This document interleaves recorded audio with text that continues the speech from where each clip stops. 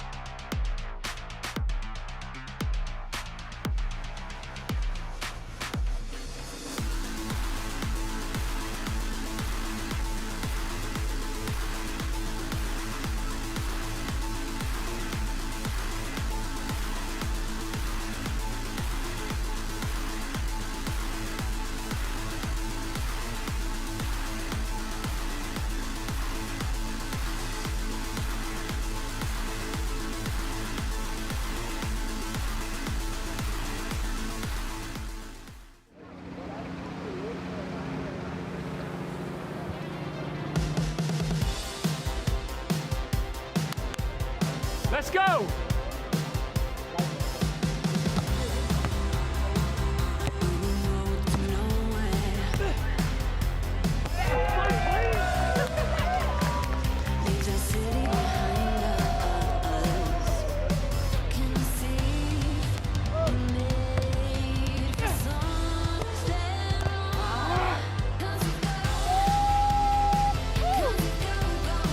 I'm getting sweaty. Yeah?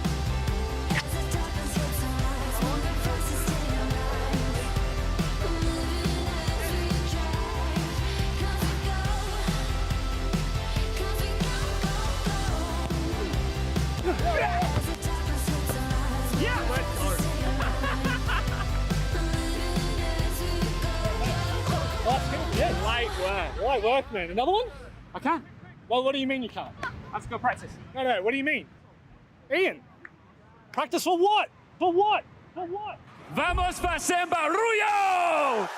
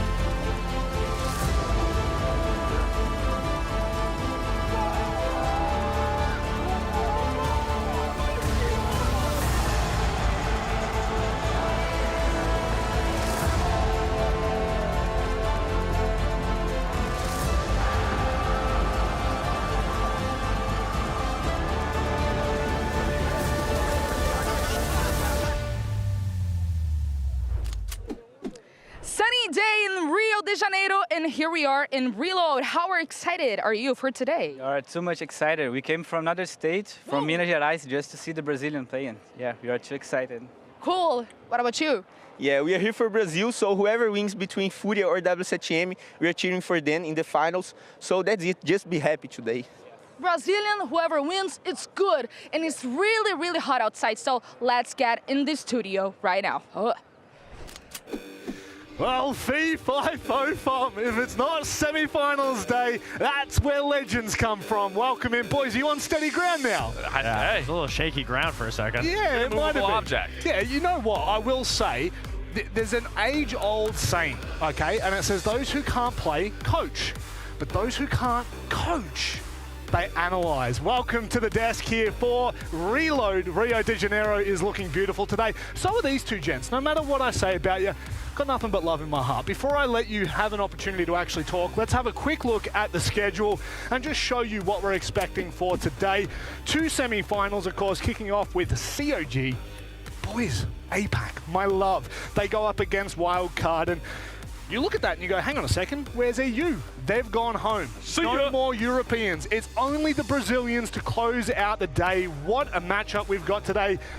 Gentlemen, now that I've done my spiel, welcome to the desk. I'm so glad we finally confirmed that Europe is the fourth region out of all the regions. APAC has finally bumped them out. It's about time. You know, Europe just constantly choking those grand finals. Like, give the new kids a chance. I mean, it's good to send them to the airport. You know, a couple times we did it back in the day. So, I mean, the fact that they aren't here, I think it is definitely fair to say that EU is the fourth rated region here, where we could decide that APAC or NA still, you know, sitting on that third, possibly, maybe second. Hey, let's go. Wherever APAC are in the conversation, as long as they're not dead last, I don't care. Let's have a look at today's match, the very first semi-final, one that I don't think anyone could have predicted back at play day one. CAG Osaka take on Wildcard, North America's last hope, but honestly, it looks like their best hope. Absolutely. I mean, we've been saying time and time again, wildcard is identifying the win condition. But what exactly does that mean for a viewer at home? It means mid to late round, every team finds themselves in a position where they have to say, how are we going to win this round? They identify it, they get everyone on the same page. Now, it sounds good in theory, it sounds easy to do, but it's so difficult for teams to be consistent towards it. The reason why wildcard is so good at identifying the win condition is because they are all on the same page. And in their last round against Elevate yesterday, it was a perfect example. They take everything with such precaution. They know exactly what they need to do. They want to go for projector here. They use the Grim Bees and the nades to be able to push the player back, and then they take the position. But they don't overextend. They're not giving free bodies. They don't need the kills. They just need the position. Once this player goes back, they're taking the position. They stall time, and they pull back a little bit to bait like they're going for a rotate. They maintain the position still upstairs, but as they're going for the rotate, they're baiting that they're going to hit site, and you're going to see Kansan walk into the site. They're going to do a fake execute onto the site. If it doesn't work out, that's fine, but it does. Kansan gets the pick, which causes the rest of Elevate to panic because there's 3 people upstairs, so they have to make a play because in their mind, they just lost sight. But that's the beauty of it. The rest of wildcard retakes with force upstairs because Elevate had to move around to try and retake the round. And it's just a little bit of misdirection. And they're able to execute on it because they're not giving away free kills. Everything is so picture perfect from wildcard. I mean, they almost seem to always have a card up their sleeve, you could say, being that wild card that they are. For the simple fact, I mean, for a brand new roster that's only been together for a month, you even heard Spiker say, whether it's language barriers, whether they switched up their playstyle in 2 weeks, the fact that they're doing these things this early on and continuously finding that success, that is the best recipe for this roster. And also for a rookie IGL, so to say, Spiker's only had a year in the game. For him to be the IGL calling plays like this, obviously has so much experience on the team, but to do that at such a young age, obviously it goes without saying he's slowly elevating to one of the better IGLs in NA. To have such a strong identity after literally one event, I mean, it's nearly unheard of at this point. What's unheard of, however, if you're in a recent era of Siege, is APAC making a main stage. The last time an APAC team made a semi-final was in 2021. The last time a Japanese team made the semi-final was 2019. Lax. Yeah, back when I was playing. I mean, it's crazy to think, especially for how long some of these players have been here, and then the org alone. History is being made today specifically, because as you were saying, the last time a Japanese org team anywhere placed this high was, or even remotely close, was back in 2019. They are now here in 2025 at the Reload event to kick off CJAX. They are here in the semi-finals. If they can push it one step further, again, history will be made going into tomorrow that we will finally see a Japanese team, and for these players, a look at what grand finals can feel and look like for them. And big improvement for CAG is just the entry kills. We talked about it yesterday. They were dominating on the entry kills. They've slowly been getting better and better throughout the tournament. If they can maintain being able to get that advantage, their executes have been very good, and they're slowly rising because going into yesterday, they were the worst rated attacking team. Well, I love that you talk about executes because I have something that actually shows how well they're executing. Where we've talked about APAC as a region, it's unorthodox kind of playstyle and setups, but what we see here that I really like, it might look like a default take, but it's so smooth and it's so clean, and you can take this away, use it with rank. They're Cappy towing out double door, they're smoking F1 and F2, you have Black Ray jumping in through that heaven window, getting 2 free kills while that distraction is going off, while they're pushing on site, going for that plant, and Black Ray cleans it up. And this is the plays and the dynamic that we need to see from this roster, especially going up against Wildcard. And you have to talk about Giga Chad Black Ray for the simple fact, his performance yesterday, 36-19. He is currently the 5th highest rated player here at this event. And when you think about that, Rob, a 5th highest rated player at an international event is an APAC player. That is insane. It's absolutely mental, Fox. Oh, we've seen so many times, so many events, and we've never really seen this quite of a performance from APAC, specifically to have Black Ray a time to shine against his team, and in a moment where he needs it most. The team obviously is getting read a little bit. Teams are understanding to get rid of the Monty, get rid of the shields. They're fine-tuning how to play against CAG because now CAG is beating teams, and obviously that's where great players stand up. and Black Ray's been putting on a performance. Well, without messing about any further, let's have a look at the map. Vito, start to break this one down for you. Red hot off the press. Nighthaven Labs is where we head first. Yeah, honestly, Nighthaven Labs is a good map for CAG. It makes a lot of sense. Again, leaving Chalet up so that Wildcard can pick it. That doesn't look too hot for CAG just because Chalet, we saw yesterday, it's one of Wildcard's best maps. They've played it 2 times in the tournament.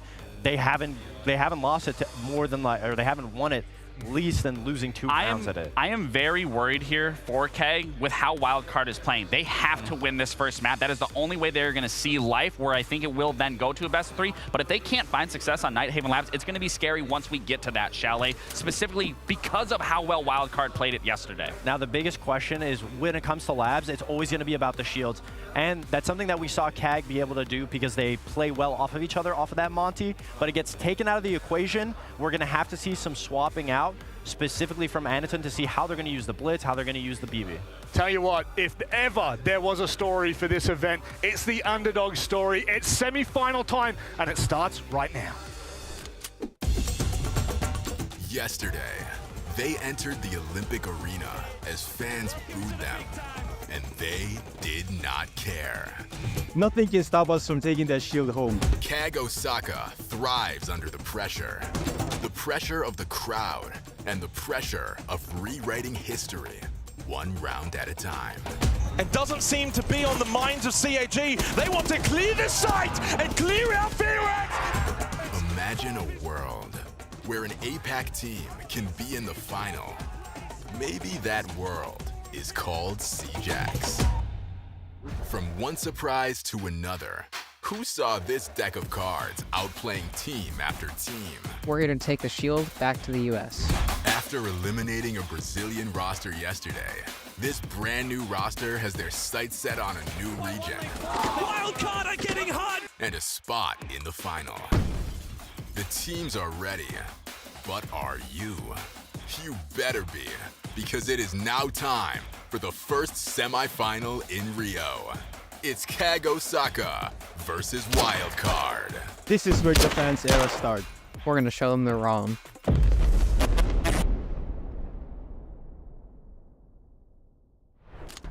Bom dia, we are back live in beautiful Brazil for day 2 of our R6 Reload finals here in Rio. This is the very first ever tournament to be played on Siege X, and we are just getting started. 4 teams looking to find out which of them will make it into the grand final tomorrow to compete for this, the R6 Reload Trophy. Nivi, bon dia. Bon dia. I'm so hyped. Let's rock today. Absolutely. Now, this is a big event, as I keep saying, which is why you need 2 hosts for this, because we've got 2 broadcasts running simultaneously. We've got a Brazilian-Portuguese broadcast for those here in the arena and in this country and beyond. And of course, we've got the English broadcast running at the very same time. 2 semifinals coming your way, and we're going to be here for every single second of it.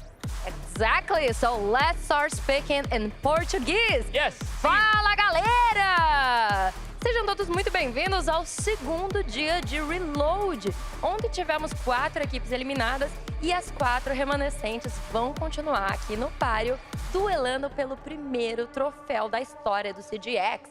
Hoje teremos Wildcard versus CAG Osaka e Fúria versus W7M. It's gonna be an amazing day. Now, I just want to pick up on something. I know W7M, but I say Wildcard, you say... Wildcard. Let me teach you.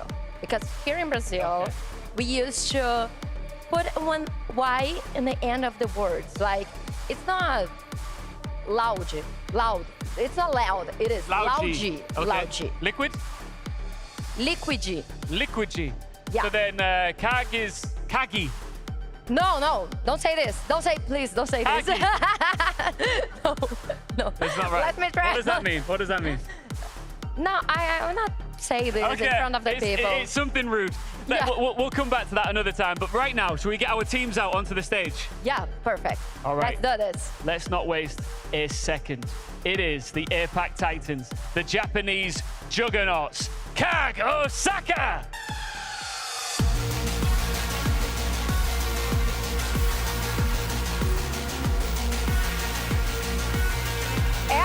aqui na semifinal. Vamos dar aí as boas-vindas a uma organização japonesa que nunca havia chegado no palco principal de um evento Tier S, Kage Osaka.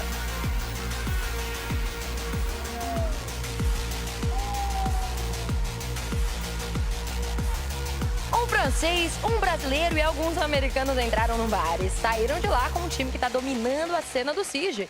Recebam o nosso segundo semifinalista, Wild Card!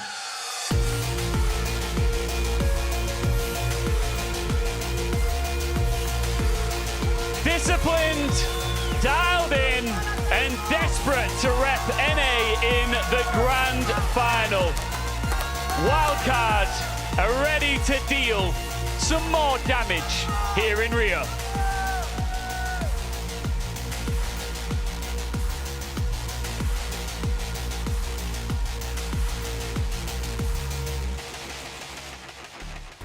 All right, let's just get some brief words from two of the players before we get into this crucial semi-final here for R6 Reload. We've got Spiker and Arkely ready for a conversation. Spiker, you earned your way here onto the main stage, that you blasted through the quarterfinals. I know we touched on this yesterday, but do you feel at home now here, standing in front of this crowd? Yeah, I mean, we have Dash, so we're going to have the crowd now, unlike yesterday, so we're feeling very comfortable. Ele tá se sentindo em casa, eles têm o Dash na equipe, um brasileiro, então tá se sentindo super confortável. You had an amazing victory yesterday. How are you gonna repeat this today? Well, just play like we played yesterday, and I think it's gonna be a good match. Ele falou que ele vai jogar bem que nem eles jogaram ontem, então ele acredita que vai ser um ótimo match. The roster as it is right now has only been together for a month, which is barely any time, yet you find yourself on such a big stage like this. What do you think it is that's making this all work right now? I just think we're all comfortable with each other and we're feeling good and we're just keeping good vibes, and that's the key, keep good vibes. Estão mantendo as boas vibrações, as good vibes aqui. Ótimo, muito bom. Could you say some words to him, keeping this good vibe? It would be our pleasure to destroy NA's last hope. Okay. Wait. I need a response to that. What do you want to say to him?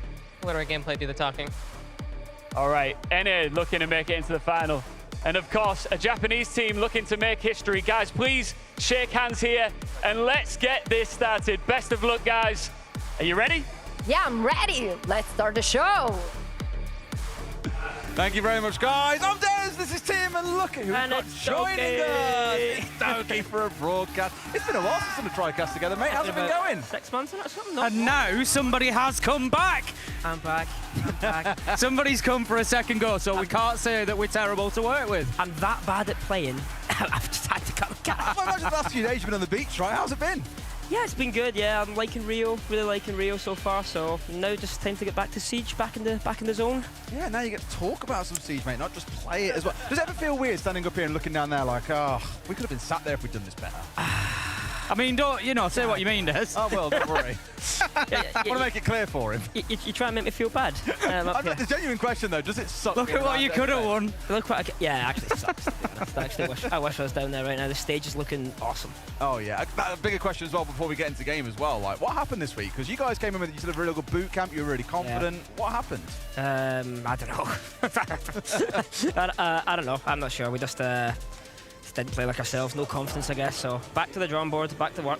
We'll be fine. We'll be back. Yeah, stage one begins very, very soon. But obviously, for now, we'll focus on the back end of this tournament, and this is quite an historic one, guys. Cyclops joined a very, very short list of APAC teams that have made it to a semi-final. Yep. They could be the first to make it to a grand final, Tim. Yeah, I mean, previously we've seen, of course, Nora Rengo.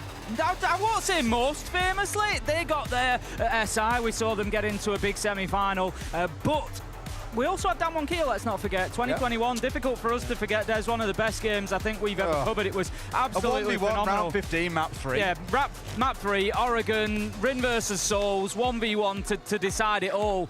And the Koreans on the day just came up a little bit short, so we'll see whether the Japanese side of CAD can go one step further. We had Fnatic Nora Rengo as well in a couple of semi-finals for the old Pro League finals as well, sort of season 7, 8, 9. They had a really good spell through those 3 finals, and they were getting themselves into the semis, but no, we've never had an APAC region team go into the final of a major event, and so CAG, they could represent Japan here. Of course, all the fans at home, 1:45 in the morning back in Japan. And they're going to be up, they're going to be watching, they're going to be cheering. They are going to be trying to push their boys through into the final. And I'm not trying to sell wildcard short here at all, but this might be their best chance ever of going to a grand final. Because I think wildcards, they're obviously playing great and they're a great team, but maybe they don't have the experience that they need to, or maybe the momentum they need yet for this tournament. So I'm thinking it could be good for CAG. Well, here our game is ready, so Labs awaits at the start of this best of 3. Who's going to our grand final, Cyclops or Wildcard? It's time to find out right now.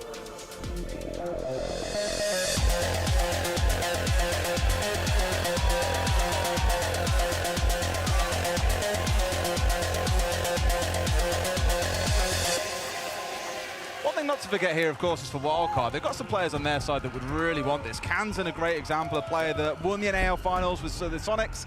Hasn't quite managed to achieve international success yet. As Kane pretty good player though. Playing great. A pretty damn good player. Pretty good player. Yeah. Second highest rate at the tournament so Not far. bad. You know, well, that touched on a really important point there. So we're not ignoring the bans. We will come to those as well. But you mentioned there the rating of Kansan. He's up there in second. So I had a look this morning just to paint a picture of maybe the gulf between these two teams. We can't understate the challenge that faces CAG today, and that is they have one player, and that is BlackRay, who is in the top 20 rated here at the tournament. Wildcard currently have 4 out of 5 in the top 20. There is a huge difference. You've got to look down to about 65th overall rating before you get to another CAG player. So there is a lot of work for the Japanese side to do today. The maps kind of favour them a little bit, we think, maybe. I think it favours CAG, personally, because I think they're comfortable in Labs, and I think we're going to see that. But Shali's next, right? And that's anything can happen on Shali. So and then Border to close it out. And Anything can happen there as well. It's the Holy Trinity. I've got to get your thoughts while we're here as well, Doki. Acer and Nibana, that double range ban, that's really trying to abuse the team that they think aren't going to be very good at making this breach work out. Yeah, like double hard breach ban with a new ban system is pretty common, I'd say, on maps like this, and maybe Clubhouse as well that rely on breaches being open. I mean, we saw it be absolutely critical yesterday on Club. But something that I actually find a bit surprising is the Hibana ban. Like, usually, I'd say teams would more so ban Thermite on Labs, bigger breaches, bigger, you know what I mean? Not many hatches to work with. Yeah. So like, I would say Thermite would make more sense, but maybe they have a game plan to just play closed. And that game plan to me looks like playing the tricking, right? We've got the Kai and the Bandit on side. They're saying, right, come up close to the wall, force they got Mira on the breach as well, do they? I can't see. Yep. Yeah, they do. So that's going to be really hard for them. Got your glasses on, haven't you? Well, I do, but that doesn't help me. It's all for show. It's all for show.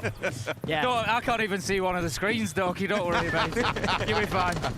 There is actually a reason why the program feeds over here. Is because Tim can't see that screen. He's screwed. And the left one, Tim. In for a shield in this round, they're looking towards a Monty. Anaton, no surprise at all, going to be stepping across onto that operator. Had a pretty poor day yesterday, Tim. Bottom rating on the team was like 6 and 23. Imagine today, though, is here with a bit of vengeance, wanting to make something happen. Really important from CAG there. We were talking about that difficulty they might find with breaching. They've Wildcard lent into that ban, get Thermite there, so you've got that chance of bandit tricking. You've only got to hit it twice, and that's the hard breach done. But CAG have worked around that beautifully. Shuri manages to pick up Dash as well. Second highest rated player so far at the tournament on Wildcard is gone. Bay is there for the trade. 4 versus 4, and an interesting little early exchange. Yeah, I think they really identified the need to get rid of that buck below, because like if they didn't, you could cut the rotate back to the Azami and Catwalk, and like that was their whole plan, obviously, with the Monty and stuff. So this is looking like the round's falling apart. Yeah, it's good for them to get in place, I think, with the book more and anything actually start there, because, of course, with the bans that we saw coming out from Wildcard, that's a bit of a lean into we don't think these guys can breach well if they haven't got these two operators on side, but, of course, have shown that they can work around that, which is good to see from Cyclops. Now, at least, they're half the round gone. Very heavily focused on this IT side, but you can see now Anaton's just got himself inside a catwalk. This is where the fun begins. He's also supported by Arcully, who's actually moving in on the Maverick down in bottom warehouse. He's going to get himself up there as well. Obviously with that blowtorch, a couple of opportunities there to open up some lines of sight should he want to clear off this electricity. They don't have any hard breach left, both exothermics used, but they can now start getting a line of sight from Catwalk. This is going to be huge. Like, we're all dependent on Arcully here, because this wall being closed is so strong for the defense. Like, it's so strong. They literally only need to hold the one IT door into the box room, and that's it. So like, even Maverick holes here aren't very good. Like, you can't go through these holes, you know what I mean? So it's like now they're just completely bottlenecked. Like, they have to rotate now to electric. Like, time for a miracle, I think. I mean, Anderson could be that miracle. He's already challenging inside of the door, actually staring straight off against Baby Shark on the mirror. The two of them dancing a little bit, but this is what Anderson does. Plays the aggressive spot there, and Blackray's in on the backside with the shot from the IED door. That's forced the distraction. Wildcard flipping here, and the plant's going on through. Might have him downstairs with the C4, but not in the right spot. Anderson's going to be able to finish this one off, and it's hard to see how CAG lose this one, Tim. Now all of a sudden, Wildcard find themselves playing role of attacker. They've got to get in there, find kills, take ground. Arcully shuts down Kansan as he tries to make a move, and that is a big blow to the side of Wildcard in the first round. 30 seconds left. They're battling with Anaton on a Monte. Nobody in the world would want to do it. He's showing his class with the shield now. He's just going to box this out and close it down. Spiker manages to find Arcully. 10 seconds left to go. Wildcard really in a tough spot, but they've managed to take down the shield. However, Chibisu is in a position to stop this, but he needs to go now. Spiker using the smoke canister. He gets him just in time. No! Absolute fractions of seconds we are talking about. And if that is how round one has started, how is the rest of this game going to look? Wild card. They did all the heavy lifting. Spiker, that Toxic Babe was beautiful from Spiker. That was a real heads-up play. Oh, man. And, like, what I was going to say before the round ended, like, you seen CAG's lineup was terrible. They were playing Thatcher, Thermite, Maverick, 3 operators only to get the walls off, and the Monty. They were solely relying on the Monty to Even do, the Buck to do helped with that everything. as well. Yeah, I mean, it wasn't too far away from a 10-year-old lineup. You've got, you know, Thatcher, Thermite, Monty. They had limited execute operators. I'm pretty sure they had a glass. Did I see that? No glass. No glass. I'm blind. But you know what I mean? Like, it was a very basic lineup. Like, they were really relying on the structure, the push, and it's worked. First round. Big loss for Wildcard as well, of course, coming in, primary site choice, wanting to get that top floor locked down, but unsuccessful in doing so.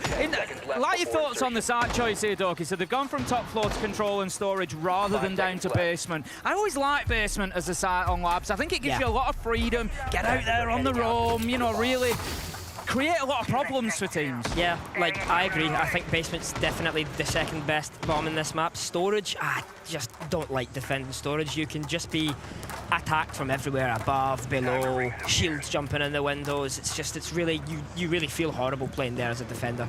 So, yeah. I don't know, it looks like a pretty basic lineup. Usually what you see here, like especially the current meta, is teams investing quite light into the top floor as a defense, and then pretty heavy and below as well. So they kind of have everything, which is bad for a defense because you're weak everywhere. You know what I mean? So it just relies on reactions, to be honest. So let's see what Wildcard have in store. More of the same, really, though. Again, looking at the lineup, seeing the Maverick, the Thermite, and that Monty coming along. They want to get the same focus as last time, start out on that top floor, which means opening up IT, and then starting to put pressure onto Bay on the Azami, who's currently sat out on catwalk, just here to waste a bit of time. So I can't imagine he wants to play his life here. Yeah, Chibisu bringing the Dokkaebi says that CAG know they're going to need to go in and clear out some top floor roamers. Those phone calls should just help to do that a little bit. Give them those locations, give them an idea of how many they're facing. Like you said, Doki, sometimes teams will invest, but recently we've seen it a little bit lighter up on that top floor. There's actually 3 at the minute up there for Wildcard. They're really trying to hold it hard. Bay manages to take down Arcully. A good opener for Wildcard. Oh, timing and space, a matter of pixels, and sure enough, Kansas finished off here, but Bay might be able to get away with it. They've got that 1-for-1, Tim. Not a bad spot to be it. They turn it into a second with Dash also catching out Shuri, who, by the way, I don't think got any utility with either of those clutch drones, so not really been the most effective here. Those 2 bulletproofs, as well as all those Malusis, still going to be intact. I don't know why they're holding on so much still, because that's going to happen when you don't fall back. That's going to happen when you don't fall back. Like, they already won the round. And another one coming for more. 3's a charm. Why not? Chuck another one behind it and hope for the best. I'm sure it'll work out the 3rd time in a row, Tim, right? Yeah, right. It's got to. I'm not liking Wildcard's game plan here. Like, you know, when you go against a team like CAG, they're going to play the Monty, and it's going to be their complete driving force in the game.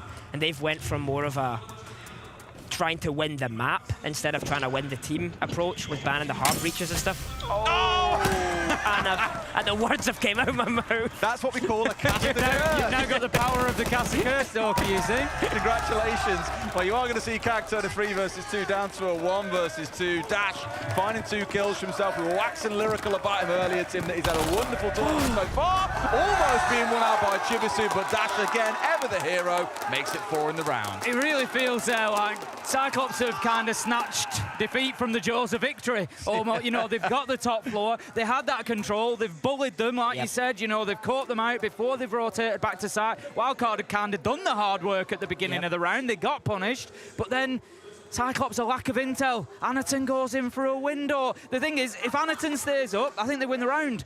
They just use that Monty as the spearhead. They bully Wildcard into those bad positions, as they've done in the first 2 rounds there. But no, he hops in a window. They've no idea that Dash is there, and they get punished for it. Yeah, I mean, these things happen, right? Especially when you're in a pressure situation like that. Like, he's sitting there in the Monty, and he's seen the clock go down, and he's just saying he's going to do what he's going to do. He's called something that's not played off, so... See, that's why we brought you, Doki, to be kind to the players. When we said, lack of intel, they should never have gone. Doki would be like, well, you know, it happens. It happens to the best of us. Have you seen the size of Anaton? I don't want to be talking anything bad about that guy. I'm gonna end up in a bad way. You'll just be in the pool later and it'll come, you'll just feel like a bicep tighten around your neck. And like, I heard you were talking some shit. 5 seconds left. Yeah. Well, no shield in this round. Anaton instead going across onto the Deimos. Not something I think I've ever seen him play before now I think about it. Deimos shotgun as well at that. But my memory's terrible, to be fair. I mean, all right, we'll see how it runs through. Yeah, I mean, I would have played the Monty again because it's getting banned next round. You know that. You're not playing it again. So I'd get the use out of it. Well, this is the big brain play, you see. You play the Deimos now, you kill 3 with him, they go, oh, who do we ban now? Deimos or Monty? You ban the Monty. Well, I mean, this is the question. Will we see that Monty ban, or do we see the Thermite and the complete commitment to getting rid of the hard breaches? There are only hard breaches gone, Tim. Exactly, so let's see it. This might just encourage them a little bit. If they really struggle in this round now, knowing that they've got no hard breach, maybe Wildcard come in and say, well, you know what, just play with Maverick for the rest of the half, because you're then going to struggle to problem solve. Yeah, that should have been avoided for sure. Like, that's such a small hole as well he's made there on the breach. You can't be dying to a C4 out there. Like, every Mav player knows that. Like, that's a complete blunder. I don't think you can be making them at this level, can you? Like, Shame as well, because he's played so well yesterday, as we saw during the replays earlier. Some brilliant moments where he's walking maybe 3Ks and 4Ks, seemingly for fun, but I think being stuck on Maverick duty on a map like this, because there's a Kaid and a Bandit in play, it's definitely a way to take away one of those hot guns from the team. the bomb site is basement, by the way, and they're already halfway through the round almost, and they're still top floor. They haven't took any ground yet. They don't seem to have reckoned. There's nobody up on top floor for Wildcard here. Kaga's still taking a long time to be confident in that map control and right, next objective, mid-floor, start getting down there and pushing them away. As it is, they're now starting to drop down. They're going to look to take a few of those fights. Sharif starts opening things. They've still got the tools that they need to win this round, possibly. It's 3 versus 4, which isn't ideal for them, but Black Ray and Sharif can open up a whole lot of verticality here and maybe create that little bit of space inside a site to put a plant down. With no Kai being on side and having those 2 hard breach charges, at least you can get hatches here to make the job a little bit easier. And with the bucket of the sledge, so look, yeah, there's a lot of vertical destruction they can work with. You are losing out that crucial stuff like the monster that we spoke about earlier. Not having Deimos for the late round does sting a little bit as well. It's doable, but truthfully, it's going to feel like a bit of a wild card throw if you give this one. Yeah, like Kag need to get a pick from the vert here. It's their only choice, to be honest. Like, and now they have a flank in the mix. Like, yeah.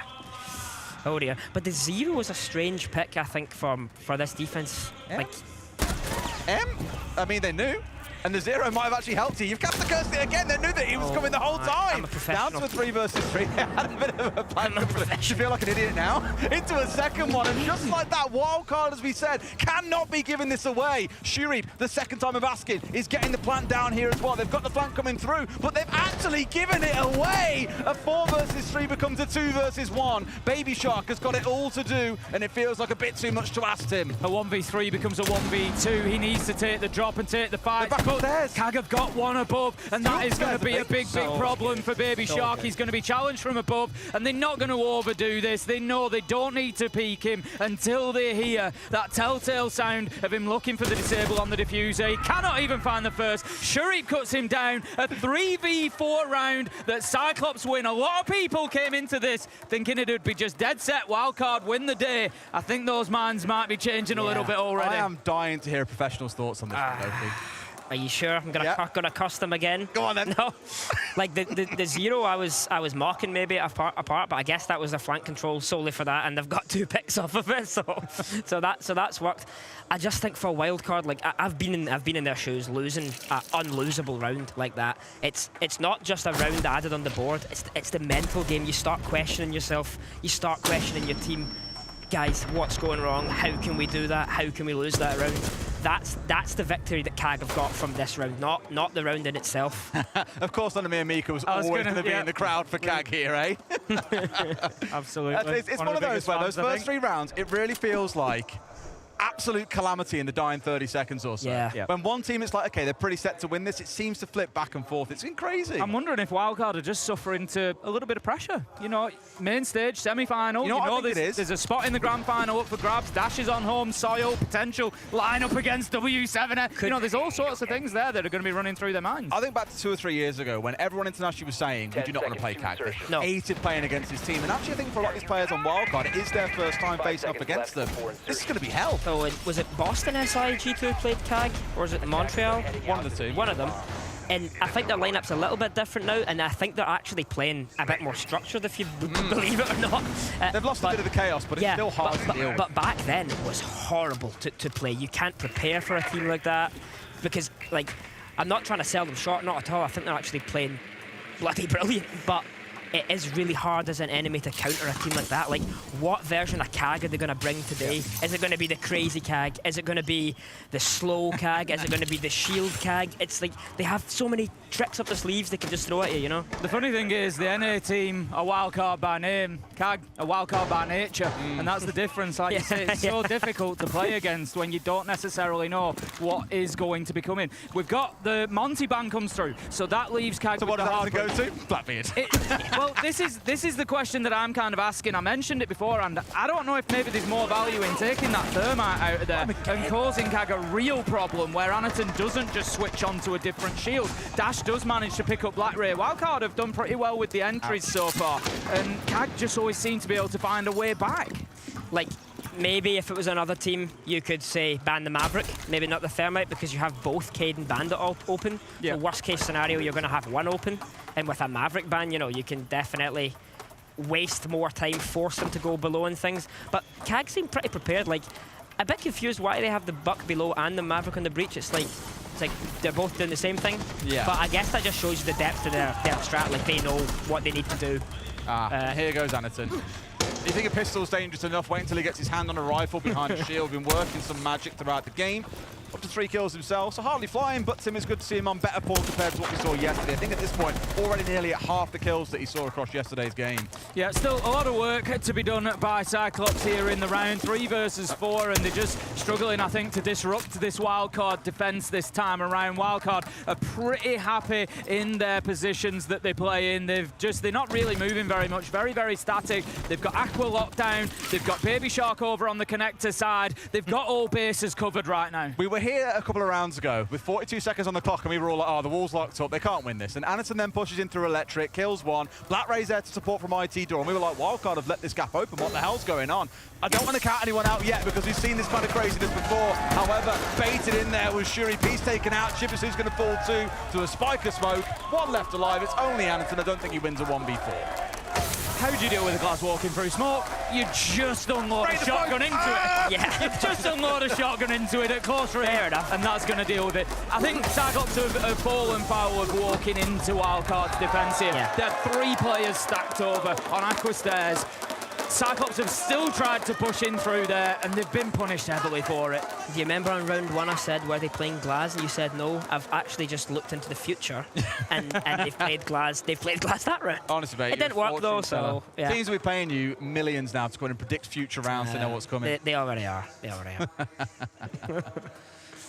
But 2-2 on the half already, I think it's really hard to say, because me playing in Europe, I would say Nighthaven is an extremely attacker-sided map.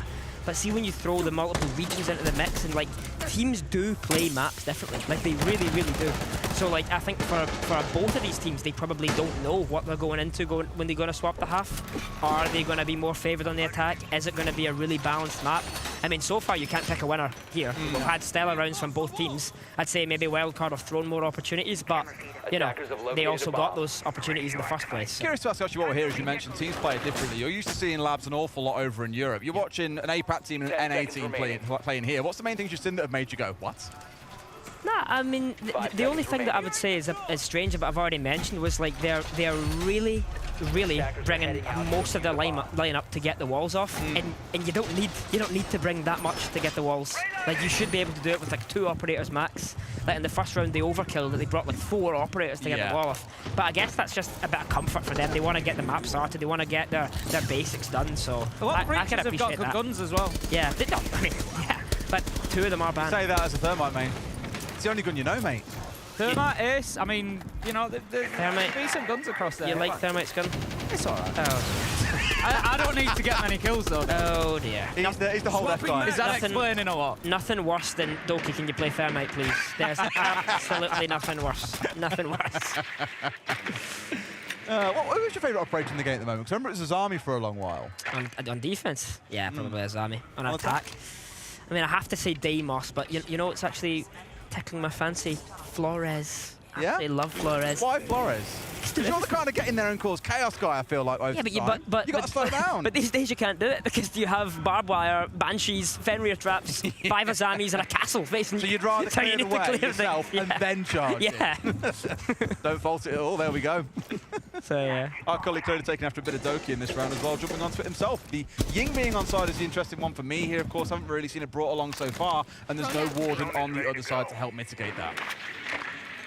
Okay then, so quite a slow round so far. 1.5 minutes has gone by. We haven't seen any kills coming out. Wildcard doing fantastic in the entry so far, but as I say that, Sharif gets an absolute freebie. I bet he's not wise for a second there. As he's just completely unaware of them trying to clear below, but Kansan is there for the trade 4v4. 4 C4s is probably also why we've got 70 playing below, but Doki looks absolutely flabbergasted. I mean, the only way is that they've had a Valcam and they've seen the Maverick come in, so they planned a retake, which was good, but 3 guys I love how Black Rage just tried to use an extra thermic on the floor and they've been like, yeah, we'll shoot that. The thing is, it may be playing imperfectly because Anaton's currently stood on pillar window. He's got diffuser in hand. He's ready to go in there behind those candelas and maybe look at a plant. I think they are eyeing up that usual default spot. So yeah, Nitrocell below is going to do a serious job for him potentially here. 3 Flores drones as well to work on the vert. They haven't been doing that.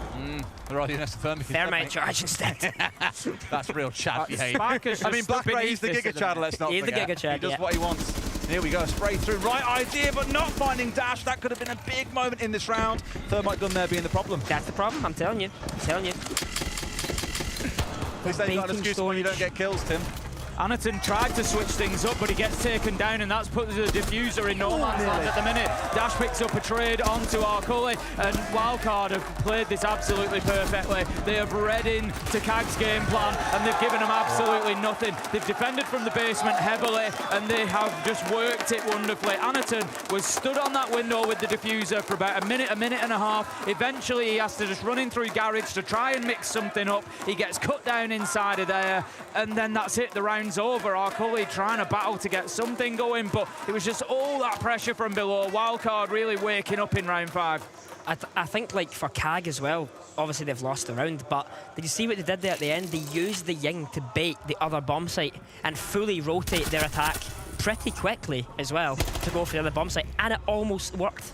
And I think maybe 3 months ago, Kag didn't have that kind of level of adaptation in their arsenal. There's a bit really one-dimensional back there. So it's really nice to see that when they're in a 3v5 or a 3v4, they're not out the round. Like, they have what it takes. They're gonna come up with a plan, like an emergency button, like do something together. Like, and that's just like, that's probably why they're on the main stage right now, and I'm not. So yeah, to be honest. Well, it's all for our win, Doki. I've loved that bit of insight there. Now, really good point as well. If nothing else, we come back to that point about Black Ray taking that 1v1 to Dash, just not quite managing to finish him off, because then Dash goes off towards control, gets a kill onto his teammate, and it's like, oh, you can see where the round's falling apart there. Yeah, exactly. Round 6 up, it's going to be Wildcard's final defensive round down in the basement. Last time we saw them invest quite heavily upstairs. They had 3 players up there. CAG were able to deal with it. They've tried to get an early pick again of Wildcard, but they have been punished. Dash gets taken out. Not the worst operator to lose. The Goyo canisters will already be in place. It's not the end of the world, but he gets caught out big time there. Yeah, that's a big pick because he was their kitchen player. And usually when the kitchen is under the attack's control, they can just push down those back stairs, those exo stairs, and plant the bomb on like the cargo door. And that is a really difficult plant to stop. So like this kill is, they might even not know it yet how big of an opportunity that is for them. But I'm probably going to see them rotate into something like that. And this is where you hope they got that insight to know, okay, he killed someone on this angle, chances are he was playing in this position, and therefore this is what he was trying to do, and that now means there's a gap there, or they'll leave a gap elsewhere because another player's got to step into that spot where he was playing, right? Exactly, yeah. Because you have got Spiker around bending stairs, for example, trying to cause a bit of bother, and I imagine you're going to see some of Wildcard try and slow down that push towards Exo.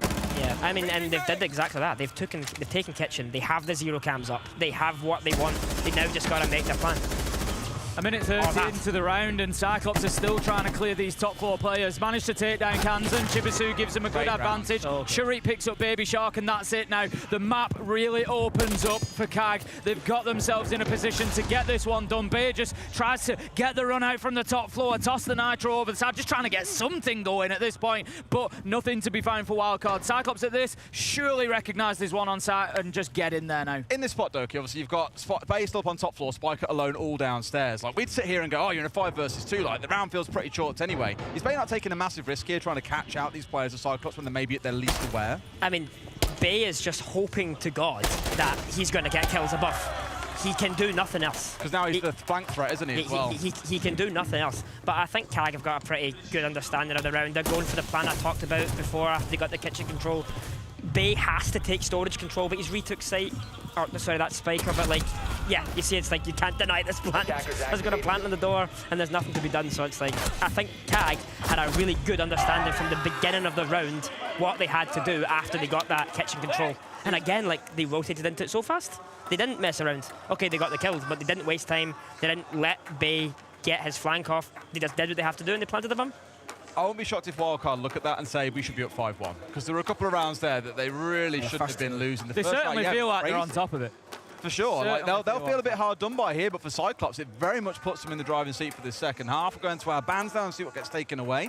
I doubt we see CAG come out with a double hard breach ban here in the same fashion that we saw, unless it's a little bit of vengeance of like, yeah, you really screwed us with that, here it is back onto you. But at least from what I've heard, Doki, a lot of teams discuss what these bans are going to be before we even get towards that halfway mark and use it as kind of an unofficial timeout with your coach. Yeah, I guess. I think, like, depending on the depth of the team, I think the second ban that comes will highly rely on whatever the defense bans first. So they've banned Cade. Maybe we wouldn't expect a hard breach ban now because the walls are generally easier. So yeah, I think that makes way more sense. Like, they're just trying to limit the randomness of the game, the possibilities of the game. Dash, I think, is also known for playing as Monty. Dokkaebi, I'm pretty sure Bay plays almost 100% of the time when it's available. They have that luck factor, that annoying factor that, I mean, those bans make sense to me. And the Cade Mira. So now Cyclops know that they're going to be facing more sort of default attacks. They can, you know, focus up to that rather than just being chased around the map because the phone's ringing. And exactly, yeah. And just being pushed around by the Monty who's just going to come in and create space. Yeah. I mean, I've played wildcard this tournament and we lost to them pretty bad. And they play the meta really well. Like, okay, Monty's gone, sub and a Blackbeard. Blackbeard's gone, sub and a Blitz, sub and a Glass, sub and a Ying. All here and there is play shields. And Ying and Glass, come on. but like, they understand that. They really understand that, and I think both teams here understand it. And it's nice. What's your take on Ying shotgun? Oh, it's good. It's so fun. Maybe it wasn't played before because of. You know why it wasn't played before? I used to love Ying, but they nerfed Ying because she has an LMG now. You can't run so fast. Yeah. So it's really hard to throw a Ying and entry fast with the LMG. It makes more sense to run at a guy with a shotgun if he's blind. Yeah. just go and say see ya. It's been hilarious seeing a few players really jump on it to the stage that on Twitter were like, you know, gentleman's agreement. Let's not play Ying Shotgun the rest of the tournament. We've seen People were just 3Ks at least with the Ying Shotgun. Yeah, we've seen a through good the tournament. fantastic. Spirits has had a lot of fun with Yeah, it. Alamo as well. Oh, yeah. And I think from last tournament, he plays on Shopify. What's his name? Surf was playing it a lot. Well, I think he claimed he was kind of like one of the first to do it as well, because others claiming it as like their thing, and he was like, no, that was a me thing. He was a leader. He started it. Anaton's just looking for bandit trick in at the moment, but the Zafir opening the floor up is likely to just force him away. But no, he's having absolutely no. It's too late. That is unbelievable timing. You don't know you're breaching, Tim. But did you see what they actually did? They realised Zofia was below, and they retook the bottom garage. Double run out. What on earth Held the is going on? Zofia outside the window to do that. That was such a coordinated play. Brilliant That stuff. was actually insane. Brilliant stuff from KAG. They find themselves 4 versus 3 advantage in the round, defending their primary bomb site. They could well take a bit of an advantage here. It's definitely a message sent to Wildcard that they are in for a tough attacking half. They're still trying to work on this wall. They still don't have the answers. Nade goes up. That is going to do the job. That's going to force Anaton away. I don't think he's going to come back for any more. Nope. We see him just slipping through the IT door there in the background. But a minute 35 before they've got that wall open, before they can make any progress. And I think this round is really important for Wildcard because they've just lost a round in a way that they shouldn't be able to lose it again for the second time this map, and it's the first round of the KAG defense. KAG have set the pace. They're saying, hey, Wildcard, this is how we are playing this game. We're running at your face. We're attacking on the defense. That's how they want to play. And for maybe an unexperienced team, that's going to start shaking their boots a little bit, you know. And they're trying to catch him through the drone hole there, but Dash has managed to get past a little bit too quickly for their liking. And that, this feels like we're replaying round 1 all over again, where, yeah, look who's there. With Anaton ready, and Wayne has got rid of one. I was going to say, surely you don't go for a second. They'll let this one go through. But that angle works both ways, Tim. They can now shoot back. Anaton's had a great round here on the Bandit. He's just got so much value out of those batteries, and we now see 30 seconds left to go. Baby Shark trying to push in through Aqua. What happened when KAG tried to do that? They got cut down and stonewalled, and I think that's going to be the same that we see here, but no, Baby Shark manages to get a big kill onto Chibisu. 3 versus 3, 15 seconds left to go. Wildcard have to go now, and they understand that, and they start to move, they start to get kills, but ultimately, Pulley stands up, but it's not enough. Did you see what happened? Thermite killed Mute Shotgun holding the box. That's impossible, that cannot happen. I've did it again. What was that about Thermite's gun? Another caster curse again. I've said such a great play from the defense, and it's just That's 3 times this game. You really need to learn how to use this power. Okay. See, people think our jobs is easy. The talking's the easy bit. The monitoring and managing the caster curse power. You don't That's what appreciate takes all how our much power time. we've got here. Actually, the reason why you guys are in the tournament. I appreciate that. I mean, that's what takes all our time up, to be honest. Just finding out who we're going to screw over on the day. Yeah. But like I think though, like KAG's understanding of that round is just great. Like they identified very fast that Zofia was below, and they knew that if they want to keep that wall closed, they have to do some small retake to do that, and that's exactly what they did. Okay, he hit a nice shot out the window, but their macro understanding of that round, they were on top of it, and the trust that Anaton must have. His teammates went, "I've got you, just bandit trick. I've got you." That's trust. You know, like that's great to see. Still ultimately walks away as they're going to feel hard done to there. Oh, the thing is, I'd say that about pretty much every round, bar round 6. Every round has felt like one, which could have gone either way based on how things played out. Like in the first 2 minutes, it felt like 18 was in the lead, and the last 60 seconds, flip a coin. I think we've got to give a shout to Baby Shark on the Blackbeard there. That work on Aqua Stairs has really opened things up. There was a late rotation there, about 30 seconds left to go. He switches over, goes in through the door, gets a big kill onto Chibisu at the top of the stairs, comes in and gets a second as well, and it just created chaos inside a site and allowed Kansan the space to come in from IT then and have an impact, and it was just a really nice sort of individual play from Baby Shark to open things up.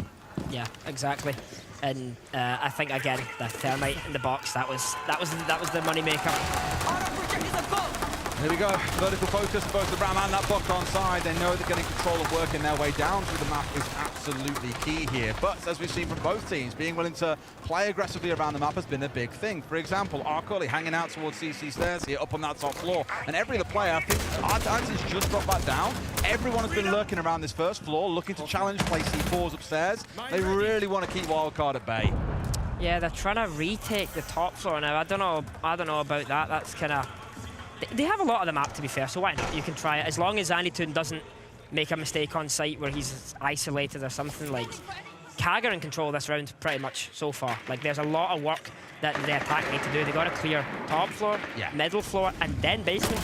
It's not a light roam, is it? They're really committed to playing out there, whereas normally you'd see 1 or 2 players out there, then fall back about halfway in. At this point, they're still looking to challenge a few. Like, yeah, they're falling back a little bit further now. Everyone's on the ground floor. C4's at the ready, of course, for both Anitoon and Black right here. It's just trying to run that clock down for Wildcards. They start making these forced errors. Yeah, I think Wildcard are now confidently in control of that top floor and working towards the middle. Dash manages to pick up Sharif. We saw that little battle going on the window, and ultimately Sharif's maybe just over-peaked that and given himself away there. A minute left to go, 5 versus 4, and Wildcard now starting to take more and more control. We can see that KAG have been completely forced back to basement. 45 seconds left to go. They've got the book available. They've got all the utility they need here, Wildcard, to start really pressuring site now. Yeah, I mean, now we're going to see if Wildcard understand really what they want to do, because they should be in control here. They have the Bear, they have the Capital, the smokes, the fires. They can cut the rotates. The Goyles shouldn't be a problem. Get 20 seconds. 2 C4s on site as well. Yeah. But it's got to come down to it.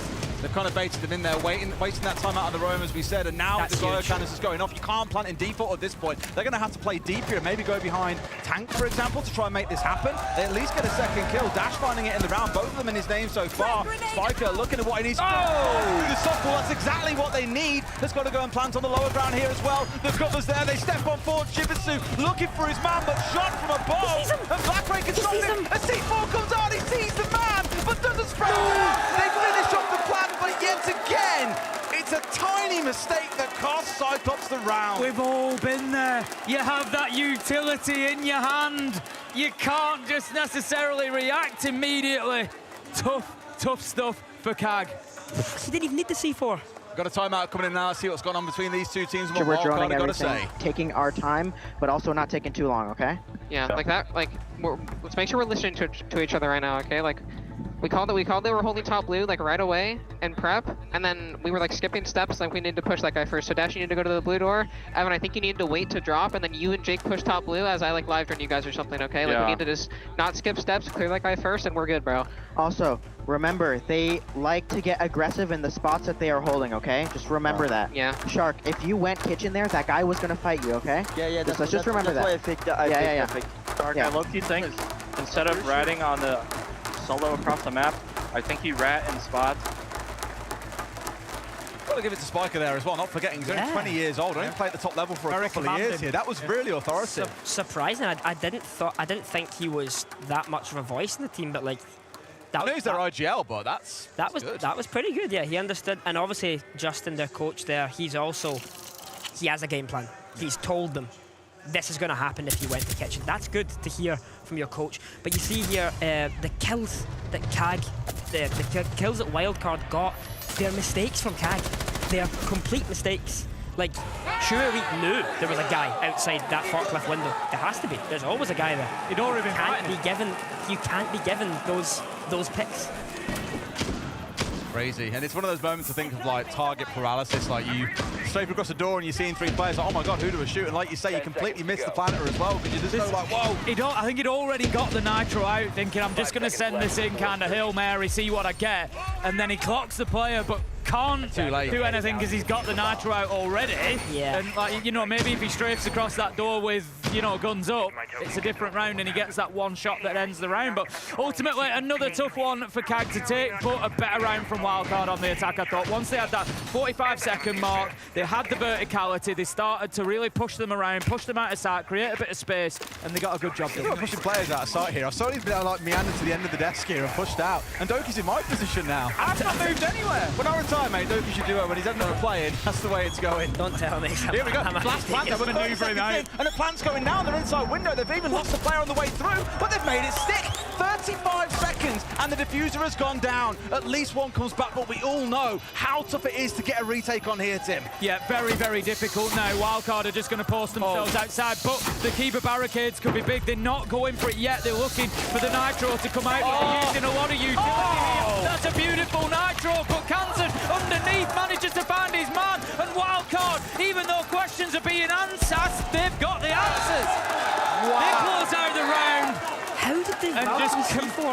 not completely catch them unaware. Could it have been Thatchered? Could they have Thatchered the C4? I didn't see what happened. You might see it on the replay, and if not, I'll draw it up. But it was so wow. fast, I didn't see what happened.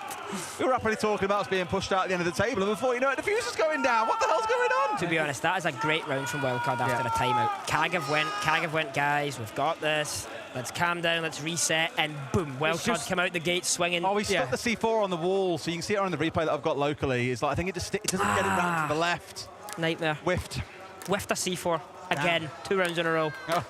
Otherwise, it's a 2K being lined up there, and that completely shuts down that hit. Again, small margins for Kag. It's just one of those nice little pocket strats, isn't it? That, you know, Wildcard, they're not going to do it every time they play aware. They're probably not going to do it every 10 times they play aware, but just recognising that the opportunity might be there. They catch Kag completely unawares, and they just go in and get the job done. And what a time to snatch a round as well. 5-3, they're now on that point. It's a huge point to come in and just snatch that round with a little rush there. Beautiful stuff from them. That's 3 in a row that they've won now, and sure, a couple might have been close, but it doesn't matter how close rounds are. At the end of the day, it's 6-3 at the top of the screen, and Wildcard have only got to be right once here. Kag, no more room for error, and that's all we've seen for the last couple of rounds. I think Kag are in trouble if they don't get Night Haven. I think it's one of those. I was thinking if Kag win this, it's 2-1. It's on border, they go to the decider. If they lose here on Labs, I think Wildcard probably, if anything, pick up momentum. And that's the other thing that Kag have got a problem with now. Like you said, they've had 3 rounds in a row Wildcard here. I said at the end of the first half, it felt like Kag were in the driving seat a little bit. They were commanding a lot of things. Now that has completely flipped. Wildcard are absolutely bossing this over the last couple. I think, like, no matter what happens here, Kag are going to come out of this map and they're going to feel robbed. They're going to feel disappointed. You know, the first 30 seconds, 40 seconds of some rounds they should have won. And they've thrown, again, small mistakes, but you're good when it's on the big stage of this. Like, you're gonna have to be disappointed in that. Like, it works both ways, because again in that first half for me, Wildcard will probably come back later and say we feel hard done by. It wasn't 5-1 in that first half. The fact that it was 3-3, we've thrown away a couple of rounds there. We really shouldn't have. But at the end of the day, it's Wildcard who are looking like the better team on the day, and it starts to make you wonder: is there a world where they go into tomorrow and can bring down one of the big boys? Because they look so well prepared today. I think there is, like you say, are hard to prepare for, or hard to know which team you're facing off against on the day. So far, they've dealt with it really well. yeah, I'm not sure if maybe the mental game would come into that then, if that situation would happen, like playing against major champions, world champions. During the interview yesterday, Spiker said, like, you know, our aim was to get to stage. We're really happy to be here, and it's a bonus. Absolutely. It's a great spot to be in. No, absolutely, but I think everyone's going to say that. But when you do get to championship point, you know, you start to. You're against the big one. You want it. You know what I mean? You actually want it. So, but I mean, as I said before, I played against Wildcard. Like, they're not bad. They're great. They're playing so great. And I think that the main thing is they have these fresh players who are just they're playing so good individually. Look, Kansan again, 10-5. You don't stop, honestly. Player of the tournament for me so far. Like, he's been absolute electric. Might not be #1 in terms of rating, but I think to step into a team like this that, again, is a coming together of a Brazilian, a European, and then mash it all together and hope for the best, it's working wonderfully. That's a really big kill from Dash. What that's done is given him access into Warehouse. They've got Spiker over on the far side near Meeting, and they've got Kansan and Bay working in through IT. So right now, Wildcard are softening Cyclops up on multiple fronts. We often talk about this. You don't want that one-dimensional push. You want them to know that there's a presence everywhere around them. Keep them spinning on their heels. They don't know where the focus is. They don't know where the push is going to come from, and right now that's the position that Kag are in, because Wildcard are starting to take these power positions away from them really well. Just getting rid of the Yokai. So what information gain slowly being stripped away from Kag as well. They get at least 1 kill to balance it back, make it a second, but there's the trade. Good team play from Wildcard here to capitalise and keep things at a 3-3. I'm looking towards the Ying here as a big one. 2 Candelas in back pocket. No Warden on the other side once again, and only 1 smoke and a C4 left for Kag to work with, but that clock is really low now, too. Yeah, Cyclops have done a really good job getting those couple of kills when they did, because it's forced Wildcard to have to switch things up, to have to rotate around. Blackberry just takes the drop to the deck, finds his man, even though he's been hit by the Candela, and that breaks the back of the Wildcard attack. Chibisu manages to find the final kill, and Cyclops have stood up to the pressure really well. I'm going to say one thing. Go on, then. Imagine if he had Ying shotgun. We're looking at a different round. We're looking at a different round. Oh, man. It's one of those spots for Blackrow, you just don't see him getting a kill there, and he still manages to find it. But it's another one where it's come down to the bitter end, and it could have gone either way, but it's Cyclops who bring out the clutch in the moment they need it. Yeah, I mean, wow. I don't know, like what a game! What a game! 4-6, but it's the defense. Like they can claw this back. You know what I mean? Like, they can claw this back. I think it is all gonna go down to probably next round. Like this round, you can maybe see CAG are gonna get away with, but that deciding round on the third bomb site, the off site, that's where this map will be won or lost, because that's going to be a challenge. Yeah, I think Wildcard will be keen, of course. You know, it's easy. Of course, every team just wants to come in and win 7-0 realistically and get it done and move on. They want to win every round, but I think they'll be really keen to get this one done here and now. Like you said, they don't want to go to that dash roll of the third choice site on the attack. You know, you don't know necessarily what CAG are going to bring to the table, but it was a great round from CAG. Like I said, Wildcard had set themselves up brilliantly. They had dash working from underneath. They had presence in IT. They had Spiker pushing from meat inside. There was a lot going on for CAG to deal with, but Black Ray particularly stepped up and got that kill onto dash underneath, and that just opened things up. There was a second that followed. I think it was Sharif that got it, and that then just forced Wildcard to move and change. We saw Spiker take that pressure away from Meeting and Connector, and it meant that CAG could then refocus on the site, and they just did brilliantly to hold on to it. So they keep themselves fighting. You know what I love looking at here? Looking down the numbers from this game so far, every single player on Wildcard, except for Spiker, has had a 3K or more in one of these rounds. They've dragged around over the line and been that hero in the moment. We were saying yesterday to in our game, we were casting who's going to be the hero when they're most needed, who's going to step up and make themselves count. Well, Wildcard are playing well as a team. We've heard Spiker's brilliant timeout as well, and now you're seeing the players all putting in a shift here to make things happen. Well, this is what I said, you know, 4 of the players on Wildcard are in the top 20 rated. Yeah. That's ridiculous. That is ridiculous. That's crazy. I don't know if you've seen what they're doing here. Actually interesting. They've reinforced all of the walls around the barrel stairs. They're going to be playing that smoke shotgun on the stairs with the Valk, Echo and Pulse info, the C4 around all the soft floor here. You see the hatches even reinforced. That's going to be maybe a big problem for Wildcard. You might even see them completely rotate back to the other side of the map. Play bending stairs instead, yeah, for it depends if they have that But then look problem. who's there. There's another Yokai there supporting Chibisu out on those stairs as well. So they're able to support both with those cameras because the intel's always there. The only problem is the time is so much better for Wildcard than it was last round. Like so much better. They have the vert, the double vert, triple vert. They're so ready to counter this. It's just a matter of will they get the C4 kills with the info. I think we're going to start getting some answers pretty soon.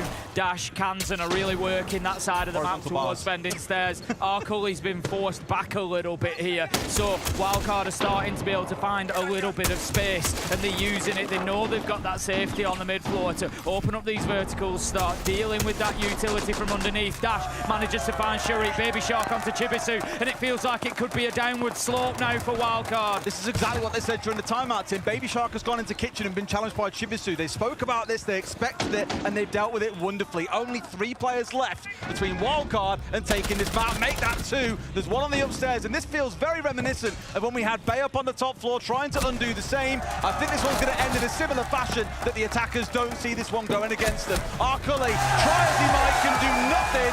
That one goes to Wildcard. Yeah, I think that Cyclops could be in some real trouble now. Not only have the North American team taken that first map, but they've looked better and better doing it, and it feels like they're really hitting their stride coming into their map choice of Chalet. And I tell you now, those Japanese fans at home, it's about 2 in the morning now. They're going to be again sleepy. There's going to be a lot of tension there for watching this team, because it's not going to be easy. No, and I think as well what you said about Chalet, the next map, CAG don't like Chalet. CAG really don't like Chalet. Well, they're going to have to show us something special there, Doki, that's for sure. We'll go to a break, and when we come back, map 2 awaits.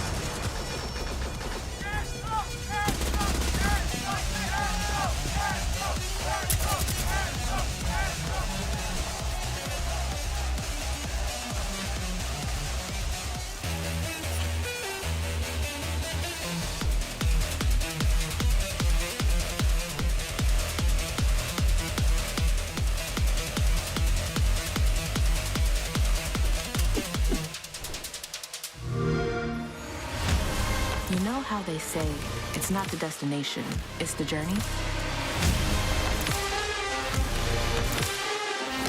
And the journey of 1,000 miles begins with a single step. And you know what? They're right.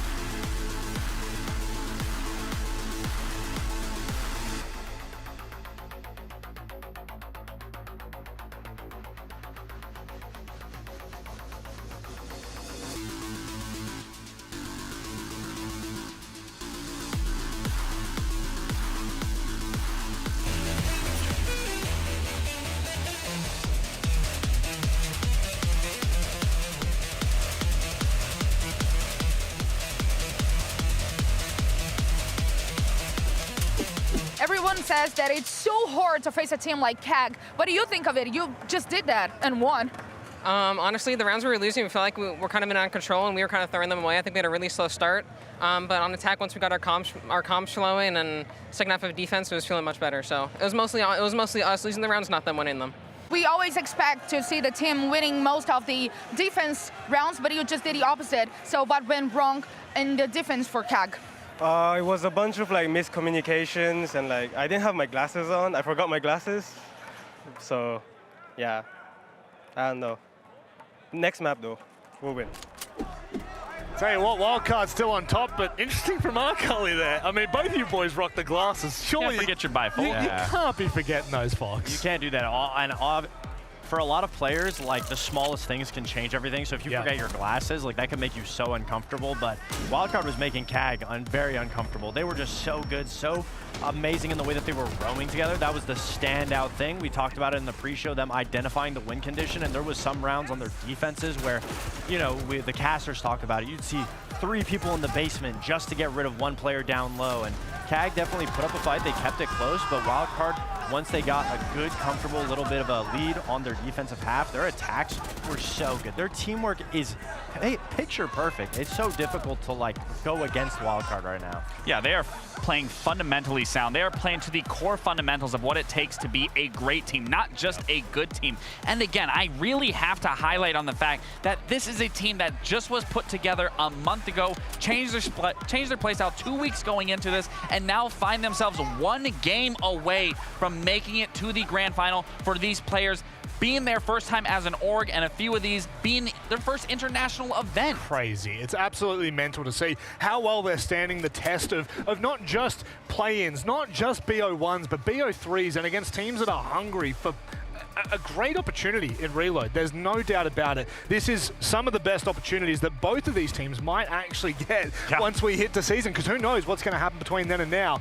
I want to know, Lax, you're talking about the fundamental kind of aspects of Siege that Wildcard are hitting. What is it that just makes them so heads and shoulders above the rest? I mean, I think Fox said it best when we were breaking down the team to begin with, is they just do such a good job at identifying what they want to do and how they're going to take it. Even this setup right here, Doki said, whoever wins this round, this is going to kind of set it up. And that was a huge gunfight for Kansan because Bomb is down, but they have that plan to push towards the site. And then this round, round 8, they were setting up top, forcing all of KAG out of every position to then go for site, to go for the execute. And look, everyone is doubled up on top of each other, separating all of KAG. No trades possible for KAG to try to get this done. And they are just, again, playing so fundamentally sound and playing so on point with one another that it's a reason why it's a clear vision as to why Wildcard is playing so well. And every player has so much trust within one another, because if you watch that last clip, they double jump in the window, they double push down boat stairs, they're constantly moving all together to maintain that position.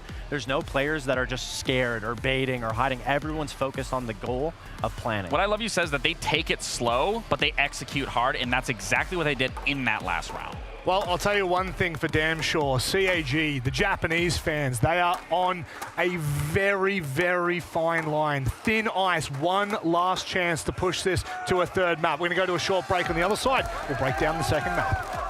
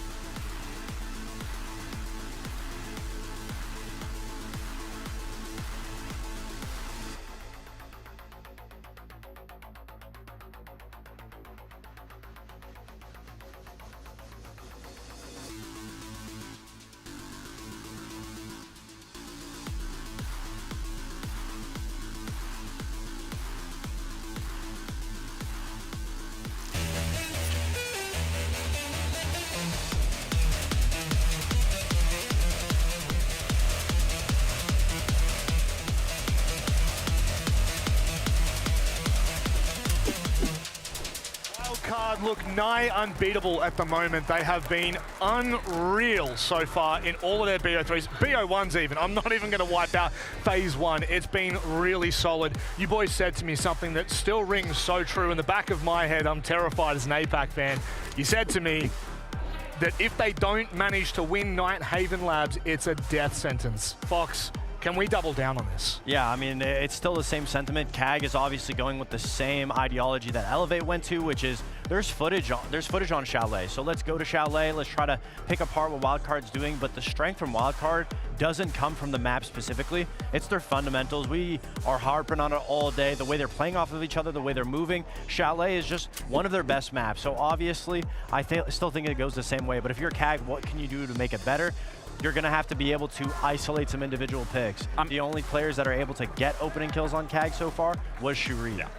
I mean, not only just being able to isolate certain players, I think even in the ban phase, where we saw in the beginning of their Night Haven Labs bans, they didn't ban Blackbeard right away. They banned Monty, where Blackbeard was the biggest issue, especially if you watched their game yesterday with Wildcard and on Consulate specifically, that Blackbeard was doing damage. And even in the beginning, where you could say Baby Shark ended up clutching that round because of the Blackbeard that's allowing them that headway. These bans are so important going into this matchup, especially this map is not going to be in their favor. So if they can make bans work, I can maybe find a little glimpse of hope, but they're on shaky territory. You guys, you've not convinced me at all with this.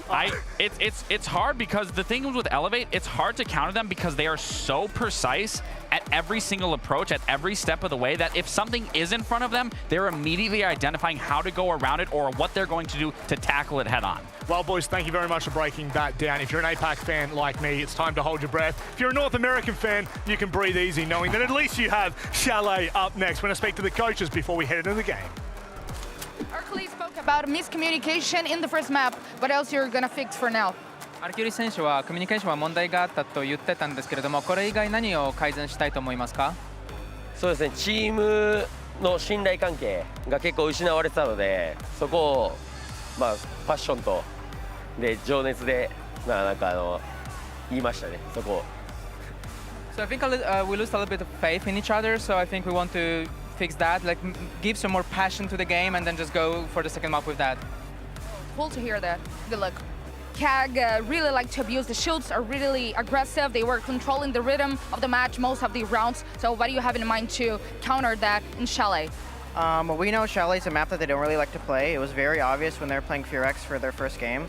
So one thing we realize is when they're down like 3-1, 4-1 rounds like that, they just stop caring about the plan that they have and they just start getting like really belligerent. So we just know that to expect their aggression and just basic stupidity.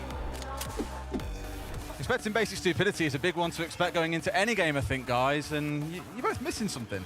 I can't see. Lock in, guys. You can't forget your glasses again. There we go. You're ready to roll now. That's what Arclay should have done. That's what Arclay hopefully is doing on this map. He forgot in the last map. He reckons now I become Superman. But lots of people are already writing our Cyclops going into this map, Tim. Yeah, we always knew it was going to be tough from the beginning. It's like they said on the desk, we said it through the cast. It felt like it was Cyclops win this on border, having won Night Haven, or they don't win it at all. Like, Chalet was always going to be the stumbling block if they didn't win that first map. They are backs to the wall now. They're up against it. I got a fun one. When we're ready to do the throw, Doki, do you want to do the throw in the build-up into Chalet? Have your little hype moment? A throw? What the hell's a throw? We throw it like you get all excited. When the countdown begins, you get all excited. No. I think you should do it. No. I'm going to drop you in it. No. I'm going to do it. Oh, God. This is me briefing you. You got to get excited and be like, Chalet, the map 2, and that's what you got to say. Do you know what this is, Tim? Desno's not very good at that, so he doesn't want me to steal his job. So that's why he's trying. He's worried about getting nudged off the end of the desk already. I'm cementing the next major for myself. That's it by doing this. Just a way to go. He's got his glasses. That's it. There we go. He's locked in. Now we're locked in. It's all about the glasses these days. What would you do if he just drops that 20 bomb? Just completely carries the game. Wins the game. I mean, there's a world where it happens. Like, we've seen him play well throughout the tournament, as I say, but really we need the whole team to perform as a group here. It's a nice prediction we've got here, guys. The crowd very heavily going towards Wildcard, though. I'm honestly surprised it's not a little bit more than that. I mean, you know, obviously Cyclops have got a good fan base there that are backing them, but it's a tough one. Doki, take us in, build it up. Well, guys, is this going to be the last map? What do you think? We'll find out, won't we? We'll find out. Let's go to Chalet. That's it.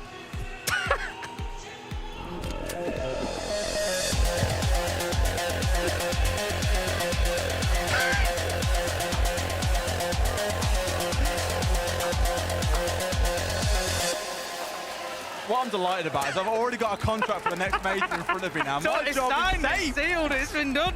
I'm actually sorry about that, chat. I've just absolutely executed my career there. Well, if it goes to about 3, it can't be worse than that one. We make him do it again, right? No. Come on, wildcards. Finish them off. Practice makes perfect. Finish them off. We've got some real wildcard bias coming in from Doki now. He desperately doesn't want a map 3. Let's get into these bans then. We're going to have Monty and Fenrir taken out to kick things off. Second bans will come on. No major surprises there, I don't think, really. It's pretty much what we've already seen. Wildcard took out Fenrir last time, I think, if I'm right in saying that, for the first half of Nighthaven. Going to have, and Tubarão as well. It's going to be Azami this time along with the Blackbeard. Yeah. So, not Wildcard not wanting any shields. Staple bans for Charlie, to be honest. Sorry, Cag not wanting any shields, and taking the Blackbeard exactly away as we'd here, expect. leaving the Dockerby up as well. Yeah, but again, it's just the way the map plays. It's not as big as Nighthaven. It's, it makes more sense. Yeah, I think the Azami being banned, I don't think I've seen a Charlie with an Azami open in about maybe 2 years, to be honest. So it feels like it's almost gone, which is sad, but I guess that's your favourite defensive operator? Literally my favourite defence. Favourite position as well to play here on the blue stairs, but I guess that's too strong. People are just too strong, they're too scared. Just call me curious here. Why is it your favourite spot to play? I don't know. I think I like spots where the odds are against you, but if you back yourself. Yeah, if you master the position, you can really come out on top. I think I genuinely like that idea of playing. So yeah, I mean that's pretty much it. 5 seconds. Fantastic. That explanation was almost as good as you throw into the map It itself. almost was, but not quite. It could be worse. And then producer Tommy said it was not quite in his top 100 throws that he's heard. Yeah, like Des has thrown that to me and completely embarrassed me in front of billions. Des hasn't thrown you anything other than under the bus. In front of billions of people, and the producer goes in my ear. That was one of the worst things I've ever heard in my life. So worth it, and I'd do it all over again. Looks like a rush here. Looks like it might be. Certainly does. Finker on side as well, certainly going to help with that. But right now, lining themselves up, getting up onto the office balcony. Also got some pressure coming in on Piano side here. So for at least the beginning, it feels like a pretty standard setup. That's all, of course, until the door is melted down and Kaga getting run over.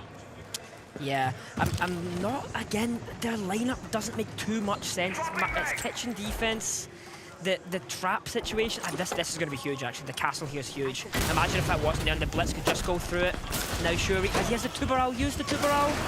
Not that it matters because there's a C4 from below. Kanza might get something in the debris and the destruction, but it's Cyclops coming out on top. Bay and Dash both finished off, so this pseudo rush they had set up has completely fallen apart. Chibisa has really backed Sharif up there. He's managed to get that Nitro in, take the Blitz out, and completely fold the rush in half. Absolutely brilliant stuff, because what does it mean? Sharif is still in the half-wall position. He hasn't been moved out. We talk so often about that office wall, about getting it breached. That verticality now is so important. If he can hold this, if Cag can continue to support him in this position, then this should get this round over the line. That reaction was just completely light speed as well. Like they must have, maybe he heard the Blitz outside the door or something. Like that C4 was so fast. I even said like use the Tubarão because I thought like he's just done. He has to win an impossible gunfight. But they were ready for it. They had that pre-plan. They knew the counter to the rush. Well, Akali's got 2 finish off there, and I think in this spot, regardless of it not showing up on the leaderboard for him, his glasses are making impact. He's definitely got the glasses on. They're looking all right. I say that, Tim, and for a second I was really nervous we were about to come into a 2 versus 2. Spiker finding one more, and I said earlier on he was the only player not to get a multi-kill on that last map. Well, he's certainly got to do it here in round 1 if he wants to get his team over the finish line. Don't give away the freebie. You know where he is. All you've got to do is wait here, guys. 45 seconds to play, and Spiker's the one who has to do everything. Yeah, Cag have done the right thing here. They've got themselves back to side. They don't need to keep taking those fights upstairs. There's nothing Spiker can do on his own. He has to go down to side at some point. So now they just need to be patient and just wait it out. They're so split. At this point, they're leaving it down to 1 versus 1s if they're not careful. I'm really nervous about this because if he catches out one, he can catch the other. Right sort of idea, doesn't exactly know where the last 2 players are. Must have at least an idea that one is coming downstairs. dead and just shoots into the full spot and finds one. And this is what I was nervous about. I said Spiker's got to find his 3K here to put himself up. Diffuser going down. Arcully coming up from West Main. Off comes Spiker. May have sold himself a little bit here and put himself into an unwinnable position. Half a second to go, and in comes Arcully. If Spiker hadn't doubted himself in that first plant, Tim, I back him winning that one. I do as well. I think as soon as he can get guns up there, Arcully was on about 35 HP. He really doesn't want to be taking any long-range gunfights there. He had to close that ground, and he was moving in, but it seemed a little bit too slowly. You were kind of, you know, wishing he'd pick the pace up. And to be honest, as you said, they were spread, the defense, but actually it was a really good play from Arcully. Spiker seen the Melusi in short from the vert above, so he would assume that the other player had to be there. Instead of staying there, he rotated all the way to basement and back up the West Main stairs. So although they were split for maybe a couple of seconds, I think he actually played that really well. You know what I really respect about Doki there? I threw him under the bus earlier, and not 4 minutes later, he's basically on there and says, sorry, Des, but you're wrong, and here's what the reality is. In the most polite way possible. You asked for that. But he said it in the kindest way you possibly can, so I respect that, Jack. Thank you very much. That's a thought point. If it became a castle, would you want to be referred to as Doki all the time, or Jack? Because I refer to Ace as Tim all the time. I might have to rebrand. It actually feels really weird. Rebrand too. 10 seconds to insertion. I don't know, that's... Throw me under the bus again. Doki the caster? I don't know. It feels really weird for Des to call me Ace, and I didn't realise that until you just said it. I was like, eh? I only ever call you Tim, it's true. It's true. Wait, you could be Ace, and I could be Jack. Ace of cards, Jack of cards. There's something. Ooh. Liking that? There's something to be made there. There's got to be And now my job's back. He's again trying to get the elbows. Who'd have heard that and they're just like, oh, that sounds like a real good ring to it, actually. Imagine the media day stuff we could do. Oh. Real. What Get was Flores involved. Oh, not this again. He likes I to saw play you. in cards. Was it you? Oh. Was it you on the Twitch trying to destroy a Mozzie? You shot it on 3 Skyscraper. times. Yeah. Oh, mate. Is that the same thing now where he just can't get rid of it? I don't know if my aim's bad or I need, Your aim's just bad. I need to talk to the devs. Like, I don't know what's going on. Definitely. You ask a dev, they'll say it's definitely the aim, Jack, I'm afraid. See, I'm already calling him Jack now. It's locked in. This is the problem. It's a clever positioning on the bulletproof camera. It's a common one, but it just, anywhere that you can get it in there amongst them shelves just makes it really difficult to get round the side of it and do anything about it. We just almost have an exchange at the beginning there. Dash is trying to get aggressive. We see the silhouettes. They don't. Sometimes you're just egging them on to shoot, but they don't. And at the minute, we're still 5 versus 5. Cyclops have got everybody left alive. Really thought with those shots coming out from the Legion there that we might see a spray attempt coming on through. And look at this at the same time, Camden has started forward and got Shuri through the soft wall headshot, brings his man down. Great bit of team play once again from Wildcards. Kansan, what a play. So methodical, so precise, like a sharpshooter. He knew exactly what he had to do there. He didn't have to peek again. He just waited for the guy to come into his crosshairs. I've got a question for you, actually, Doki. Do you want to do play-by-play at some point? No. Do the action parts? No. Are you sure? Oh, stop. All Yes, right, then. please. I'll once per map, I think, is enough. We'll leave it at that one. But at this point, yes, Wildcard should now have this top floor under their control. You've got Blackray, I was going to say, still skulking around in bathroom and has picked up Kansan on a bit of a free there. Just don't give up. They knew that he was here. They keep fighting. Like, that's what's so scary about CAG. They just do not give up. You've killed 2 of them. Okay, where's the 3rd? Where's the 4th? That's genuinely what it feels like playing against these guys. And the thing is now, you're playing the entire round with the thought in the back of your mind of, where's Blackray? Where's he gone? He got a kill up on the top floor. Is he going to be flanking through dining? Do we need to watch that? Is he coming across the top floor? And it just burns time, it burns effort. You've got players then who are maybe, you know, watching a drone on a flank rather than checking other drones and seeing what's going on. It just takes that resource. Now, I don't know if you guys know, but Chalet's been updated on this bomb site.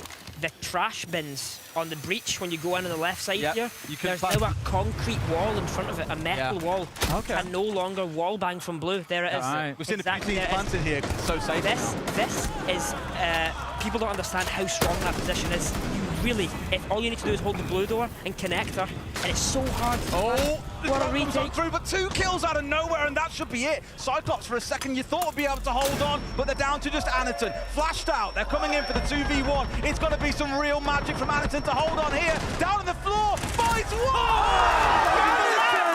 Bay winning out the 1 versus 1 and getting Wildcard over the line. That's what I love about CAG.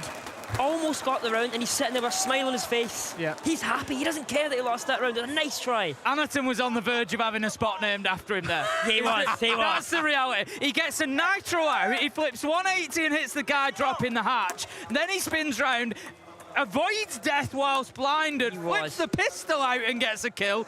If he comes out of the 1v3 there and wins it, that spot is then known as Anaton. Yeah, but just like I was saying before, that half-wall position with that metal thing, it's such a change that people don't realise. It's so strong. And I think, obviously, like, Wildcard were definitely playing for that there. Like, they knew that the map's been updated, and that's the power spot of the plant these days. Wow. Close, but no cigar. Indeed not. So, one apiece, Tim. Both teams showing a little bit of bite in these first 2 rounds. It's another one where it's going to feel, when you get to the half, like, which team really deserves to be in front right now? The half is the really big thing. Let's not forget, KAG is starting on the defense. They've chose to start on the defense. We're expecting them to pick up some rounds here. The real question, the real acid test for KAG is going to come in that second half. When they get onto the attack, what can they do then? Can they keep winning rounds? Can they keep pushing forward? Or will Wildcard just run away with it on the defense? The thing is, like, I guess you can compare Nighthaven and Chalet both saying that they're both pretty attacker-sided. I think it's probably fair to say. And the last map, KAG favoured the attack. They were doing way better on the attack than their defense. So if we go back off of that information, maybe if they can get a 3-3 half here on Chalet, that's generally good. For KAG, maybe they have some crazy stuff planned for the attacks. As we saw yesterday in our series, though, Chalet is such a different map compared to what you see across really the rest of the map. For one of our more attacker-leaning ones, it does favour that aggression for the defenders, and it's almost in a way you're forced to play this way. Like seeing Falcons yesterday playing so aggressively with trap operators throughout Chalet, I was like, wow, we don't really see them play this aggressive as a team all that often. It forces it, right? It mandates it. That's what I was saying in round 1 before they rushed off. Oh, he's got to get the kill there, surely. Well, he did, Tim. That's what I was saying, like, about the traps. They've brought back the Ela now, the Frost. I'm also even going to count Castle as a trap because it's just a problem. Castle counts as a problem. Like, they're playing with a lot more now. Shurip! Forget about power positions, boys. He's at every single window there is going. And he's got rid of both Bay and Spiker, 2 crucial operators that are well equipped to deal with him as well. Having both the Trim Bees and the Deimos tracking, he's got away with both. And it leaves now Dash super important, leaning into what you were saying there, Doki. So much stuff to clear out, so much utility to deal with. And those Rotero drones, only 2 of them left in pocket, is going to become more and more vital. Kansan lost the Twitch drone to Anaton on Not again! No way! They just cannot control Shurip right now. And I remember we just said before the map started, last time Shurip played this map, I think he was their worst player. 0-11 or something he played, 1-11. He didn't have his own gear back on the first day, and that was his excuse for why he didn't play well. Now he's got his gear, he's powered up. So you're telling me he doesn't have his own gear, the other guy doesn't have his glasses. Mate, what? And 3 kills from the window, and the 4th one out the window. So if it's fool me once, shame on you. Fool me twice, shame on me. Fool me 3 times. What's fool me 4 times? Shame on Jack. I don't know. I mean, that is unforgivable. You can't be letting get away with that 4 times in a row. What do you ban here as wildcard? You're not losing because of anything, realistically. I mean, they've played, like, what, 15 unique operators bar the Grim, I want to say, like, wildcard. They've played a lot, whereas on the side for KAG, we've seen Castle quite a bit. Castle's Frost a good quite ban. a bit. Malusi quite a bit. Castle's a good ban, that makes sense. Just like I said, it's a problem. And it's not a trap, but it is a problem. It stops the fast plays. It holds them off. If they remove that from the play, they can then decide kind of the pace of the game as well. They can do certain attacks to split them up better. Yeah, think about it in round 1. That castle was in the way and they had to nade it to remove the castle. Imagine it was a barricade. That's the indication, like, oh, okay, get a C4 going now. If that wasn't there and that's a barricade, they're straight in. They're probably not getting C4'd off the back of it. And also something else about castle on this map. I don't know what you guys call it. We have very precise calls in G2, but the doors on top floor here that you can see from the big window rappel, that being castled is really strong because it forces you to have a Zofia on the big window. Now you don't need a Zofia. Now you can have a Ying in the big window. Now you can have a Glass in the big window. It's way much more of a problem. They can use those operators better. They can control them up. Yeah, exactly. What do you call the door? We call that music. Music. And it's because of the old chalet. Do you remember there used to be a little music machine there? I'm never a fan of like old school call-outs for that exact reason. Everyone looks at that and goes, why is that called music? Yeah, it's because I'm older than you think, and I've been playing this game for a long time. You're an old man now, Jack. Yeah. But yeah, I mean, that's an absolutely brilliant ban, and I think they realised that traps weren't causing them the biggest of issues. How old are you, Doki? 26 this year. We'll have to set you some homework to learn as many caster call-outs as you can. See, we just focus so much on what visually makes sense. Yeah. If I say a word, we don't have a specific for that specific door. I'd probably be looking at like closet rotate because usually a lot of the time you put them. We think about like what are players doing at home, what is going to make sense for them visually. I call it bedroom door because the best thing is you have context. If you're saying the player's pushing into bedroom door, you know which door it is because it's on screen, right? But equally, there's also bedroom door to the north, which you might call solar door. And Yeah, all kinds of debates. That call-out debate is never ending, I swear. It's been happening for 6, 7 years now. It never stops. Got the three C4s again here, the kitchen bomb site. Last time was a big part of why they won the round. Their C4s, they got 2 from above, I think. Well, just like I said, Ying in the big window. Doesn't need to be a Zofia anymore. You can control the hatch. He's already got full control here. Everyone can leave top floor and hit below. All he needs to do is Ying. The hatch is even reinforced. Doesn't matter because the floor's got soft destruction through it. They has the lineup. C4 skyward. They've got to be really careful of that. Otherwise, it's actually more of a bait with that castle ban. Yep. This is a pretty tricky lineup to get, but Dash should be aware of it. Oh, close. Good read.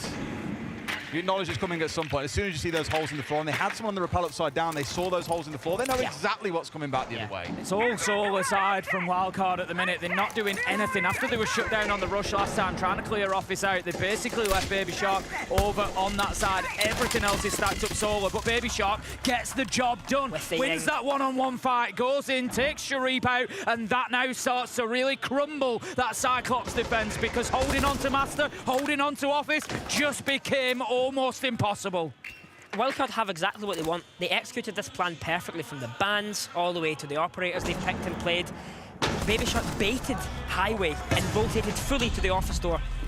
But the problem is, like you always say, Cyclops are still up on the second floor. Finally getting punished out here. Arcully is still up there. Anderton's found a second. Always a hard player to shut down. 3 still on side for Wildcard here. And Tim, it feels like they've got enough time to make this happen. Surely we don't throw it away. And the hatch is closed.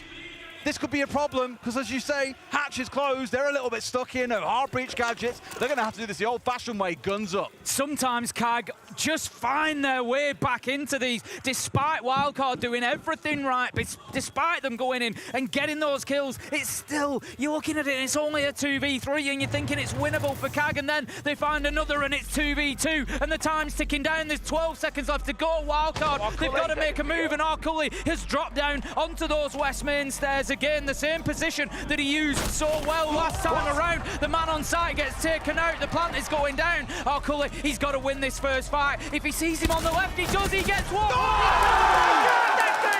Spiker secures the plant, goes guns up, gets the final kill, and Wildcard, they managed to grab a hold of that round.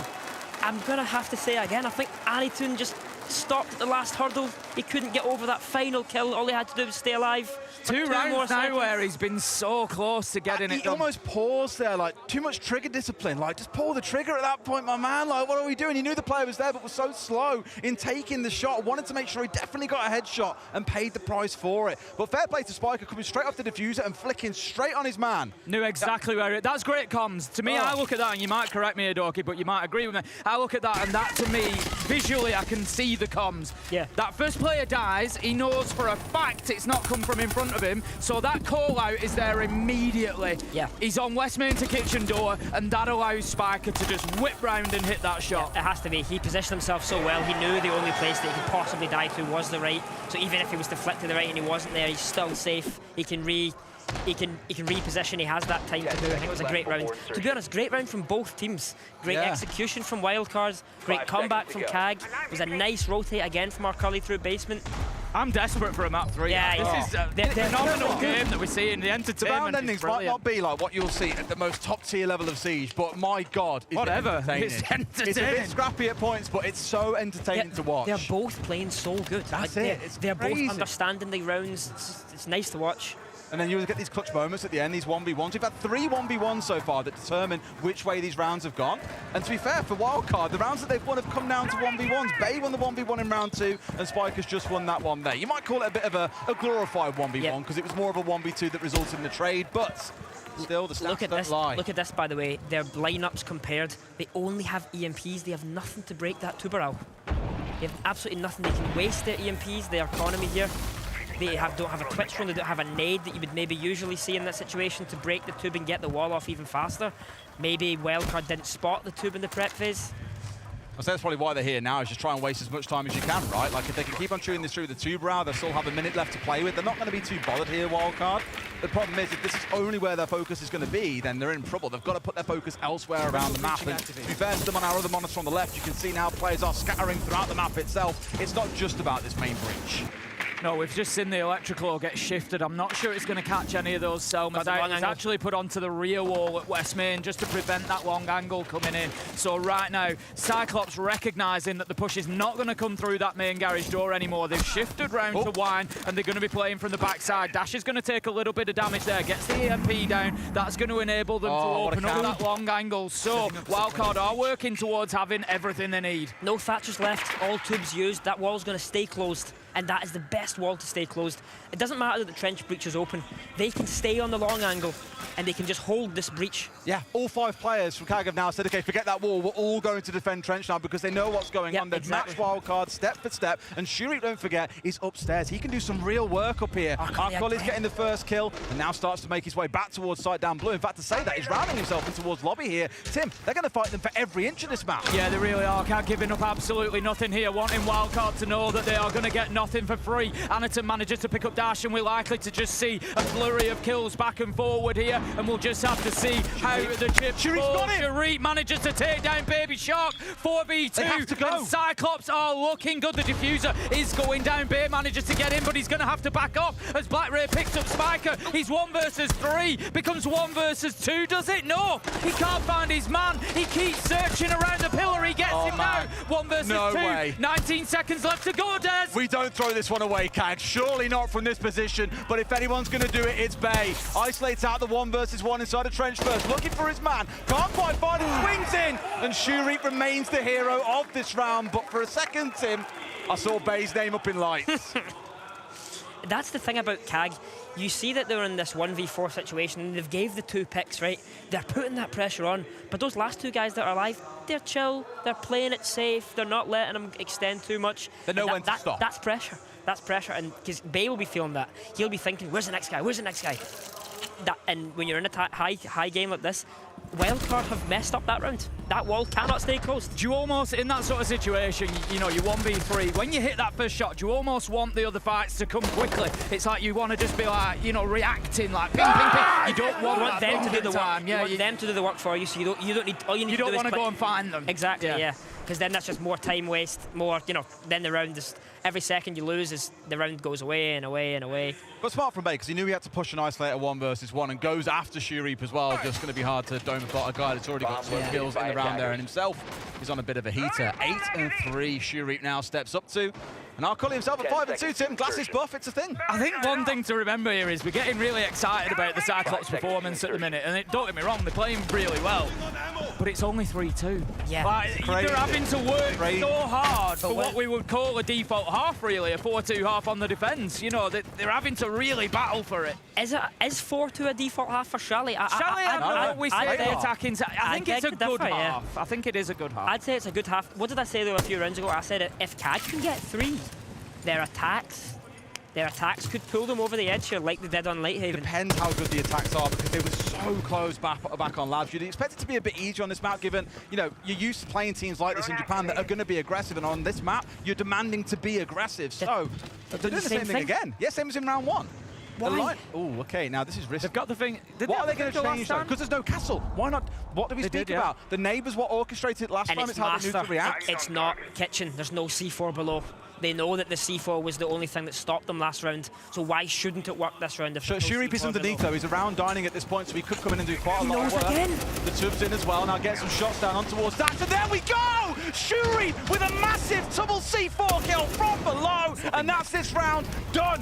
Dashed away, a 4 versus 2 breaks out. Spiker might at least pick up Arcoli, but this one feels done, Jack.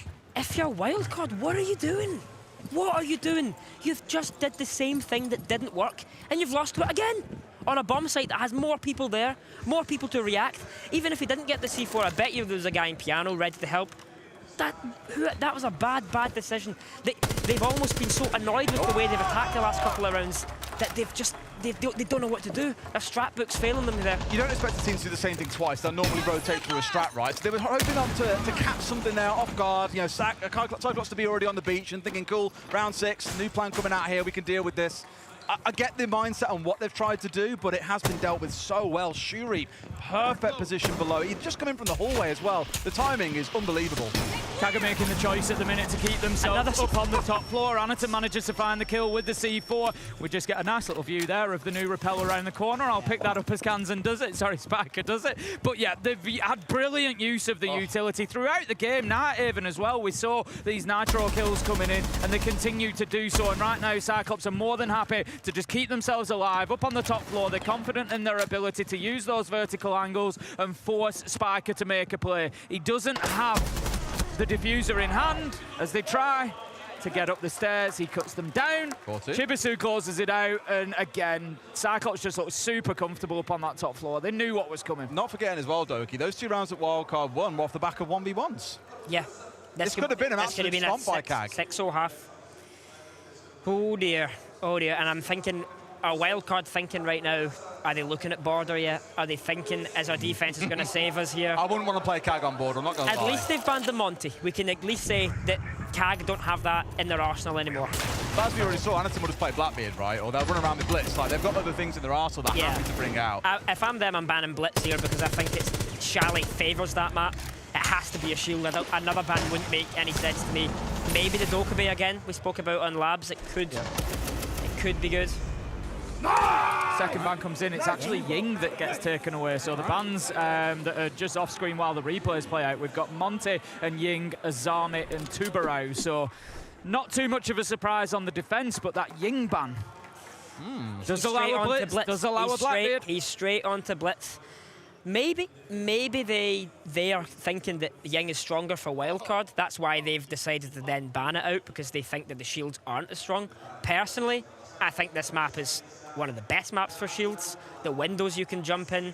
Maybe without Monty, okay, you can have some arguments that Blitz isn't as good in that situation because you can be isolated. But I think like Kag are a team that come with a plan, especially for their rushes. You don't want to give them it. You know what I mean? I think Kag want to get a really aggressive start on the attack here. Win this as quickly as possible. Get themselves up to 5-2 and pile the pressure on Wildcard. You know, we can talk about pressure for Wildcard, of course we can. But look at Kag's position. They are not only one map down in a semi-final. They're fighting to be the first ever APAC team to get onto a grand final main stage. There is a huge amount of pressure on these players' shoulders, but they are just living up to it. Looking at their lineup as well, right? IQ and Twitch here, getting rid of things like the Fenrir. Get that out of the way, deal with any utilities that can impede you. Then you've got the calls to be able to cause a bit of chaos. And what's Anaton going to do? Charge right in here. They've got it so well engineered, but first it's about removing away some of these traps from Wildcard, or at least the intel they might hold on to. Things like the bulletproof, things like the jammers, things like the reminders, anything else that can slow you down needs to be gone. That's what I was going to say. I think one thing that could be good for Wildcard here is the Fenrir. Kag didn't have it open on their defense. Wildcard banned that away. Fenrir are so good in this map because of the wooden beams around the map. You can really hide Fenrirs in so many spots. You can hide them in the plants, and maybe the drones don't see them. I think Fenrir is one of the strongest defenders on this map because of that. Everyone plays split. Straight into the top floor. I mean, they've gained ground up here pretty quick. It is still an area of the map that Wildcard weren't holding down, but as you can see, it's theirs. And you were speaking about those beams, Doki. That's exactly where we found our first one in this round.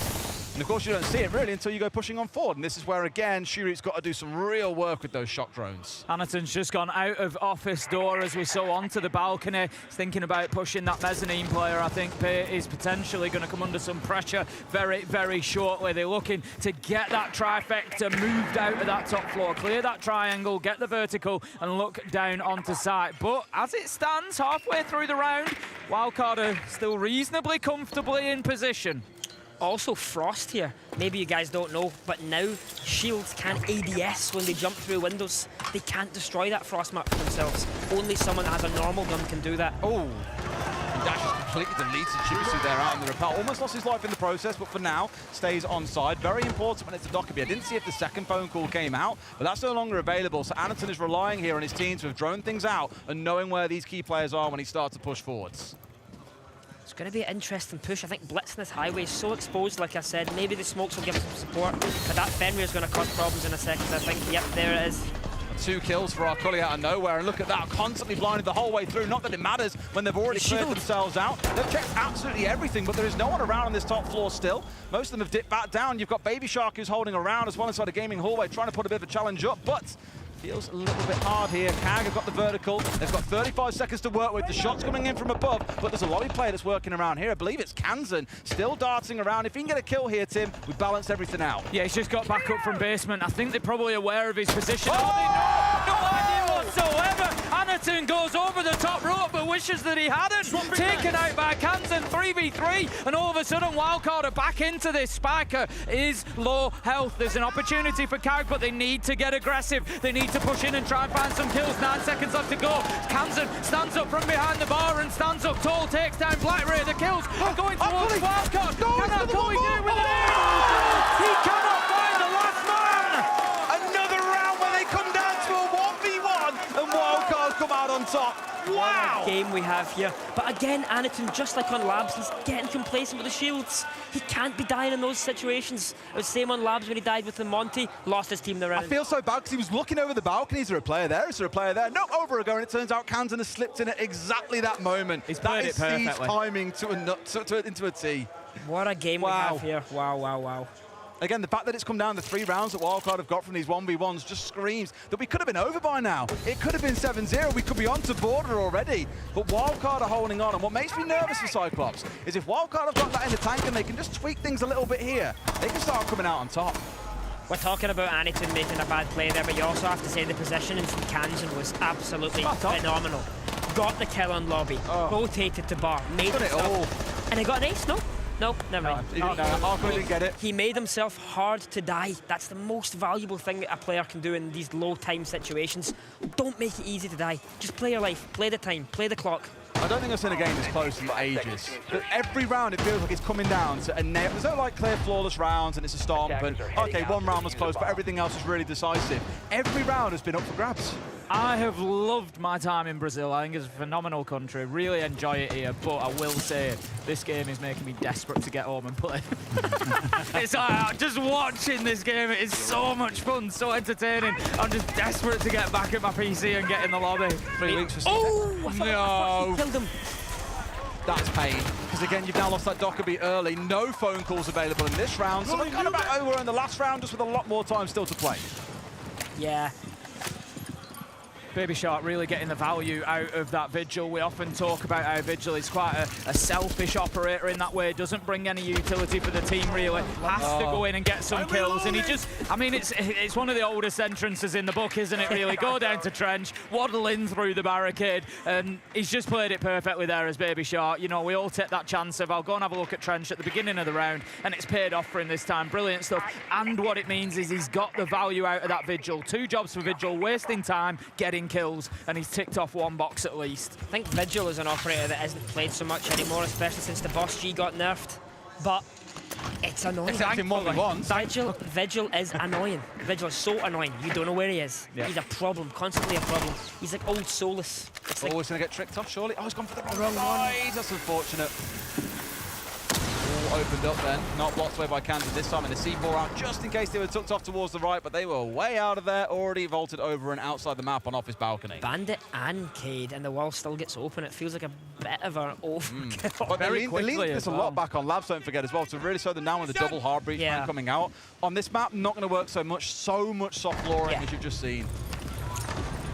Going to see the kills raining in then. Blackray does manage to pick up Kansan, but we find ourselves now 1 versus 4 as Bay picks up Chibisu, and it's surely going to be over very, very soon. He knows that there's one just inside of the window here, but Arkuli is going to take a little bit of chip damage. Baby Shark won't really mind that too much. He's got Arkuli down to nearly half health, makes it more difficult. His team can now just sit in, wait for the push, and they'll pick him up when he does. Diffuses the other side of the map here and off his balcony with only 40 seconds to play. This one is pretty done, and Wildcard have put up a good hold here as well. May have lost the wall, as you say, Jack, but at this point, it brings things up to 4 apiece. And given how those 3 rounds have gone, Tim, as we said, this could have been a 7-0 over on border.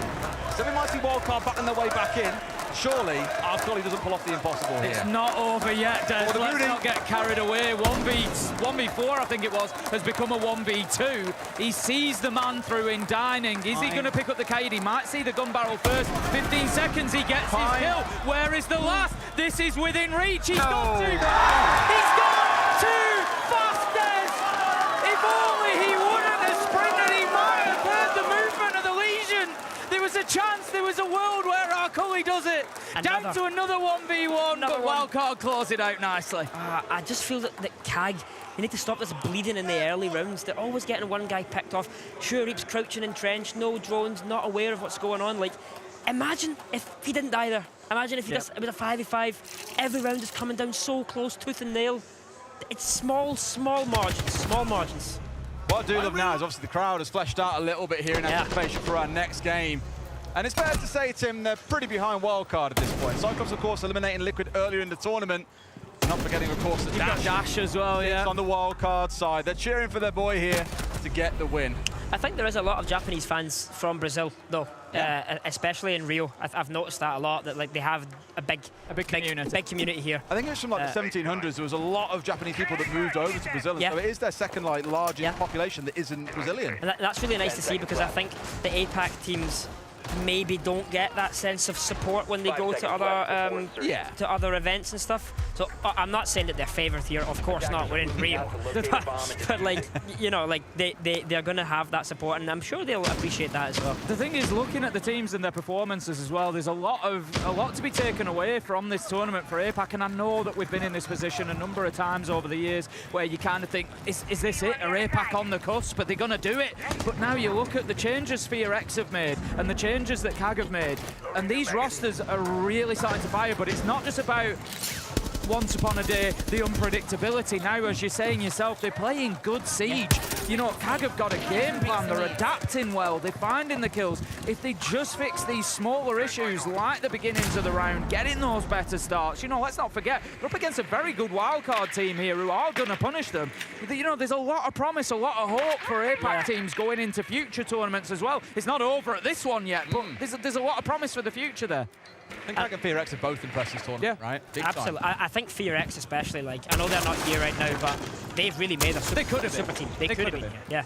I mean, I lost to them. I didn't just lose, I got destroyed by them. So, I mean, not the first time in the last 12 months either. First time, to be Back honest. in Manchester? Hopefully the last.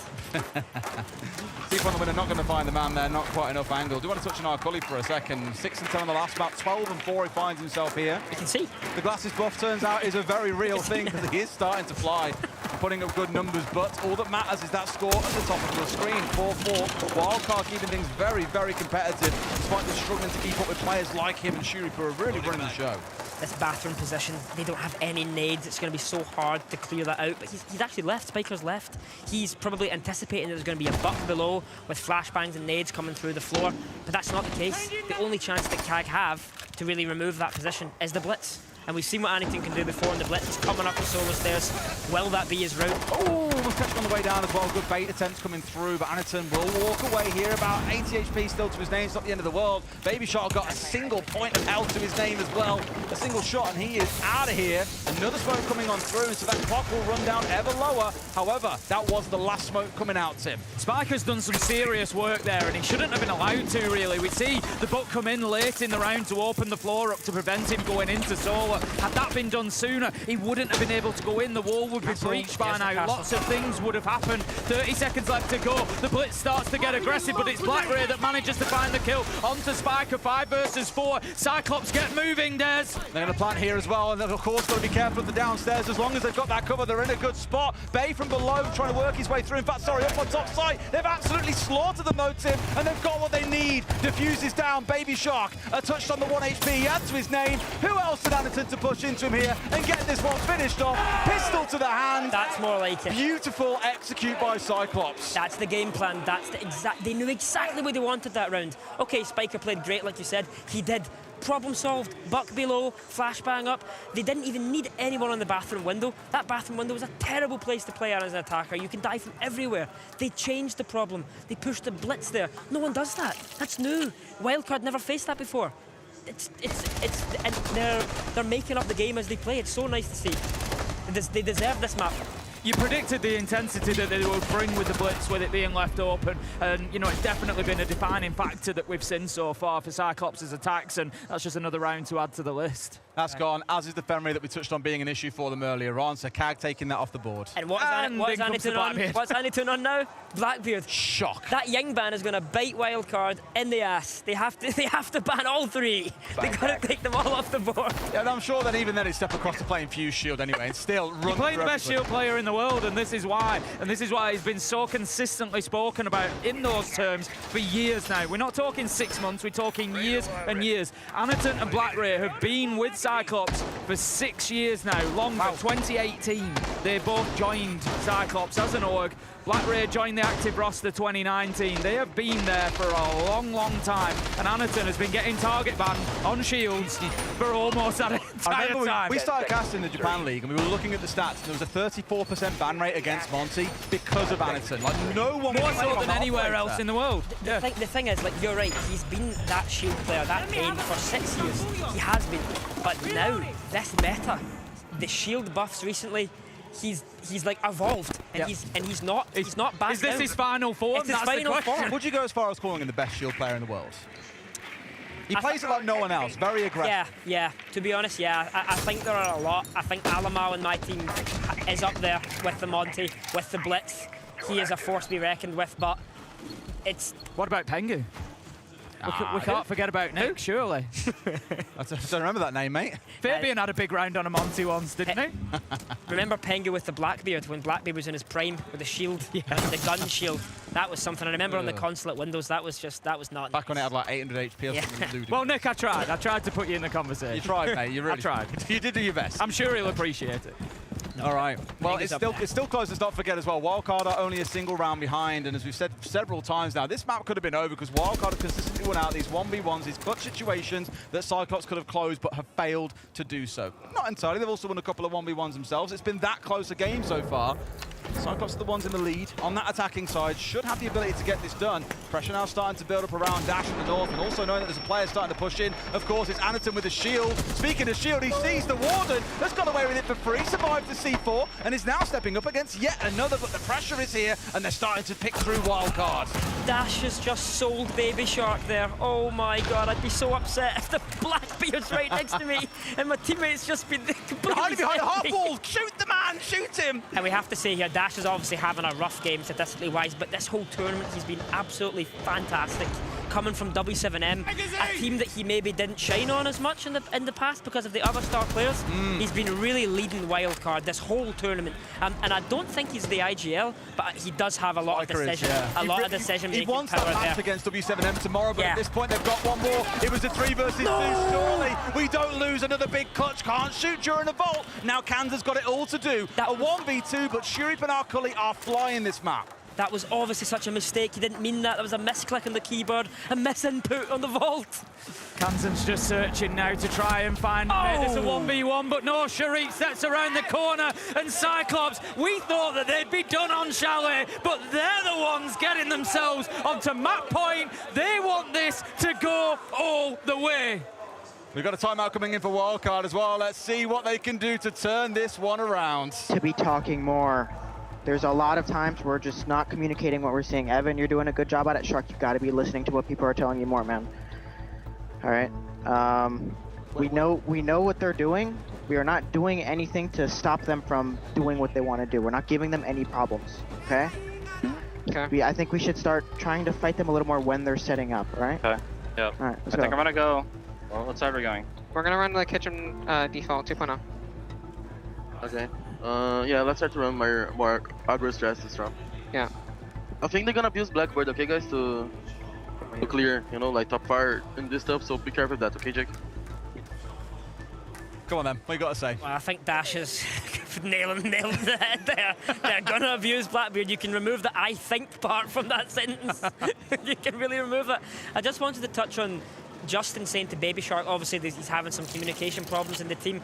He's a rookie player. It's his first event, and it's a massive one. Never mind even playing in Pro League before. This is his first ever event. I get that, and I think that's good that the coach has pointed that out. He didn't say it in a bad way. He didn't say it as, Shark, you're losing as a skate. He didn't say that. He said, you gotta listen more. Your teammates need you here. That's what you want to hear from your coach. That's the support that you want. Hopefully he takes that the way it was delivered, and then next round he takes a breath, can be a bit more chilled, and help his team push this game to OT. Sounds like the energy's maybe a little bit low in Wildcard as well. He was saying at the beginning there, just in, you know, we're not talking to each other. There's not enough comms here. There's not enough going on. And do you think that's just a byproduct of the fact that CAG feel like they're running over them a little bit at the minute now? The last couple of rounds, it's starting to get away from them, like you say. Maybe the mind's on border. Maybe they're already kind of checking out of Chalet. It'll be a combination. They've just came off the high of Labs, CAG's map. They're on their map. They're losing. It's a combination of it. It's not good for Wildcard. CAG are going to be very used to seeing trying to spawn peek them. I don't think they should get caught out by this. He slips away behind the rocks. He's completely fine. The big thing for me they were talking about, though, was more about being willing to challenge CAG. Because think about what Cyclops are doing. Wildcard said this during their previous timeout, was like, you know, they'll sit in a position, they'll fight you from there. We're not seeing a lot of that back. And in that last round, they were really sat behind shields and behind half walls, waiting to die. They weren't challenging. And I like, at least at the very start of this round, they've been at windows trying to disrupt CAG and not let them have a smooth entry into the building. To be honest, it's actually a really good call from Justin there to say that, because CAG are not the team that are slow. CAG are a fast team. Yet here they are, playing slow, playing methodical, picking them apart. You gotta fight them now. You can't fight them if they execute. They'll win. Shuri's going to take out the dock there. Could be a big loss, of course. Bay having those stim shots in pocket just gives you that opportunity to take those fights. Operators like Baby Shark on the Vigil can get maybe a bit more involved on the roam, get back to site, get healed up. That option now has been removed. It's going to make things just more and more difficult. Nitro goes out. Wildcard not going to get any joy from it, but still, minute and a half through the round, we can see Cyclops not fully established inside of the map yet. So despite losing that dock, Wildcard, you feel like they are playing into a little bit what Justin said there, just slowing things down a little bit. Yeah, I mean, it's pretty much exactly like, it's good that they've identified that problem, but they've let it slip again. They've isolated that kill. That can't be happening. Bay needs to be alive there for his team, just like you said. What I like for CAG is, yes, they played so they're not inside the building, weren't for the first minute and a half. It's because they were expecting these spawn peaks, these C4s coming at them. They almost knew after attack timeout what was going to come back was going to be aggression, and they've dealt with it so well. Again, just showing that maturity as a team, I think, to respect what the other side will do after attack timeout. And that's the experience of CAG that we're talking about. They've tried playing slow, they've tried playing fast. They're now doing both at different times. They're doing it at the right times. They're playing slow at the start of the round. They're exploding in the late round. Look at this now, here we go. Breach open here, full attack coming in. 4 players all swarming in, and a player on the window at the same time. Kanza might get one, but Anderton is always the spearhead for his team. Helps to secure one. Black Ray into another. Spiker, no C4 in hand, can only look on. And Baby Shark, we had some words going his way during the timeout, but now it's the time to go big, Tim. 30 seconds left to go, and Wildcard are seriously backs to the wall now. They've both been forced down to the mid-floor. CAG have the vertical superiority. Anderton has diffuser in hand. Is there going to be an opportunity to put the diffuser on the ground? Spiker, he's trying to fight them on the vertical, and he will. He takes down Black Ray, but they're going to need more. He's not going to get it as he goes down, and the diffuser will be planted. Bullet manages to get it, and CAG take us to map 3. Wow, wow, wow, wow, wow. We didn't expect that after Labs. That was such a performance, and exactly like I said, the attacks won them the game. They did the hard work, they did the nitty-gritty work on the defense, and they came swinging out the park as soon as it came to the attack. Nothing can stop Anytune. Monty, BB, Ying, Blitz, whatever. Or our colleague with glasses, 17 and 4. I might have to start wearing mine when I play. That was an absolute show. 7-4 scoreline, 17 kills from our Cully. Let's go! We knew that the big question was going to be asked in the second half when CAG got onto the attack. That was the big question for them, and they have just come back with a resounding answer. And now we've got to find out if they can do it on board, Tim. Let's go to a break. See you soon.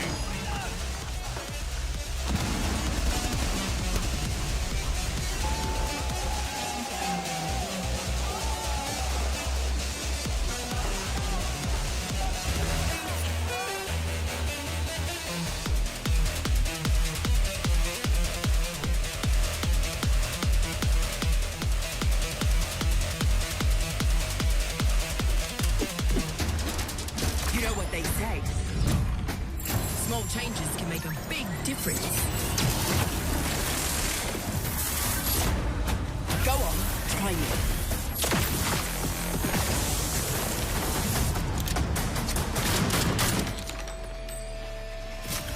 You're in for a real shock.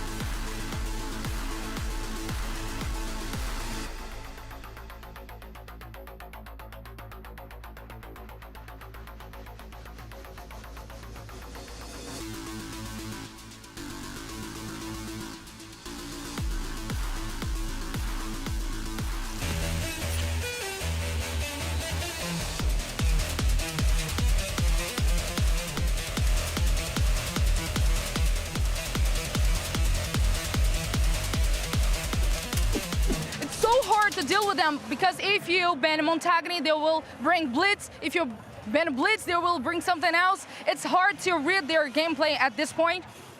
Yeah, it's not really them. That map we just lost to ourselves. I mean, we'll be back for map 3. I'm sure we'll close it out. We got it. No 2-0. We going to the last map. And what was the key to winning the Chalet? My glasses. No way, be serious. Yeah, I have my glasses. I got 17 kills. Yeah, fair. I mean, 17 kills, doesn't matter which way you put it. We are going to a third map. We did not expect to be here after Nighthaven Labs. It's an absolute barn burner at this point. CAG, they turned on the back burners. Yeah, no, it really was the glasses. They look like a brand new team. Obviously, they had to settle into things, but the main takeaways, besides obviously Arcully and Shuri putting up amazing numbers, I really want to commend Anaton for the shield play, because when the Monty's banned, sometimes we see him struggle, but he was using the Blitz very efficiently. He was using the BB very efficiently. And I really love seeing Kag's attacks, because the casters even talked about it. It's going to be very important for their attacks to make it count, and they were doing a great job at doing what Wildcard does, isolating the 1v1s and then pausing. They wouldn't let Wildcard do those amazing retakes that we talked about, them being able to identify the win. They weren't letting Wildcard back into those later attack rounds. No, I think it's important to especially acknowledge that at the beginning of the start, every attack for KEG, they were always aggressive. They were always getting in. They were always setting up. But then once it would get to that mid to late round, they would immediately slow down, predict what was going to happen, try to find that opening, and then immediately aggress onto it and take the site by force and closing it out. Yeah, and it honestly looked like this is Wildcard's first face at getting shook in a match, because once they started losing rounds, it looked uncharacteristic of them, almost as if they were second-guessing themselves at some moments. A lot of individual plays as opposed to the full 5 unit that we've been seeing that we saw on map 1. I mean, I want to talk about Sharif as well. He was moving around the map in such a pivotal piece on those attacks, finding those openings, creating chaos, creating comms that were miscomm from Wildcard. It is so important, and I talk about it all the time, and we know it. If something is happening on a back end when you think everything is set up, that interrupts the comms, that interrupts the flow state of how you want to approach the rest of the round, and Sharif was doing such a phenomenal job at that. Look, they're looking dangerous at the moment from CIG's perspective. They've got to double down a little bit, but there were a couple of key moments in here, Lax, that kind of turned the tides, even just on the defensive half. Yeah, me and Fox were saying, you know, it was a death sentence picking this map, but we were wrong. They actually prepped extremely well, and I really like this in round 1, using the 2-brow, using the C4 to net those kills, have that communication between the two, and then we were seeing it in again, round after round. They were using these C4s, and then we look at round 9. This was such a good setup that me and Fox were talking about, using the vertical pressure that Bruck applies, getting out Closet, opening up Bathroom, opening up Master, forcing all of Wildcard out of these positions where then they could just move into sight with the blitz from Anakin that you were talking about. That shield play was so pivotal as well that allowed them to execute properly. Again, they would start out strong, slowly work their way to sight, figure out how they wanted to approach it, then they would collapse, and that was a perfect display in that last round of how they methodically went through step by step and then executed and got it done 3-1. Even when we were watching that round, we were questioning ourselves, like, how come the Buck is not being more oppressive off of the drones? And it was because they were waiting to open up the closet wall so that they could use the Grim to be able to get direct Buck lines from below. And that gave them the ability to push out the closet out so that the shield could just walk through and have a safe plant. And they didn't let the retake happen below. They didn't let the retake come through Bathroom. Wildcard did not have a response to it, and that is uncharacteristic from Wildcard. We've been seeing them respond. Yeah, and I don't think Wildcard has given KEG the respect that they need, because KEG is bringing it to them. They're bringing everything and pulling out everything from their cards, and even in terms of their gameplay. It's dangerous, it's scary. I don't like it for Wildcard right now. As an APAC fan, I'm here to represent. We'll be back after this with Border.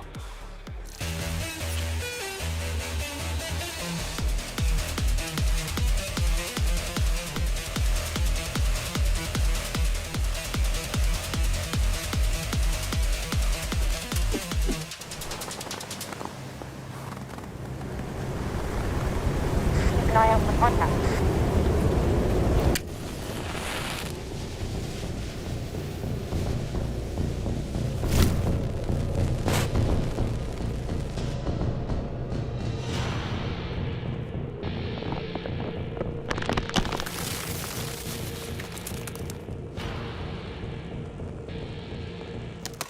Available now.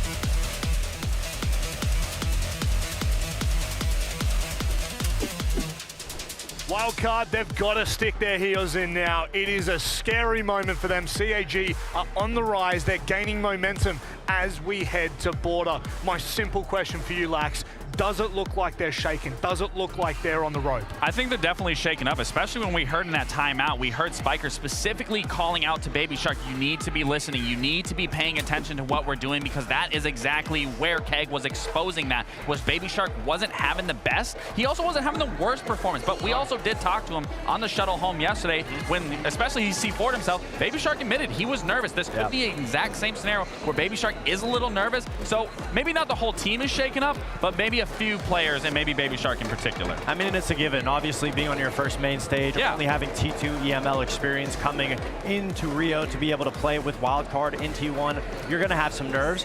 But just like we saw yesterday, it took some time to him to warm up. And to your question, I don't think Wildcard's going to be shaken up going on to border. They might need to change the playstyle, but they understand the reason they lost Chalet is because they didn't have avenues for those retakes because CAG was playing so good at shutting it down. But border, we know it's a very attacker-sided map. There's a lot of fluidity because it's a very limiting map. So you're playing outside, so there's a lot of creativity, but that worries me because CAG has been very impressive with the shields, with the Blitz so far, with the BB, and that's a map that amplifies that. I mean, whoever's starting on defense, I think you get rid of those shields because there's going to be high contention points on top east, into break, into armory. Whether you're going dome side, I think if you get rid of those shields, you set yourself up for a very strong defense, but that's at the same time, I think you play defense a little more aggressive than what you typically do, if especially for Keg's side. Well, boys, thank you very much for joining me here. It is time for us to turn this into a brawl, a 1v1, a best of one. As we head to border, we'll hear from the coaches before we jump in.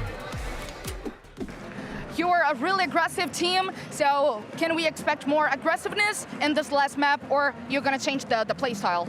CG はすごくアグレッシブなチームなんですけれども、この第3マップでも同じスタイルを見ますか、それとも何か変わりたいと思いますか？まあそうですね、似てるので3層と国境って、だからアグレッシブなスタイルもたまには見れると思います。Yeah, so I think we're gonna go for a little bit of the same. We're gonna just suffocate them a little bit, and you're gonna see a little bit of this aggressiveness still. Ooh! It feels like CAG always have an ace up on his sleeve, so what does Wildcard have for this last map? Yeah, I mean, to be honest, that whole map we played scared. We let them do what they wanted. So this map, we got to make sure that we're playing aggressive and causing them problems because we weren't doing that at all on Chalet. Problem is, it's not that easy to play aggressive against Cyclops, Tim. We've already seen what they can do when you give them the littlest of margins. That last map, dominant for them. And now we go to border, a map that no one has let them play over the last year except for FaZe. And guess who won? Cyclops. And they carry the momentum. You know, how important is that as a player, Doki? Very, very important. And border is not a map that I think anyone feels comfortable. It's going to be a tough one for sure. I mean, looking at Wildcard, they had the choice of Bank or Border. They were the two bans available to them. Bank was one of their go-to maps, but at the same token, I think they looked at Cyclops with it being a perma-ban and just thought, they've started playing at this tournament, we can't risk it, we have to do Border instead. Just going to see the socials come in. Nobody has any idea at this point. Well, they're still leaning towards Wildcard right now, Tim. I think there could be a few mistaken voters on that side because for me, Cyclops have got the emotion now. They've got that aggression on their side. This could be theirs. It is all on the line as we head into border. Will it be the North American team that head through to the final, or will we witness the first ever APAC team to reach a grand final on the main stage? We're about to find out. It's border, and it's right now.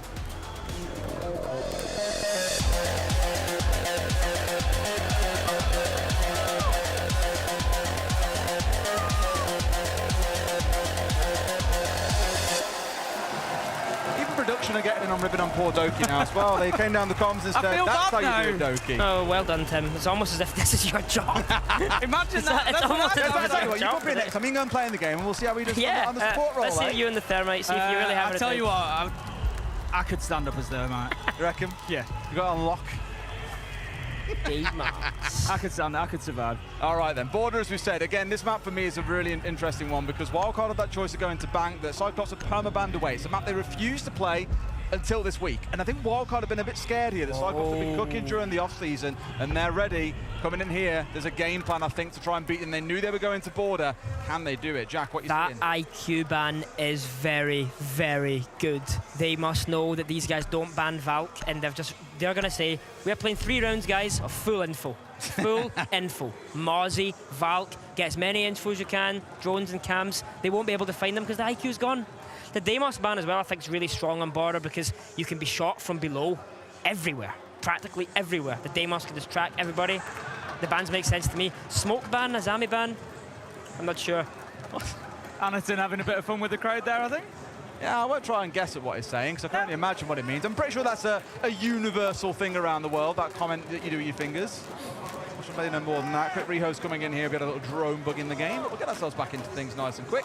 Just to build a bit of anticipation before we get into this one, Tim, and you touched on that ban already. I think you're going to see a lot of Valk. I'm surprised not to see Echo getting brought along as well. We've seen them use that already. Shuri jumping onto it, but here at least, not on board. Well, in the lineup, we saw the mute there as well, and we know what happens with that mute Mozzie combo, and especially on a map like Border, such a small map, you're basically fighting over 2 rooms. You're fighting over office and you're fighting over CCTV on the top floor. So having that mute Mozzie combo is really going to keep that intel at an absolute minimum for the attackers. You play that up at the boundaries, it's going to be very difficult to get your drones in there to see anything that's going on, and we know that the attackers on Border want to get established in the map. Fight them at the border, fight them at the boundaries, don't let them inside. That's how you win as a defender here. Exactly, and I also think Wildcard have also came with their own plan, which is good to see because it's 2 teams battling off against each other and they're both prepared. Wildcard have banned Azami and Smoke. Now, what does that mean? Where can you use those operators on Border? East stairs. Azami's the best operator to play on East stairs. When Azami's banned, what do you play on East stairs? Smoke. Smoke's banned. They've almost guaranteed the East stairs will be relatively easy to take for the attack. Now, Valk open, always good operator Valk, but Border's all about the retakes. It's all about the flanks. Valk's the best for that. They have info everywhere. It's going to be a complete bloodbath on the server. How much you want it any other way for the last game to decide who gets to step in, of course, as well? It's going to be, again, as we've seen for the last 2 maps, both teams just throwing haymakers at each other. The thing is, I don't want to downplay, like, you know, for Wildcard, there is a lot on the line here. Dash, hometown hero, get himself through to the final. Very possibly line himself up a game against his old team in W7M. There's a lot on the line for Wildcard, but I'm just so conscious there are going to be so many APAC fans sat around the world, a lot of them now, 3 in the morning, 4 in the morning. They'll be up. They'll be up, they'll be watching, and they will be on the edge of their seats because it feels like that next step of validation for APAC that we've got to a grand final. We've seen Nora Rengo in the past, we've seen Fnatic in the past get to those semi-finals. Nobody has been able to surpass that, and right now, Cyclops are 7 rounds away from doing exactly that, and the APAC fans are going to be on the edge of their seats watching this. And we all say Brazil has the best crowd, has the best fans, but the Japanese supporters are also insane. They love the game. Do you remember Tokonami when Navi won back in the day? I sadly wasn't there, but that was absolutely brilliant, that crowd. I remember seeing all the pictures and all the fans. They really love Siege. They love the idea of the community.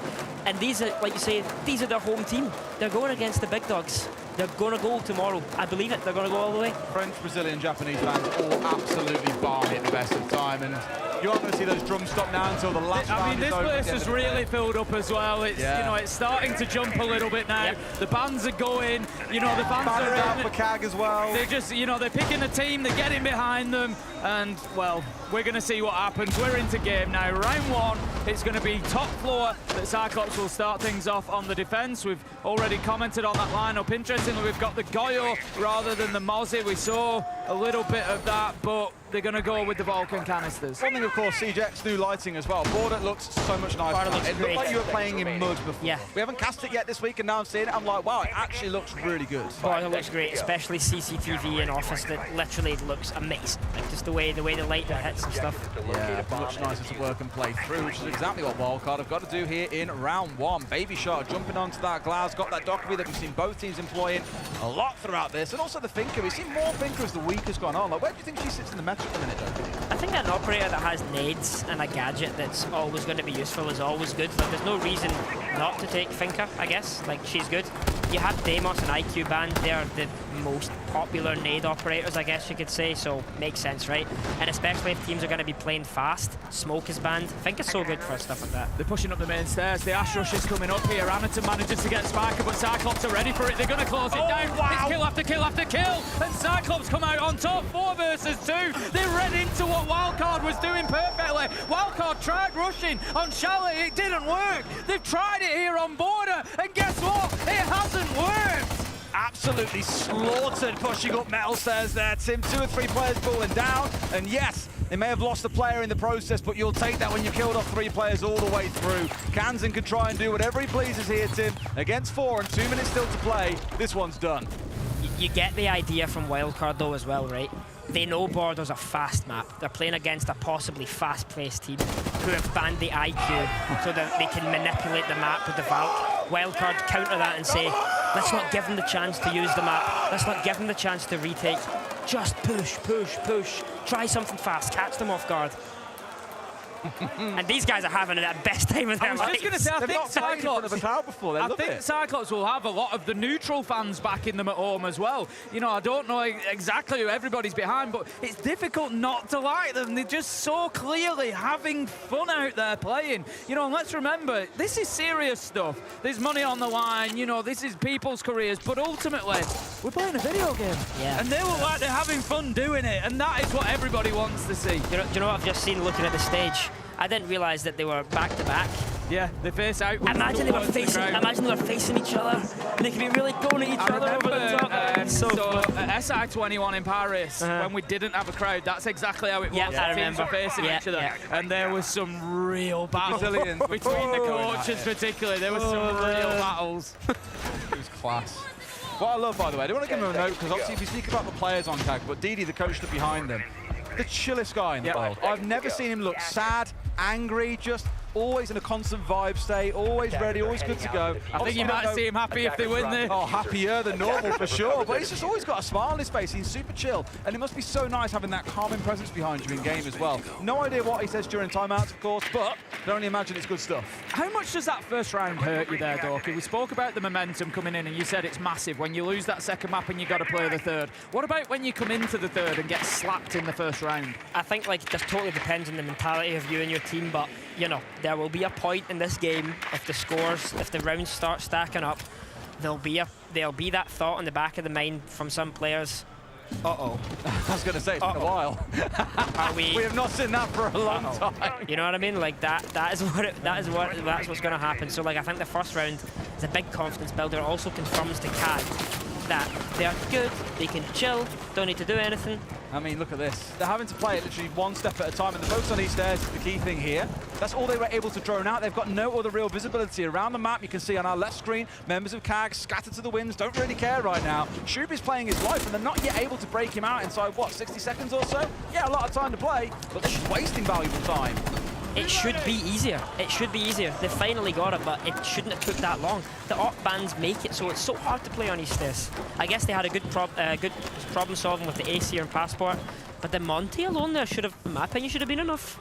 I'm liking what I'm seeing from Wildcard so far. They've set themselves up well. They're not panicking despite that first round. They're just coming in and playing their game. They've not worried about the fact that maybe it's taken them a little bit longer to take East stairs. Nope, we're just going to continue on with it. Kansan gets the kill. They've now got the ground that they wanted. They've got dash downstairs, and they're starting to think about site. They're starting to think about access to site, getting that breaching done, clearing that utility. You can see the Selma chargers there, just giving access to that default plant spot inside of the wall. Wildcard are actually looking really, really good here, 5 versus 4.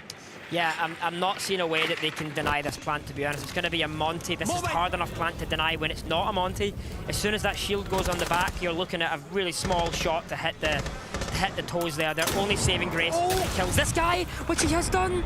Got down. Don't think he'll be recovered in time here, but Plant is going down regardless. They don't know that it's it. In fact, no, they've got him. Dash has gone. Anaton's found his man. 2 kills back into a 2 versus 2. If they can get Spiker up, this carries on, but we haven't got enough time, Tim. That's the problem. The diffuser's down as well inside a site. So if Wildcard want to extend this clock, they have to push right into the Lions' den here. They have to go and grab that kit off the ground and start planting it. Kansan, he's heading upstairs, just trying to get anything going for his team right now. But it looks like this This attack might have crumbled, Des. They've got to fight Shadow's Team. They've got no idea where these last two players are, at least a sniff now. They'll try and do his best. They've got cover from the window. Bay over here, ignoring Spiker. It's a swing in, a 1v1! And this time around, Cyclops come out on top! I'm just thinking, why didn't you go revive the Flores? You had 40 seconds to breathe. Put the man advantage back into your power. Ah, man, what a retake, though. That's exactly what I was talking about. The Valk info and the Eastairs, they just took back what wasn't theirs anymore, and they fought and they fought and they fought. Are we starting to see those signs of the pressure that Wildcard are under here? I think it's showing. Like you say, you know, those decisions that maybe you might make differently on a different day. We've got to remember, you know, these are 4 of the top 20 players that we've had at the tournament. Wildcard have been phenomenal throughout, and so now struggling to get a couple of rounds on the start of order. By the way, it's hitting them hard. With very little time left, they're still fighting over East Stairs. Like, CAG not once are letting you keep it. Think about what we spoke about back on Labs. You take rounds for most teams you'd assume, okay, they aren't going to push into that because they're expecting flank drones, nomads, whatever. Cyclops don't care. They will still keep coming and challenging, even when they've lost parts of the map. Street was gone. It was a total info blackout area for them. They had no clue, but are willing to fight absolutely everything. And Wildcard are on edge as a result. They're down 2-0.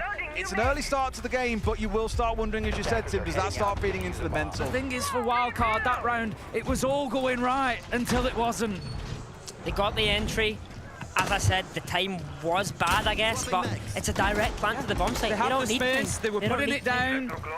I didn't see how the Monty died, but it's like, it's small mistakes like that, that like when you VOD review this, they're gonna say, how did that happen? That can't happen. That won't happen the next 10 times you do that strat.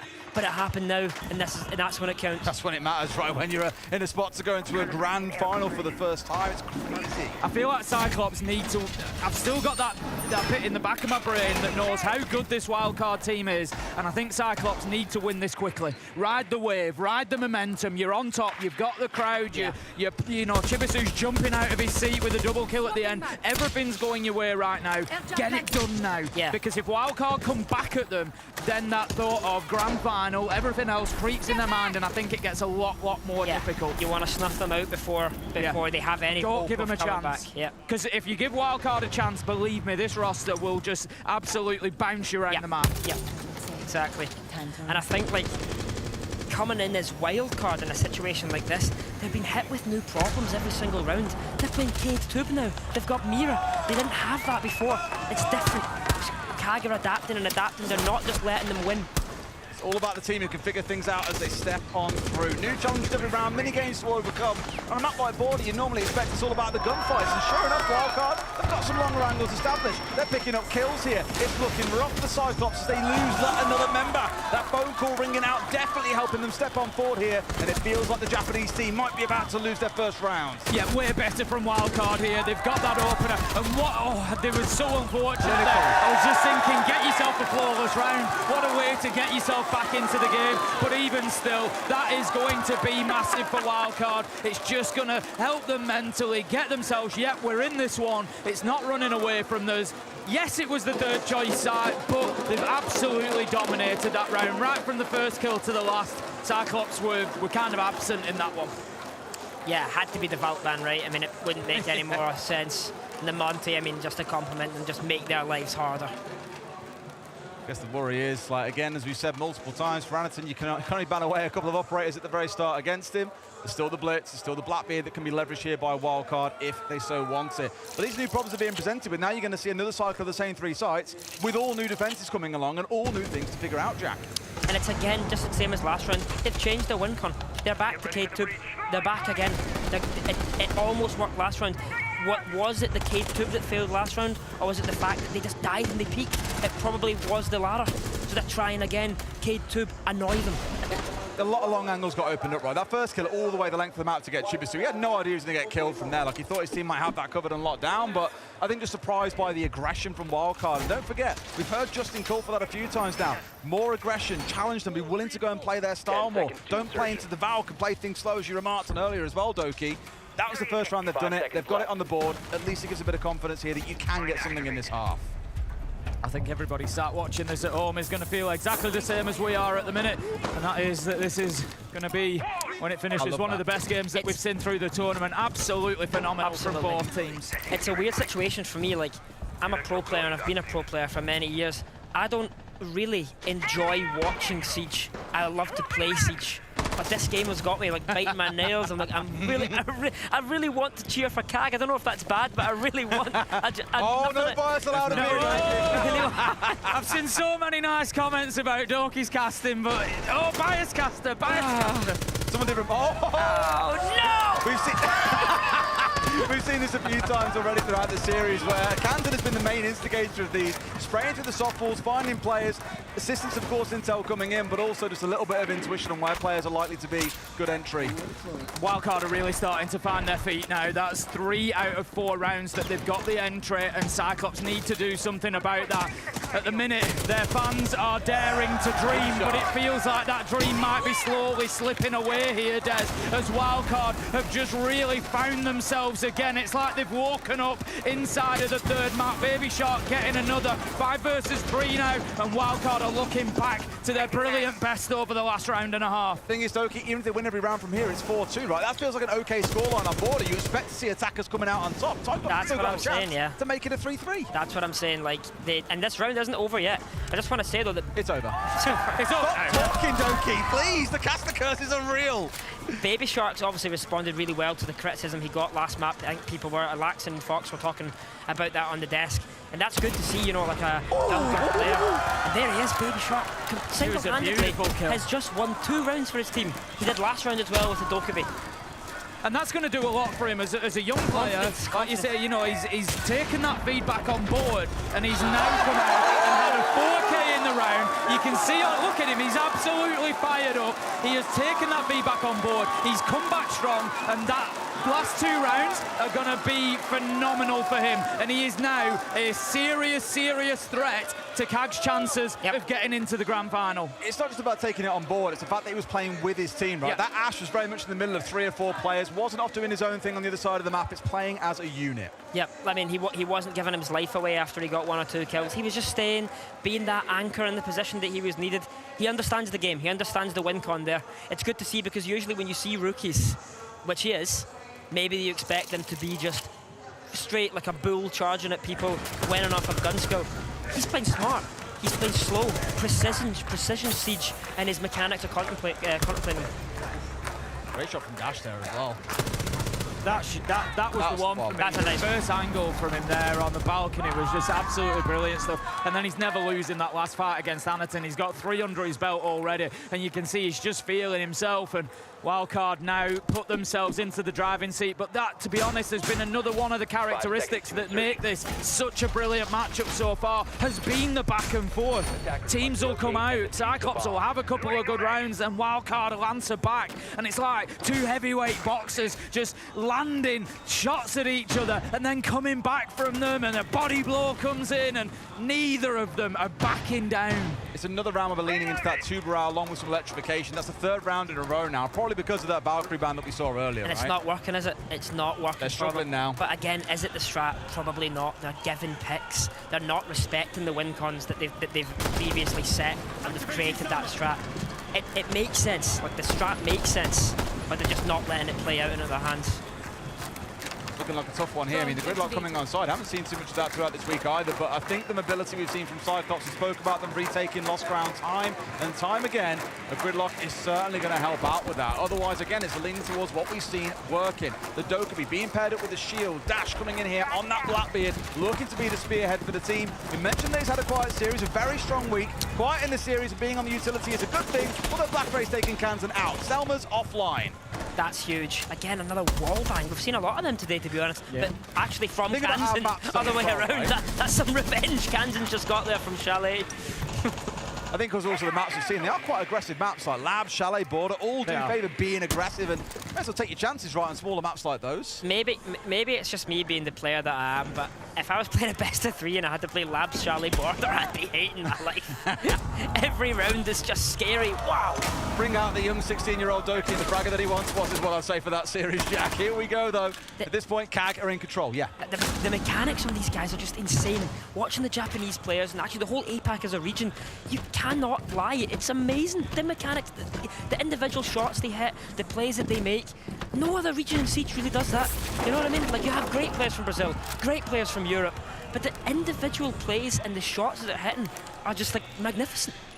Once again, it felt like Wildcard was starting to get up ahead of steam. We're really starting to punish Cyclops, but Cyclops have come back with an answer. Baby Shark takes down Chibisu, and we know from the last couple of rounds, while Baby Shark is still on the board, there is a possibility that Wildcard can turn the round over. 2 versus 4, a lot of work to do, and a bad flash is going to go off. It doesn't make it through where he wants it to. He's just trying to get that diffuser picked up for the time being. I think he knows that he's going to be challenged in this area, just trying to bait it out, take it on his own terms, but CAG are just being super patient right now. Shoot's just dug right back inside the lobby, not needing to go for a challenge here and just waiting to see what happens. Problem is, though, they start picking out these individual players, you start to sweat. Speaking of, 15 seconds on the clock. They've got to make something happen now. They've got to look for a plant. Must know stepping in here to the half wall. There's a man there. No, they do not. The Cyclops back on the board after losing the last 2, up 3 and 2. And look at that timing, that team play from them then. As soon as the man comes in, as soon as Baby Shark goes into bathroom, Shurik challenges him, but what happens at the same time? Cully hits the one on the window, and everything happens at the same time. Yeah, they're understanding the map, they're playing it so well. And I think Wildcard are getting flashbacks to Chalet here. It's the same. CAG were up 3-2 on the defense. They made it 4-2. Are they going to do it again? Oh boy, oh boy. I think if CAG can walk away with a 4-2 defensive half here, you start to feel very nervous for Wildcard. Because again, looking back at the last time these two teams played this map, Cyclops, they beat FaZe. Wildcard, they lost to CL4L in the NA LCQs, and both maps were very, very attacker leaning. And of course, the game has changed since then, but you still back Cyclops to do incredibly well on the attack. Given Tim, everyone bans this map away against them. This is it, you know, and the fact that it's banned a lot, guess what? Means you don't get to see them play on it a lot, so you don't necessarily know what is going to becoming your way, what is going to be in store for you.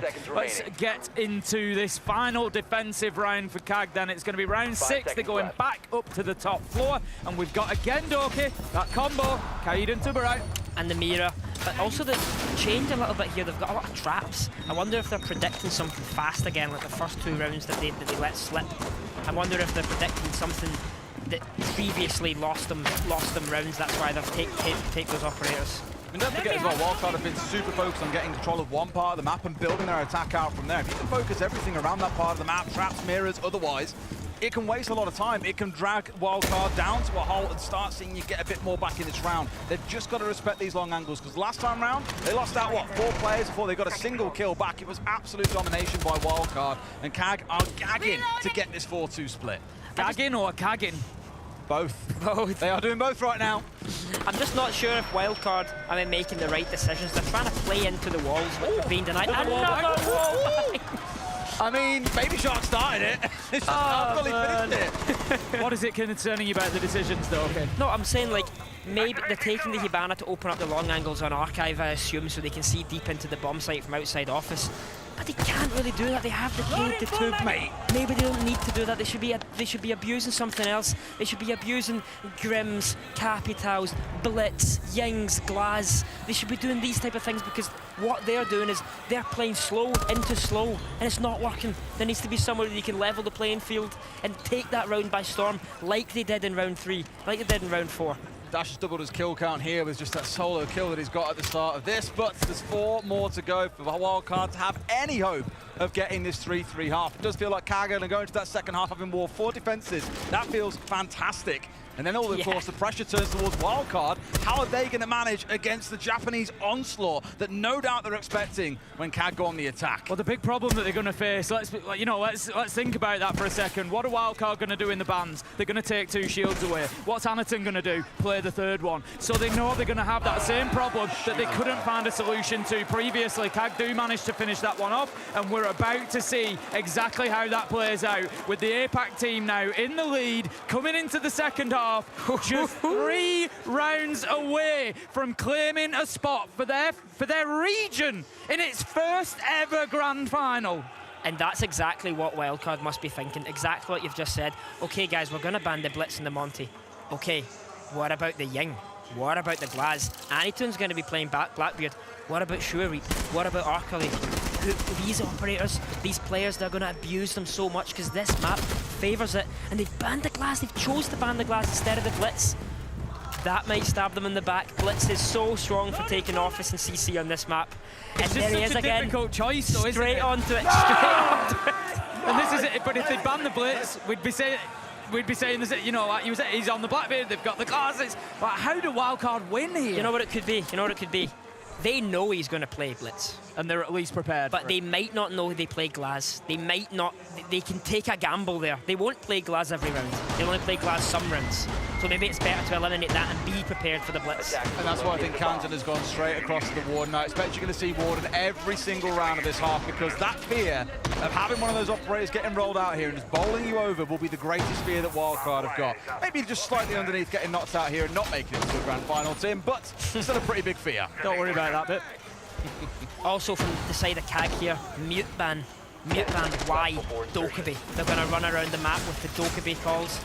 You did the thing again, you talked about hover. It's Armory, it doesn't matter. The ban wasn't for Armory. You can open up those long angles, force them to play Cade, force them to play Bandit if you want to keep the walls shut. Because Mute's such a global ban. It counters your Deimos, it counters Dokkaebi, Grim. It's the best operator here because every team plays those ups. I haven't looked at the numbers yet, and I will do after the tournament's done, but I'm pretty sure mute bans this week are the highest we've seen at any tournament. Because of the new style of banning, loads of teams have chosen to take it away from big teams like FaZe, Fury. Power them up, couple the bans. Yeah, because they just lean into those operators so much. Like seeing things like Mute and Smoke banned away as a pairing, never thought I'd see that, but it's what we're getting under the new format. Straight away we see CAG getting involved, getting that breaching done, giving themselves the lines of sight that they want towards bottom of East Stairs, trying to pressure that area, so it signals to us that likely we're going to see them trying to move in there. They've also got Anaton at the minute is stationed over by Archive's door, so it seems to be all coming from that side of the map. Nothing on the main breach at the minute.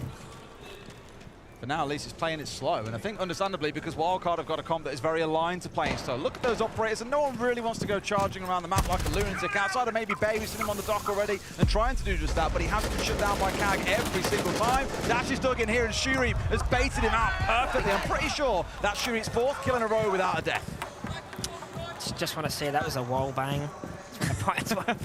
We get it. Border is wallbang central. Dash must be feeling unlucky there. He has his opportunity. He sees the man, and he just can't adjust quickly enough to take the shot. And it was just one of those siege timing moments that Dash has come out, but they've lost the smoke.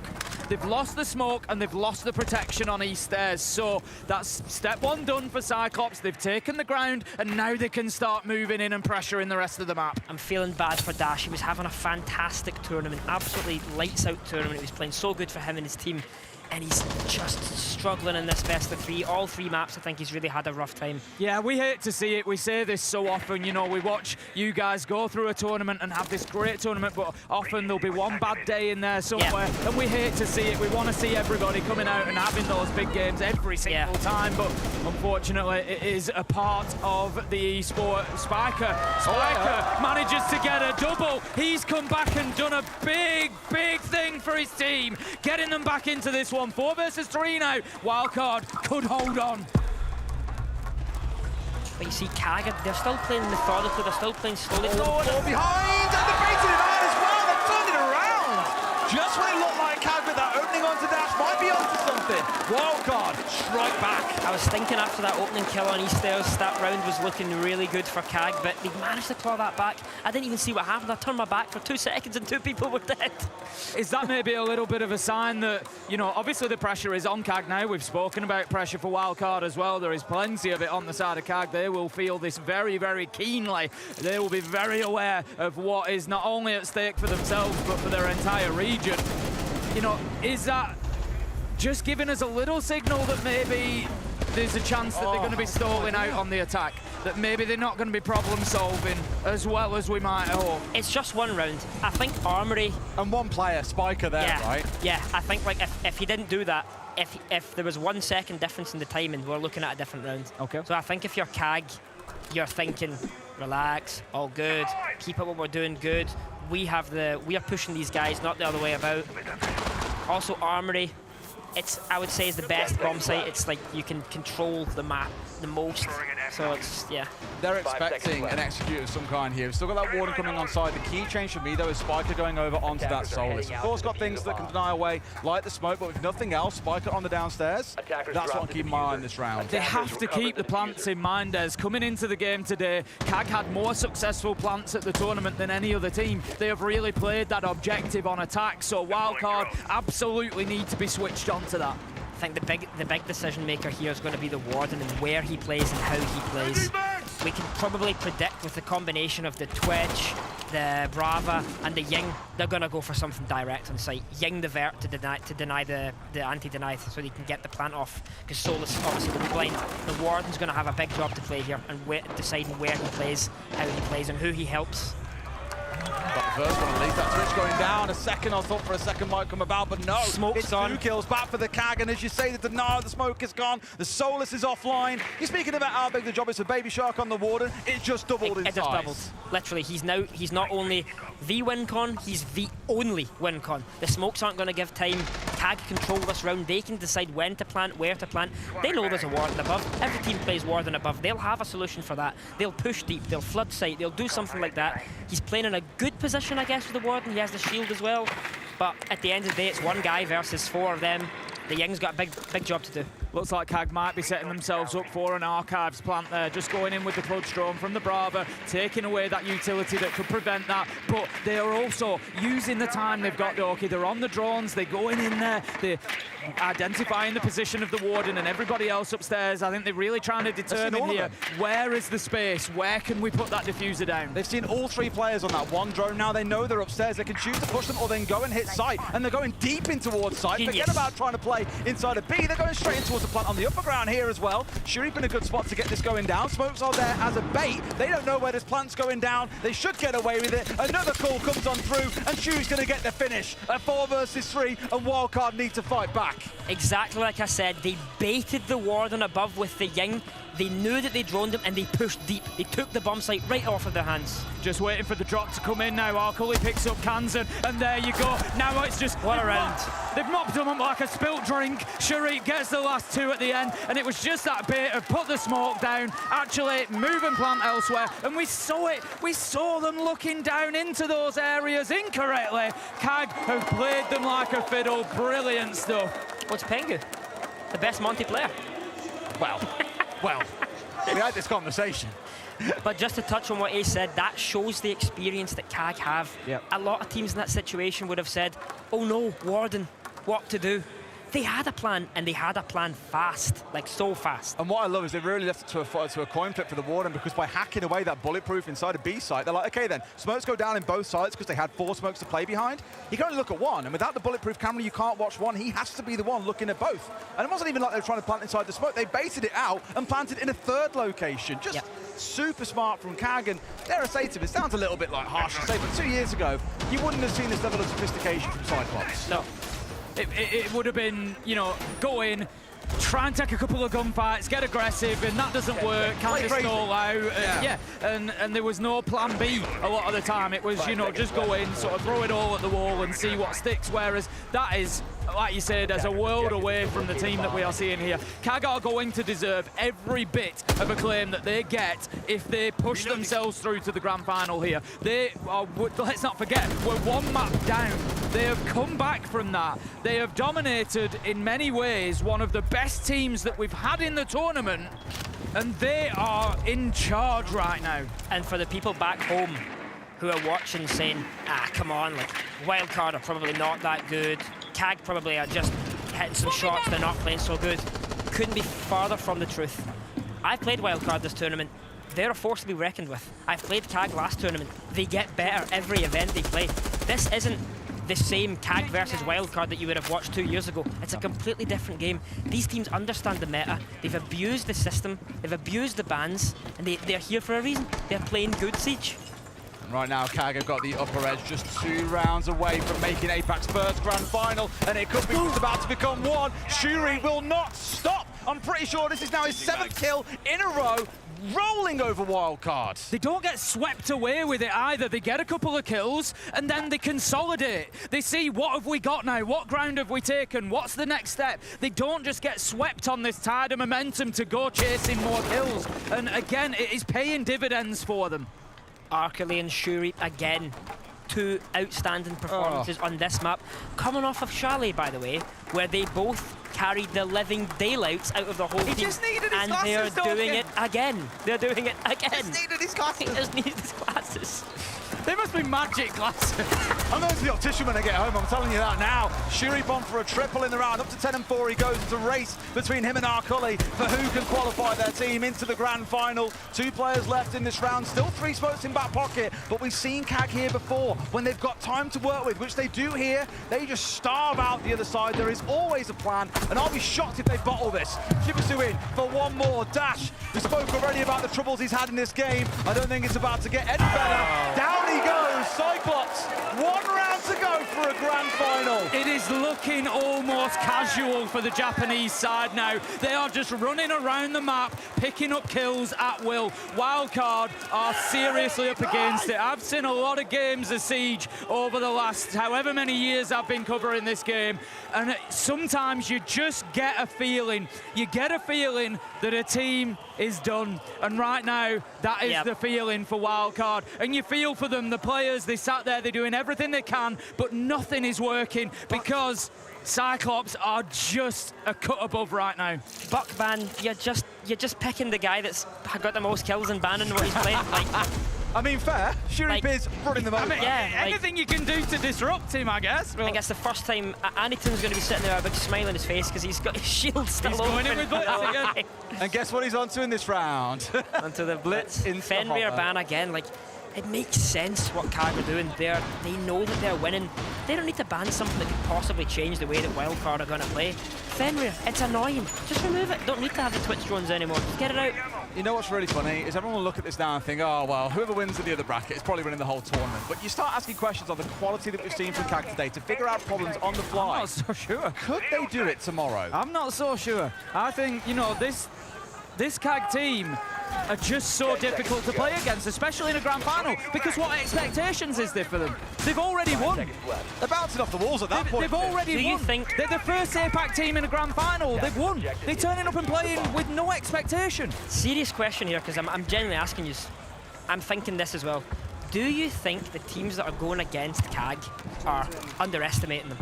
Do you think that's why they have this upper hand? Because teams are thinking, it's CAG. I'm not sure. I don't think not anymore. I'm not maybe, sure maybe 2 years ago I'd have said yes, but I don't think anyone's underestimated. Everyone I've spoken to is like, oh yeah, a really good team. Vibes are always high. They're far from that heavy rush team that we're used to from seeing historically. Things have changed a hell of a lot since then, and I don't think you can afford to underestimate them. I think we live in a world of Siege that is more competitive than it's ever been. And so I think for that reason, teams know that they have to come in and give that full respect to teams they're playing against. We can see we're just going to have a little technical pause coming in here, which will give us... Make Wildcard sweat a bit more. I know, it'll just give us a couple of minutes as well to catch our breath and to, you know, take stock of what's going on here. But no, I think, you know, given the situation, given the way that they beat Fear X yesterday as well, I think that teams are going to have been locked into Cyclops and know what's coming, but they just seem to be one of those teams at the minute. You kind of know what's coming, but you can't stop it. You can't stop it. You know how I used to say that about back in the day? The Team Empire. Team Empire. Pro. They just did the same thing. You know what they're going to do. Yep. You know what's coming. And what are you going to do about it? Nothing. You can't do anything about it. The crowd is really coming alive here today. And you have to think, are they cheering for Dash? Or have they turned? Are they cheering for CAG? Given the interaction we've seen from Cyclops so far with the crowd, I think they've got some backers now. I mean, you can see him now gesturing, like Aniton is like calling for it. And they're giving it all. That is awesome. That is absolutely awesome to see. This is history being made. Like, I can't stress it enough. For the number of years that I've heard people say, we wish APAC could be at the level of other regions. We wish they could be competitive. Well, look no further. People will look at this tournament and go, okay, it was Reload, it was a kickoff event. Oh, you know, they beat Wildcard. That's not really a top team. If they go and do it tomorrow, I don't want to hear none of that. They will have beaten a top team on their home soil in a best of 5 that conversation's over. Done. Do you know what I'm thinking? I'm thinking about the teams like Elevate and Damwon who have just imported a full Brazilian roster to play in APAC. And then you're like, uh-oh, we have to play against these guys now. Oh, man. Oh, no. It's going to be rough. Hopefully get back into things. Yeah. All back in the lobby almost. Got a few more players to join in, and then we are good to go. As I said, it's a bit of sweat here for wildcard, I imagine. Like, all you got to do is sit there with your thoughts, knowing that when you get back in, there are no more mistakes. This is it, Doki. You know, you've been in that position. What's going through your mind at that point? During a rehost. Especially in a rehost where you've got that silence, you can't talk, you're losing on the main stage. You know, what's going through your mind at that point? It's bad because you know you have an uphill battle to climb to even reach OT. And then you have OT to play. And it's just... So that's something that's in your mind. Rather than thinking next round, you're thinking somewhere deep in there. You can't help it, can you? I have to go to overtime here. I think whoever you ask is going to say different answers, but at the end of the day, you have an uphill battle to climb and you know it. Of course, people are going to say you're playing round to round, which is relatively true. I'd probably say the same, but it's there. The thought of defeat is there. Anytoon's just flexing his muscles right now. He is. The first day here is posing the pool as well. I was you know like, what I mean? Mika's just returning. Yeah. Oh, she's going to be loving this, I tell you. But you're right, because like as much as you know the right answer is right, Allison's really going for That is actually... I never thought of a player standing up and flexing on stage. I'll tell you what, and this is why the crowd, this is why the people at home will be loving supporting Kag. Yeah. Because they're so fun. They're Their personality. having fun. You know I've really loved watching throughout the tournament, especially during the group stage, is Shuri. Yeah. He went around and he goes bananas. He's so funny. Yeah. Absolutely But hilarious. this is the thing, it's not just, you know, yeah, they're having a lot of fun, but they are clearly so passionate. They are clearly I think so Anderson's passionate. more massive, I'm afraid. I think so. I think the only person Yeah, I think we're struggling to find Until we anybody. get crying in here, I don't think there's a competition. I'd give him a run for his money, I think. You reckon? Look at that. Oh, we've got the flex. Oh. We've not got the cameras on. We've missed the flex from Doki. Oh. That's where our eyes are. We'll check the recording later. Yeah. No. All players are back in lobby, so we should be getting back underway in just a second. A photographer's just run over after Doki flexed. No. Catch another one. He's not getting one now. That's it. It's a bit shy when the cameras turn up. Weird that.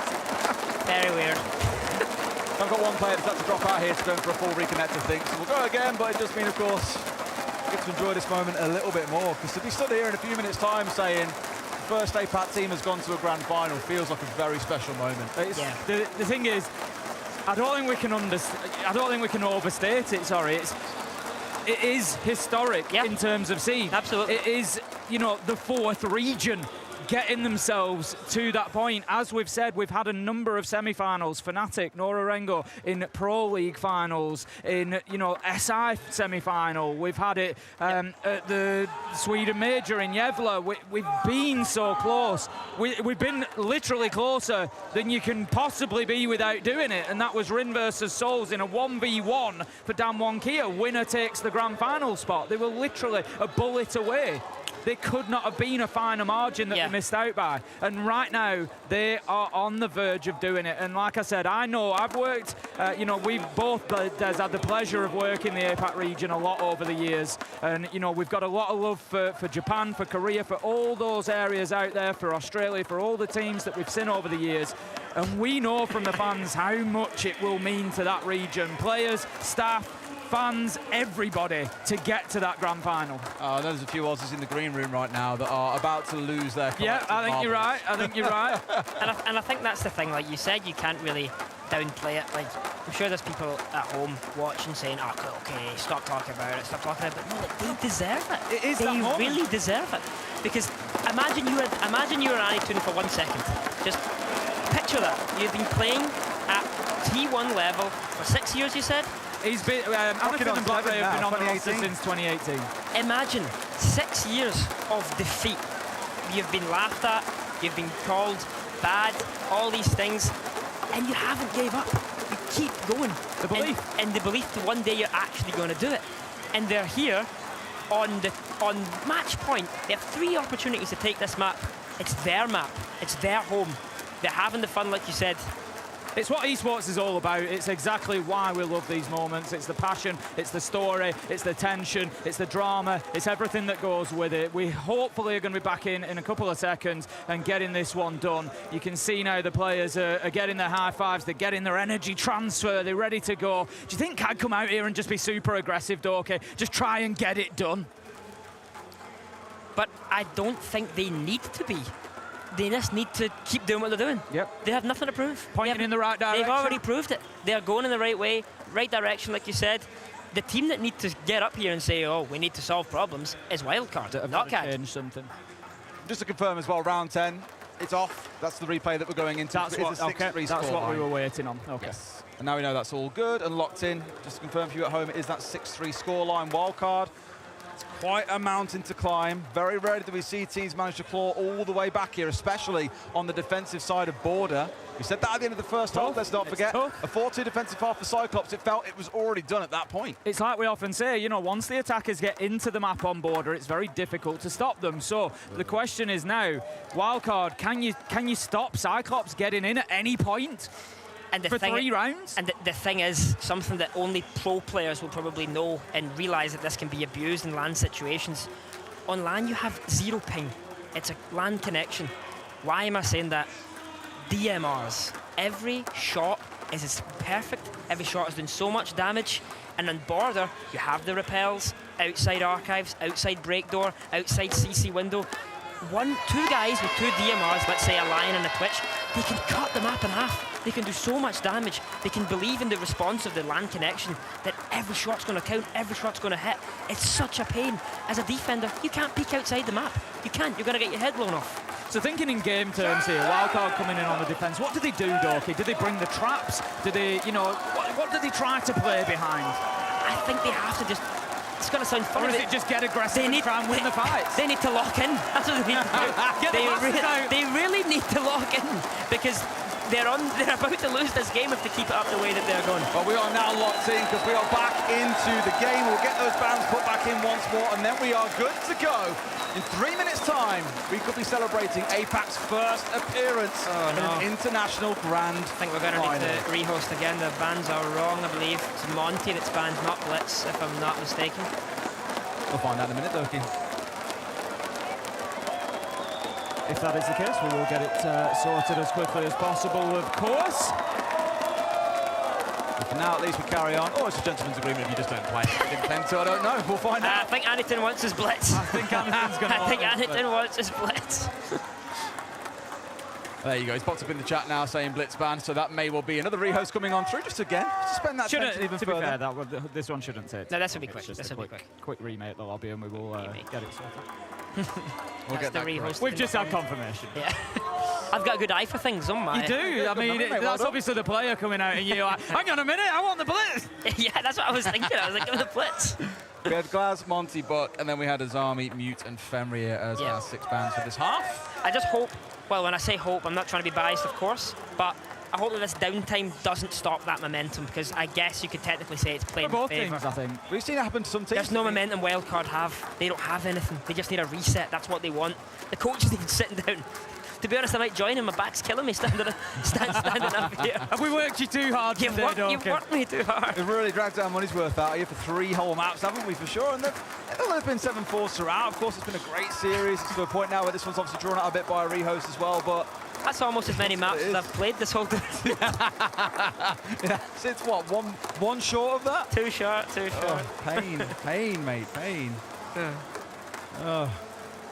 Like you say, I think if nothing else, it's going to impact Cyclops more than anything because they're the ones who had that momentum, had that wind in their sails, but you've seen them still gesturing towards the fans, still got high spirits, and if any team's going to be able to maintain their way through a long pause out like this, it is Cyclops. Yeah, you just feel like they're that kind of team that, you know, nothing probably phases them, just like, yep, no problem, we'll play it now, we'll play it in 5 minutes, we'll play it in 10 minutes, you know, whatever, we'll just go back in and play the rank. Yeah, like they thrive from the crowd's energy, but they also bring the energy themselves. Like, they're playing for themselves here. They're not playing for anybody else. I'm sure they're playing for everyone that's doubted them, you know.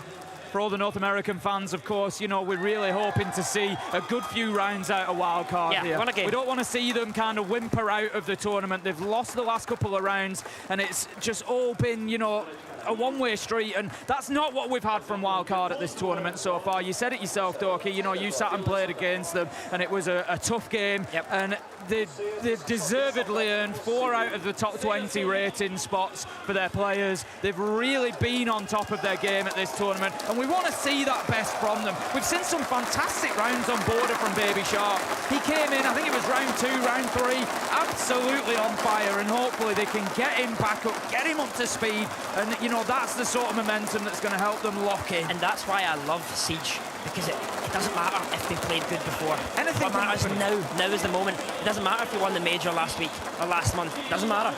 What matters is now, and that's why Siege is constantly evolving, new challenges every single day, new hurdles, new mountains to climb.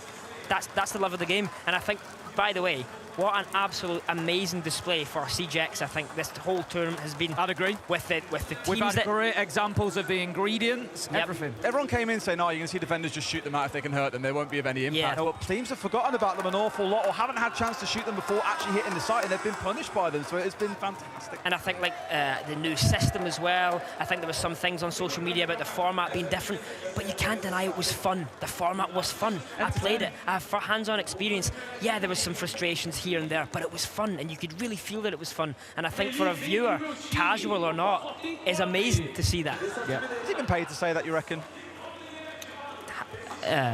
No. I'm done for today. Paid actor. Well, then, speaking of that, obviously you won't have much time after the game, so we'll be throwing down to the stage for an interview. Have you found the cast, Oki? I think it's been brilliant. I really appreciate having me on. I found it fun as always. That hopefully gave a bit of insight and not talk too much bum. No, I think you fit in really well, Dorky. Obviously, as you know, we've done one before in Manchester. As soon as Des messaged me a little behind the scenes, Des messaged me and says, you know, Dorky's sticking around. You fancy a little TriCast? And I was straight back. Absolutely. You know, we had a lot of fun in Manchester, and I think, you know, obviously, we all know each other outside of the tournaments and the games, and we're friends. And so I think that, you know, I've got Fat who's gagging we fit in quite at well. some point as well. Now he's saying you do nothing there. It's like, I'll give it a go, but he's like, I'm worried about swearing. I'm just like, well, they can give you some tips. You and I have done TriCast with a lot of different people now. People who are, you know, other casters, people who've never cast, who just come in, and you know, we have a lot of fun. We're always willing to give it a go. Titan on that one time as well. We did, yeah. We had a lot of fun with Titan. It's nice because maybe people won't understand, like viewers or something, but me as a pro player, like, you don't get to see the side of the game, the side of the community at all. I'm always heading the server. You know, I'm always working strats. I don't get to enjoy Siege, I guess. I love playing. I do love playing, but I don't get to see it from the way that you guys see it and be able to really look at everything from the big picture. So that's been really nice to see and just enjoy the game and not study the game. I guess the thing is, when you watch it so often as well, you're always thinking about applying it to your own game, or how That's you would exactly approach what I mean. situation. So you can't, like you say, enjoy it in the same way, because you know the game to such a high level and you're always thinking about it in that way. You can't just be a viewer who enjoys a neutral match. Yeah, exactly, And I think this would be a perfect one to cast. Oh, absolutely. You've joined us for an absolute classic. What we're really doing, Dorky, is we're getting an inside man with you on the players, you see, so that when the talk goes, oh, them casters, you can say, look, it's not an easy job, guys. No, it's not. My back was killing me. I had to stand up for hours. I had to stand up. You know how much calories I must be burning we here. We will just clarify, Dorky doesn't have to stand up. We do have chairs here. He's just choosing not to use. You can see this crowd is really getting revved up now, getting very, very excited at the prospect of getting back in. I'd say the same of the Brazilian fans, as I always have done when we saw them in Sao Paulo as well. They are non-stop. When they're here, they are non-stop. From the moment they sit down, well, they don't generally sit down, they're all stood up, and you know, it's from absolute second one right through to the finish. Doesn't matter what's happening, free host, anything else, they are just constant. There is a lot of love for this game here in Brazil. And you probably won't be able to hear it from the stream, guys, but we have our noise cancellation headphones on right now, and that is loud. That is really loud. The drums, the crowd. I remember last year in SI, Brazil, in Sao Paulo, playing on the stage in front of the Brazilian crowd. That was deafening. Was deafening. Yeah. And I mean, like, this, it was shaking, was loud, couldn't hear anything, was just pure enjoyment, was amazing. And I think we're going back into the game now. Finally. Yep. Ready to go. Once more. big one from last year. We could barely hear each other. We were stood next to each other with headsets on, mics here. I mean, literally, I'm having, you know, for anybody who doesn't know, I've got Dez's audio feeding like directly into my headset. You know, as you understand Can't get now, him out of my you head. can literally hear it. And there's only 2 events that I can think of that really stand out where we've physically struggled to hear not just the person stood next to you, put it in your headset. Yep. And that was the Berlin Major Final. Yep. And that was Sao Paulo at SI last year, where literally could not physically hear Des in my headset. Yeah. Couldn't the thing, you also have your own voice coming back into your headset. Couldn't hear my own voice, just reliant on what I could hear inside my head from, you know, the casting we were doing. Unbelievable stuff. I do remember there was actually a small issue with bans the other day, so what I think we're doing Yeah. here is leaving our bans blank, and the players know what's banned away and what they cannot play. Yes. Yeah, like you have to remember viewers at home as well, like CGX isn't released yet, so the small problems of this are still being waved through and being solved, so like these things will be solved when the game is officially released, because I guess you could say right now we're playing almost a beta of the game. It's a beta? I've never heard it called a beta before. Beta? I don't know. Beta, beta, whatever you want to call it, but I've never heard beta before. It will get better, I'm sure, as well. And not for wildcard. That's for sure. You never know, man. They come in 4 bounce here and go into the final. Right, well, overtime versus Fed to win 5 All right. We've seen crazy, you know that. Oh, we've seen crazier. And crazier starts with C, just like Kag. Wildcard have got everything set out in front of them to get themselves around here. They've got the best side. They're on that top floor.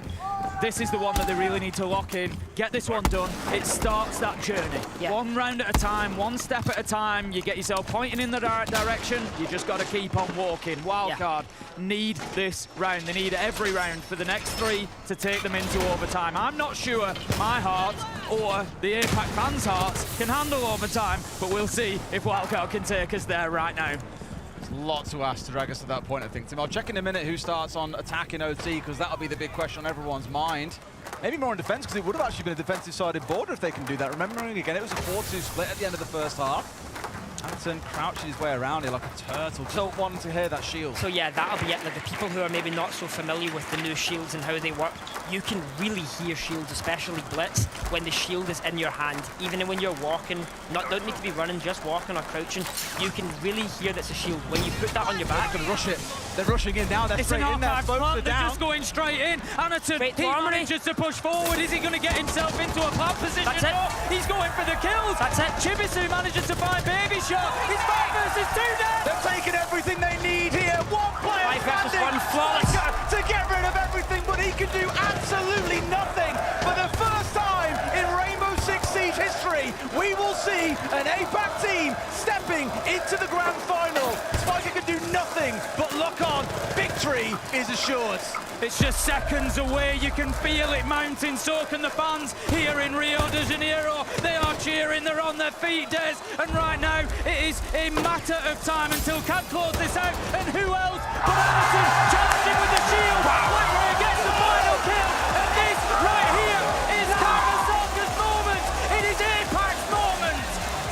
That is absolutely awesome. And by the way, what an absolute Kag way to close the game. They just sat there for 20 minutes rehosting just to run at your face with a blitz and end it in about 2 seconds. Yeah, what we were saying about the Kag of 2 years ago and said, we'll bring it back for 1 more round. But again, wow, history defined in Rio. I feel almost proud. I'm not even kidding, I'm proud for them, I'm proud of them. That's just, I'm happy to be playing against a team like that. That's absolutely fantastic. Wow, such a wonderful sentiment, Doki, and it just goes to say, you know, the size of this achievement.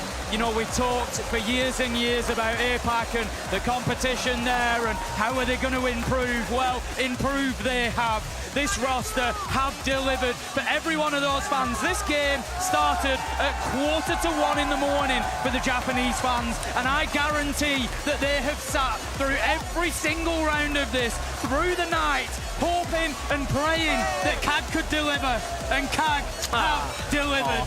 Me and Meek. I mean, again, there's going to be more than one person crying over this one. I guarantee that. The big question now will always turn to, can they do it tomorrow? They've got to go up against a big team tomorrow. If they can do it, we're setting more than history. Let's go down to the stage where we've got an interview ready with your winners. Commiserations to Wildcard, but all of our energy, attention and flowers right now need to go to Kag Osaka, who have just booked their spot in R6 Reload Grand Final. I'm here with Akali. Now, we chatted yesterday, and you said that your heart was pounding out of your chest when you made it into the semis. You've gone a step further. How's the heart right now? I mean, goddamn, we're such a good team! Oh my God! Grand Finals? Ooh. You did it, and you made history in the process. Yeah, ele fez história. Tem time muito bom. Parabéns, congratulations. It is the first time an APAC team has reached the finals. So proud of you guys. Shall we go further? Oh yeah, we're winning it. We're in it to win it. Vão vencer, vencer, vencer. É a primeira vez, é importante a gente dizer isso pra galera, que é a primeira vez na história que a gente vai ter um time da APAC na final de um campeonato como esse, Tier S. Look, you say you're in it to win it, and I know that you are. You've proven that. But just take a minute to understand and appreciate what you've achieved here and the history that you've made, not just for APAC, but for Japan. What does that mean to you? I mean, as always, the Japanese community, thank you for all the support. And we won't let you down. We'll make sure we're going to win the Grand Finals as well and win this tournament.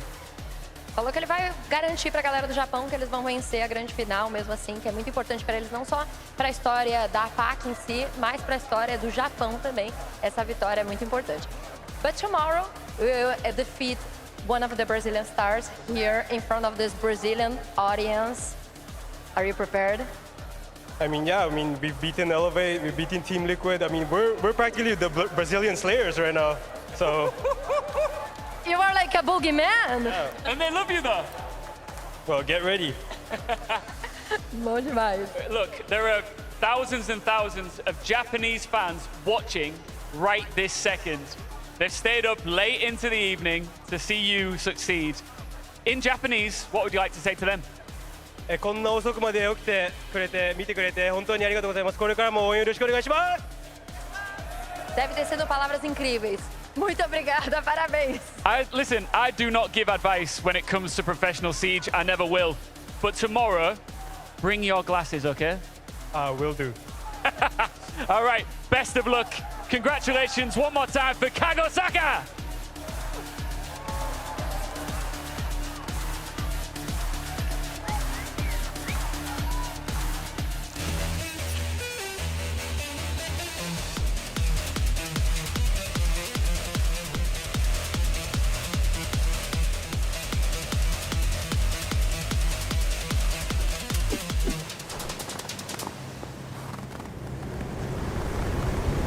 Keep an eye out for contact.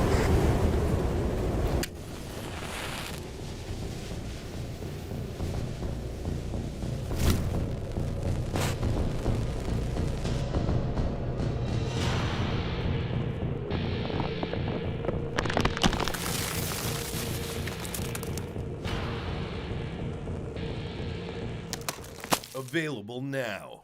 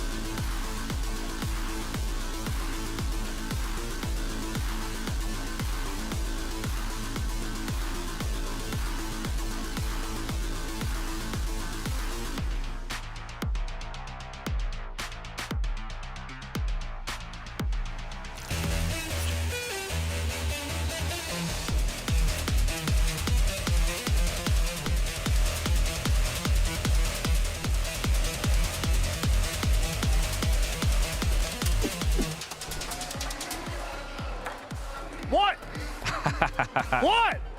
Yeah, what are you going to say now? APAC's here, baby. Mwah, let's go. Sorry, I couldn't help it. You got to celebrate. It's been a long time. I mean, the last time we saw Japanese Oregon, specifically KEG, 2019. So or even 2018, I think. No, 2019. So 19. It's definitely something for you, for sure. Look, to be honest, I think from a perspective of an APAC representative, like, been hosting in there for a while, I am a newbie in respects to what some people have done in that region. And for CAG to win in this moment, for people to understand, it's impossible to explain to you the emotions as an APAC fan to finally see them achieve something. You're literally shaking. I am. I didn't expect this to happen. I genuinely did not expect this to happen. I was gonna say, coming to this tournament, I didn't give KEG enough credit. I absolutely just did. I wrote them off of this tournament at the start. Yeah, I don't think anybody expected KEG to be one of the teams to make it to the grand final. I mean, we were talking about a theory crafting, and everyone was really impressed with what we saw from Wildcard and KEG. It was a slow burn, They came out the gate, lost to FearX. They were able to bring it back, get a win to Liquid, make it to the main stage. But since they've been on the main stage, beating FearX, beating Wildcard, now they're going on to face their hardest opponent yet. And obviously, a lot of people are going to be looking at them and be, oh, well, their side of the bracket may have been easier, but they deserved it. I mean, in this game, we literally saw KEG come into full form, slowly losing Chalet, bouncing back, and then winning. It's almost like they sucked all the power of Wildcard out. And now all of the praise that we were giving Wildcard, we could say the exact same thing for KEG. The way that they played Border was amazing. The team play, coordinating those individual kills, getting that man advantage, and then going for the execute, not giving away free kills. It almost is like they're learning every step of the way, and it's just finally, it's really nice to see an APAC team finally doing that. I respect that. That's a great opinion to have. I mean, you were the closest to an APAC, representative making a final. So, now we got KEG. It's very true. That is very true. Looking back on this moment for CAG specifically, I know how hard this roster's worked to get here as well. I can look at all the stats and we can break it all down, but at the end of the day, I never do this. You boys know I will never take over a show. I'll never give my opinion where it's not warranted. This roster, you know what? Roster aside, fantastic work. The organization has been in siege since the beginning. They have been there since day dot. They have supported Japanese rosters. To be fair, I actually think Black Ray or maybe Anathan has been in there for 6 or 7 years now. I cannot express the kind of support that these players have been given from CAG, the roster, the fact that they've come from the beginning, they've come so close to semifinals, to grand finals. They've finally achieved it. Again, the constant hurdles that this roster and organization has gone through year after year, tournament after tournament, and getting knocked out immediately where, again, everyone were to write them off. And realistically, I'm sure the community, I'm sure a lot of pro players are going to write off KEG from this event and be like, you know what, this wasn't a serious event or anything like that. But if you were actually watching, and you're actually a true professional player, you understand Siege at its core, you would see fundamentally KEG has improved. Where me personally, I played them, I've seen them since the beginning. This is an entire new look from what we can expect out of APAC, and I don't want to see it disappear. I want to see this continuation of what KEG can look like, and even FearX, for example, they put up one hell of a performance as well. But again, KEG, they are looking to be the best APAC team here so far. And that's what I'm saying is we are seeing KEG live work on issues in a tournament. And obviously, we've never really seen that before at any previous event. Super one-dimensional. Exactly. One-dimensional, no depth, but one of the biggest things that we talked about from the start of that lost their game to FearX was the opening kills. Since the Liquid game, they've been dominating the opening kills. I mean, Sharif had 9 opening kills alone, so much so that Wildcard was shaken to their core that they had to ban the Buck on Border to get it out of his hands just because they were that scared of him. It really looked like they were a little parasite in Wildcard's head and completely ruined their mental. Again, we talk about that one-dimensional play. I've talked about tons of APAC. They don't know how to adapt. That was always a big struggle in the best of 3. This is where we saw KEG just thrive. They were able to adapt. I questioned going into this match that they didn't abuse the bans before, whereas I thought they should get rid of the shields in the beginning. They didn't, but what do they have for it? They brought Capcam. They had something in their back pocket knowing we'll deal with these shields. We don't need to play into your system. You're going to play into ours, and that's exactly what we saw. Notoriously a chaotic team, that's for damn sure. The fact they won on a rush. We'll talk about that in a moment. Actually, maybe now.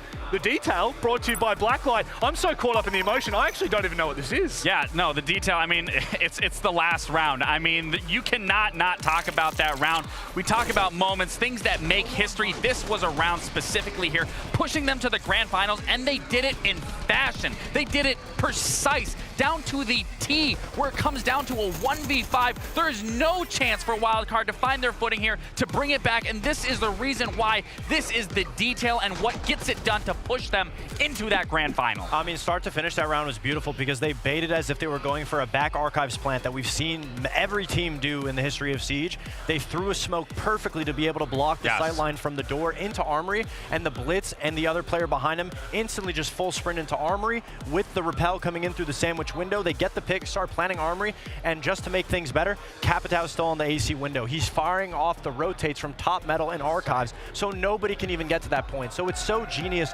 to throw a bait from the same spot and full confidence just run through the smoke, knowing that the fires are going to be behind you. The coordination and the team play was unrivaled in that match. Boys, thank you very much for joining me here for a historic moment for APAC. These guys are going to leave us, so they'll be back tomorrow. Say your goodbyes, that's all right. But of course, for the rest of you, we're going to go to a short break on the other side. Listen carefully. We've got an incredibly exciting announcement about the future for R6 Esports, specifically this year. And then, of course, we've got a banging semi-final. We'll be back after this.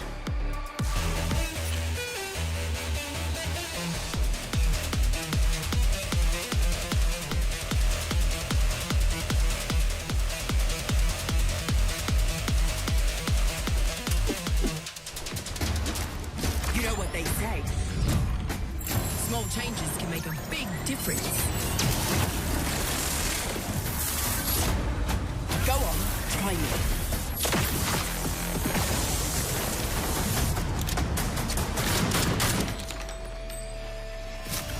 You're in for a real shock.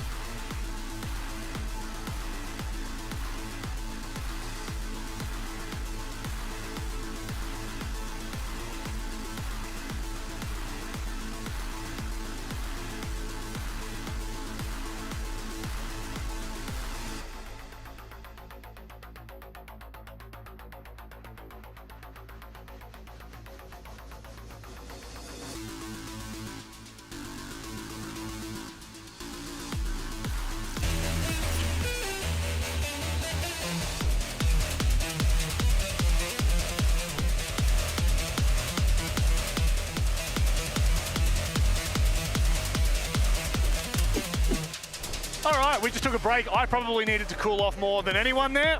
Stumbled over some words. I think the emotions got to me more than I expected. But we do have a pretty big matchup to come for our second semi-final to figure out who will be beating. I can't believe I'm saying this. CAG in the grand final, or I should say meeting, not beating. Maybe that's a little bit of a prelude. However, you can hear behind me how excited this crowd's getting. I've got something to bring to you with these two wonderful gentlemen here on the desk. Lads, first of all, how are you doing? Did you enjoy that matchup? Absolutely loved it, Rob. Absolutely loved it. Seeing CAG finally making the grand final of a major event, so good.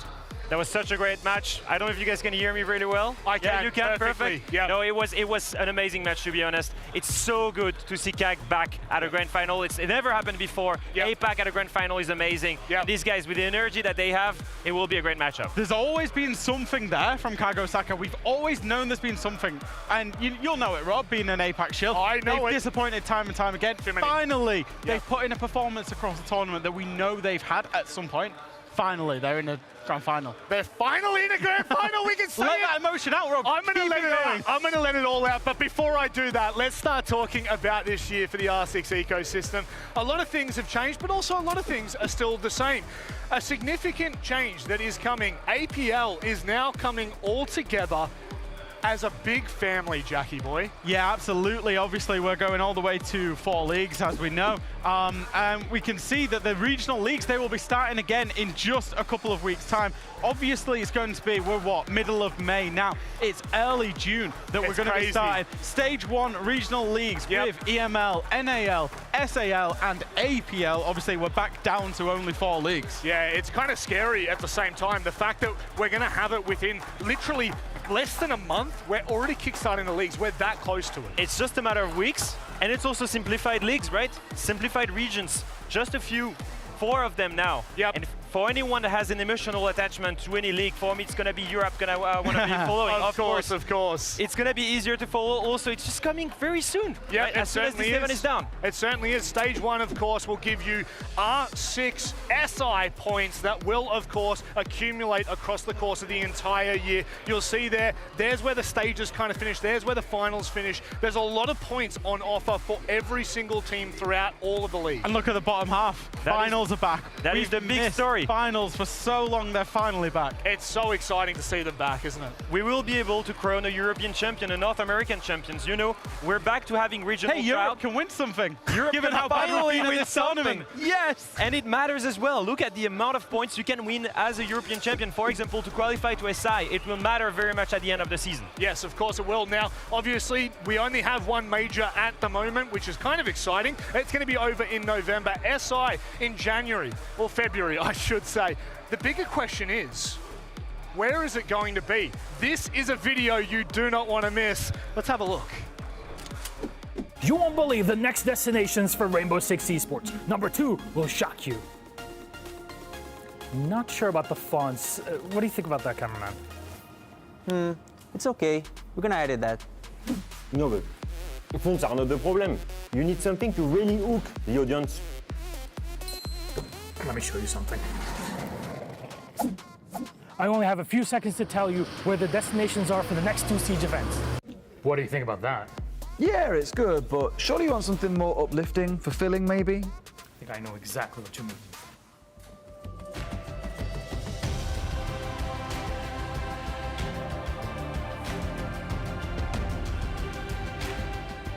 Für das nächste Major und Sixth Invitational steuern wir 2 Städte an. Wait, why is the voiceover in German? Because it's in Germany. Você precisa falar em francês, pô. Porque é na França.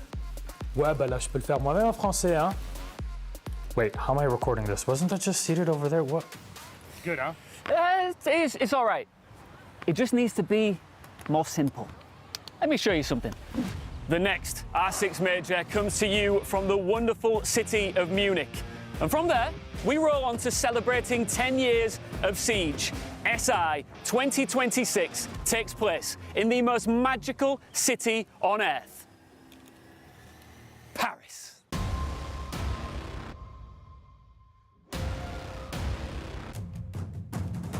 Paris. Oh là là, c'est parfait. Masterpiece. What a masterpiece. Paris, a beautiful city, the most beautiful city on earth. It's coming back to us, boys. Maybe it could come to Melbourne one day. No, that is absolutely incredible. I think the lineup, Jack, of Munich straight into Paris, could you ask for more incredible places? No, absolutely not. Obviously, the last time that we held a major in Germany, it was a phenomenal event inside of Berlin. The Europeans turned out in their masses, so I'm sure they'll do the same again for Munich. And of course, when Paris had an event, it was during the COVID era. There was no fans there. Finally, we will get the French fans inside an arena in France. I can tell you, I was at the latest major that we had in France. It was in 2018. I remember it very well because I was just starting my pro career.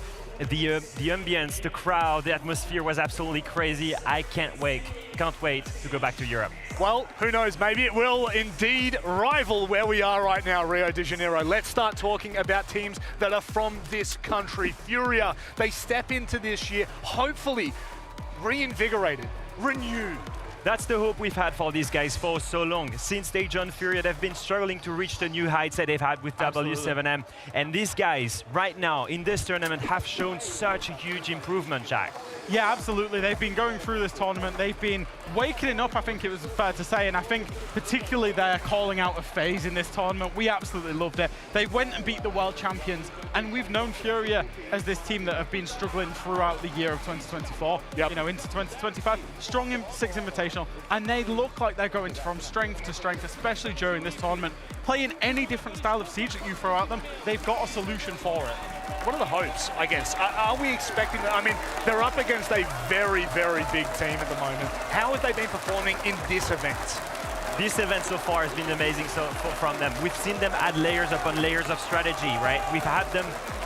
Seen them not only going with pure frag power, but also more coordinated pushes, late round executes. They've added to the arsenals everything that makes the meta right now, and this is why I think they are the widest variety of Siege they can play right now is amazing. All right, let's have a look at how things have kind of progressed for them, because obviously we're talking about it. It doesn't make a lot of sense if maybe you haven't watched since the start of 2024, Jack. Yeah, exactly. As you can see here, they were the first place team. Copenhagen Major, Atlanta Major, 6 Invitational, 3 S-tier events back to back that they ended up winning. Manchester Major, we thought we were on for the 4th. We thought we were on for the Dynasty. They obviously ended up losing that out, and then came the dip. And this was the dip after they joined the Furia organization, new organization, as the existing world champions. Comes back, strong Invitational, and they're guaranteed minimum top 4 this event.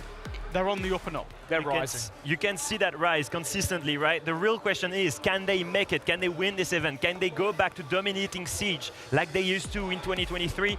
And my reasoning is, I think they can. I think they showed us that they can do it. Yep. And it starts right now against the only team in this tournament that's undefeated. It's scary to go up against that, but I guess if you are Furia, this is where you want to make your mark. Sometimes individual players can make the difference. JV92 and Palu, both players that are individually absolute animals. They are the 2 best fraggers in Brazil right now, in my opinion. If you look at these 2 rosters, they have absolute monsters. If you look at these 2 rosters, they are the 2 best teams in Brazil. And if you look at the 2 best fraggers in Brazil, they're in each of these teams. Palu stepping up massively, especially in this entry department. And JV with the amount of kills right now. He's got plus 30 kills across this tournament.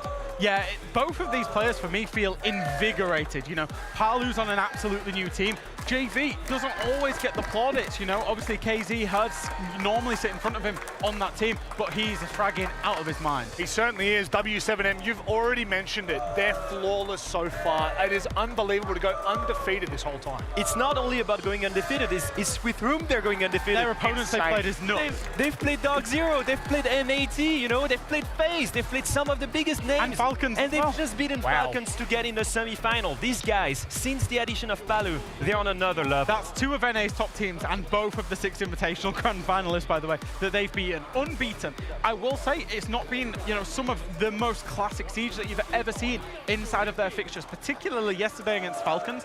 Got a few things wrong, but the hallmark of a champion team, of a great team, as we see them enjoying themselves, vibing. But the hallmark of a great team is not being able to play at your best and still being able to win. And that's what W7M are able to do. They're able to just flog out these victories. It's incredible to see a team that can perform so well and still have so much love in the actual roster. Let's keep moving this show along. Let's keep this going. I guess from one point of view, Furia is at a certain point, like when do they just create a new end to their old dynasty? I think this is the moment where it starts, right? It's the moment where they've increasingly improved their level, but once again, they're facing W7M for it. One of the biggest things with W7M, I think we can mention, is how good they are in entry. Yeah. I think if you look at their entry right now, it's absolutely insane. They're the best team in entry by far, and it's because of Lobin and Palu. All right, let's have a look at some of those clips to try and, I guess, show more about what we're talking about here, because W7M, they continue to perform incredibly well, but where does it change? I think we've mentioned it before, right? Lobin is, for me, one of the best entries they have in Brazil. This is one example yesterday against Falcons on Clubhouse. Such an aggressive play, 0-4 down, like I said, finding a way to win, but also Lobin, this is the absolute, energy he plays with, how good of an entry and opportunity spot he has. And he can even drone for himself, just like in this other situation. It's the following round. After a double entry kill in round 5, on round 6, he spots that player in catwalk. He creates the pressure with the drone by pinging him, sends his line charge to force him to not be able to move, and boom, instant punishment. Nuts. That's Lobin for you. Initially, W7M only had Lobin able to do that, but now they have Palu, and they can double up in defense, just like here, again on the same map, on the room. You're gonna see Palu here on the left side from office, gonna go down main stairs. We're watching Lobin right now. He's covering Palu for any retake, and boom, free kill for him. He can stay upstairs, he can burn even more time, and he can get a second pick on that room. That was a big differentiating factor in that round, and ultimately I thought that victory for W7M as well. And look, we look at Palu right now, again on Skyscraper, another map where he's actively roaming, gets a first pick here, and once again, he can go more aggressive. In that 3v4 situation, he will still go and grab another frag here, aggressively. That's Palu for you, is the second Lobin. The addition of these two together makes it that they're the best entry team in the tournament. And it's crazy because when this team were lost, they played with, it was Lobin and Maya that were the front guys. They lost Maya to Team Liquid, they've then replaced, they brought in Vox, they brought in Palu, they brought in increased fragging potential, and they just keep getting better and better and better. And Palu settled in really well alongside his new mate Lobin. Let's get this baby on the road. Where are we going? What maps are we going to see in this incredible best of 3? An El Clasico at this point for Brazil.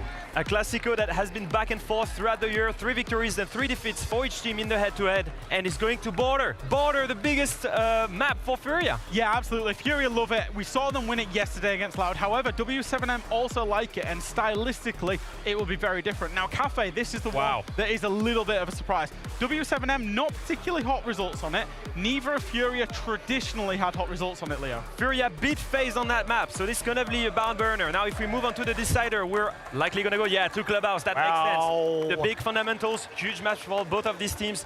We're in for a really good bloodbath, starting with Border. Absolute frag fest here. Jack, very quickly, what are we expecting? Who do you take in this map? Oh, I want to say Furia. I think they've just got too many different avenues they can go down. They can get into a brawl, they can play tactical siege, they can find a way to win, and they've got those big game players. Not saying W7M don't, I just think Furia is slightly higher level. I love to disagree. Palu waited 6 years for his title, now is the moment for it.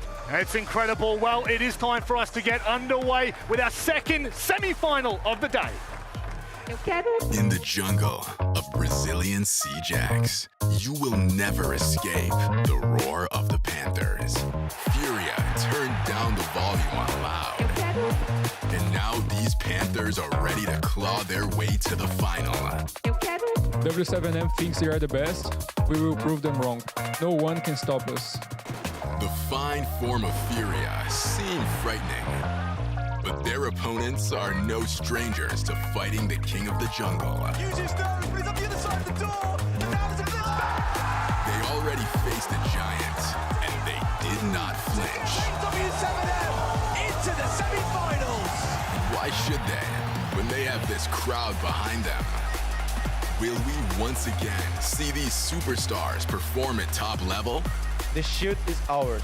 We are the best in the world. There is only one ticket left to the finals at Reload. Who will represent Brazil tomorrow? Let's find out. Furia versus W7M. The Olympic Stadium here in Rio de Janeiro is about to come to life on a whole new level here, Vivi. It's going to rock because our next semi-final is all Brazilian. Do you think this crowd is ready for it? I don't think so. We can check, we can check. Let's check. É chegada a hora, galera. A gente vai ter praticamente uma final antecipada aqui nesse palco. Mais uma rivalidade brasileira. Fúria versus W7M, Touros versus Panteras. Vocês estão preparados? Can I just ask really quick? Let me check again. I think they are not. I think they are. I'm not. Eu não tô ouvindo vocês, galera. Deixa eu checar mais uma vez. Vocês estão prontos? I think they are. But how about you? How about you, Ian? Are you prepared? I don't think I'm ready yet. Wait. Can I give you my microphone for 1 second? Yeah. Sorry.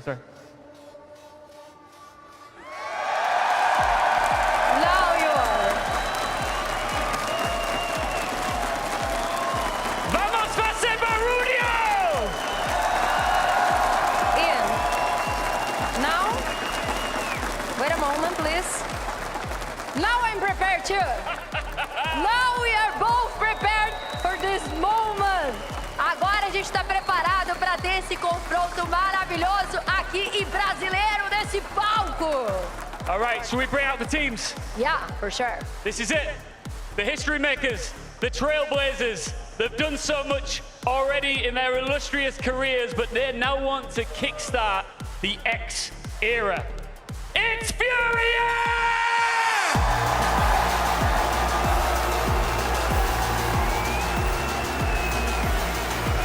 Eles levantaram o martelo bem aqui no Brasil no ano passado e agora estão de volta para o próximo capítulo.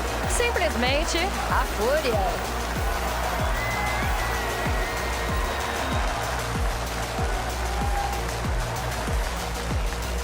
E agora recebam com muitas palmas eles que foram campeões de Montreal no Major, os nossos touros brasileiros, W7M!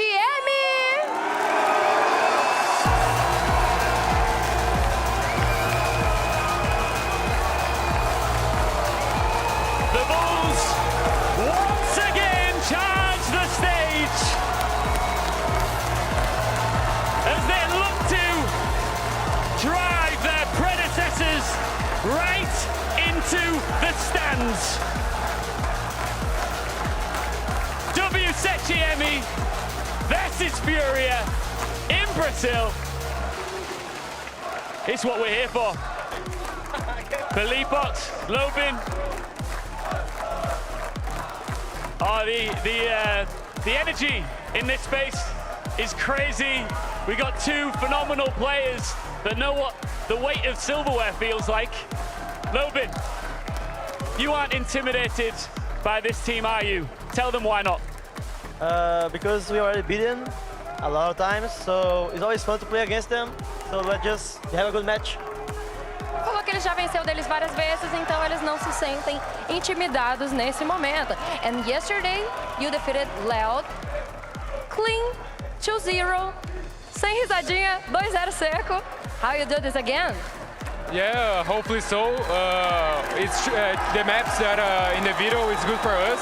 So yeah, I think it's going to be a 2-0 for us. Ele acredita que vai ser, mais uma vez, 2-0 tranquilo aqui para eles. Let's see. You've of course had success since joining W7M.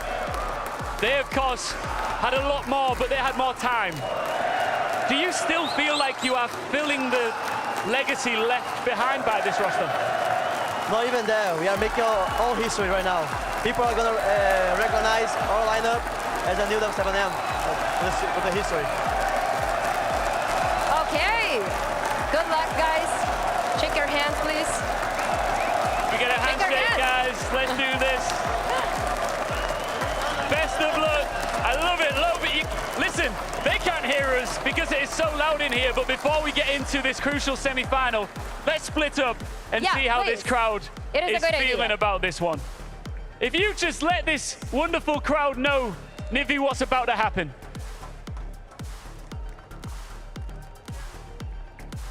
I would like to check with Dan who they are cheering for. What do you think about Ian? Galera, Eu quero saber de vocês. Para quem vocês estão torcendo nesse momento? I'll ask about Furia. Quem aqui tá torcendo para a Fúria?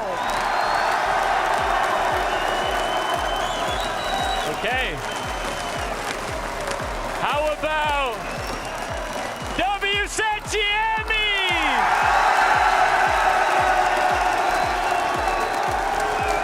I'm not sure. Let's try again, Nivi. Let's go again. Yeah, let's try again. Quem aqui está torcendo para a Fúria? Your turn. Okay. Wait. WCTM!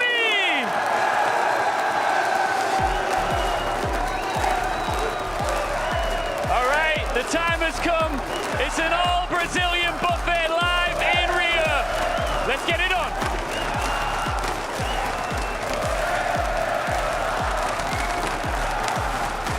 Well, it really does feel like an all-Brazilian derby inside the arena right now. No surprise, guys, the two Brazilian teams have shown up to see who can get to the grand final to now take down CAG.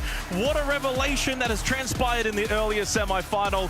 I mean, I cannot wait for this one. We had the crowd getting high. Both sides, you've got Furia, you've got W7M. I honestly don't know who to split between the two teams right now. I mean, the line in the sand has been drawn here at the arena, but splitting these two teams in recent history has been so difficult. A 3-3 record. They have been impossible to split post SI24. Now's the time for one of these two teams to step up and take on Cyclops in the grand final. We saw that wonderful infographic earlier as well regarding Furia, the once champions. Well, how the mighty had fallen but now re-risen. Starting to now look for that crown once again here in Reload. W7M, Palu looking to deny them that opportunity. And with the crowd split today, you would imagine the winner, though, will have the full crowd tomorrow against CAG.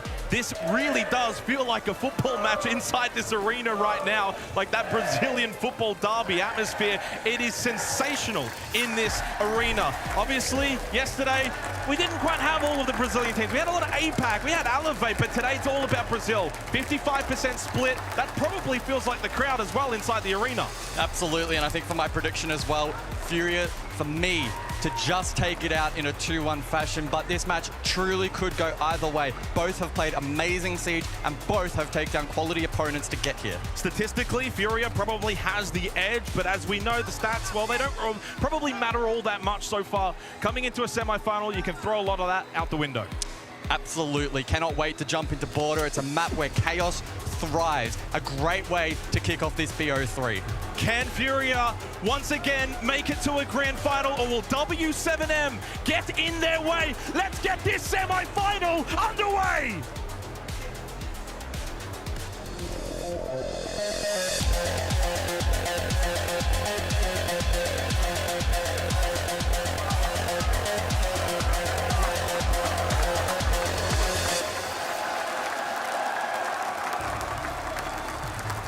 It is electric inside this arena right now for these two juggernauts from Brazil.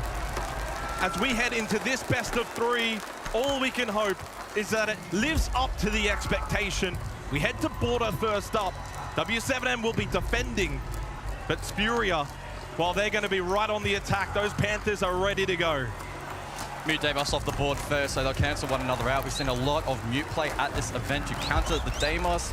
And with the destructibility available here on Border, it's understandable that they don't want to take any risks, that being that being Furia, of course, being available. But yeah, they cancel it out anyway, so it doesn't really matter all too much in the end. Followed up by the Legion Glaz. Glaz, again, another incredibly popular operator at this event whilst available. That being said, equally has been banned out quite a bit as well. As we prepare ourselves to jump into this one, top floor to kick things off. And the crowd already on their feet, and we haven't even jumped in yet. Just having a quick look as well, their quarterfinal matchups prior to coming into this match. Obviously for Furia, 2-0, they already had that Brazilian showdown against Loud, 8-7 on Lair, then 7-4 on Border. So they've already played this map as recent as yesterday. On the flip side for W7M, well, it was a bit of a longer journey against Falcons. They won that series 2-1. 3-7 on Chalet in favor of Falcons, but then the bounce back from W7M, 7-4 on Sky, 8-6 on Clubhouse, which also happens to be the decider map in this series. It's all set up to see who can make the grand final against CAG. As we head into Border, only one of these two Brazilian teams can progress. And obviously the crowd has already chosen their side. Split right down the middle between these two illustrious organizations. Can Furia, though, on attack, bring that kind of energy into Border that is required? Well, I think you want to start well, don't you? Yeah, absolutely. In the semi-final, get the crowd on your side. For Furia on the attack, the onus is on them. They have to make sure that they play fast early. Don't just kind of dilly-dally on the outside playing the exterior. Of course, top floor Border can be a little bit of a tricky egg to crack sometimes. W7M will probably look to deny a lot of these entry positions. Drone over towards top east stairs. Does spot one close by, but the drone does get shot out. Who can draw first blood here in the semi-final? As JB92 makes his way into passport check, he is the #1 player at the tournament. Yeah, every single entry point on this second floor is being contested by defense. So Furia elect to lurk below, get a little bit of control, and then think about the next step, how they're going to pinch out set positions, contest Nitro Cell, and that's the first pick in this series. Logan onto KZ. That's a huge start for W7M and a good utilization of that Nitro Cell. Gets rid of KZ. Looking to answer back. Herds up east stairs. Did take a bit of damage on the way up, but finds himself wounded. Furia would have been so desperate to find a quick response, but with Nate also taking some damage, W7M in a perfect position to kickstart with a Border defensive round. Aggressive from Volbs, but able to peel back, gets the drone. Not going to contest that position, doesn't have the supportive utility, so understandable that he will fall off that position. Again, W7M man advantage. They now have the positional advantage as well. Hers taken low, on the ground, dead. Logan again. A second kill to begin in this semi-final, and with 60 seconds left, Furia finding themselves on the ropes in this opening round. Just unable to break through until that man in picture, JV92, finds the opening kill for Furia.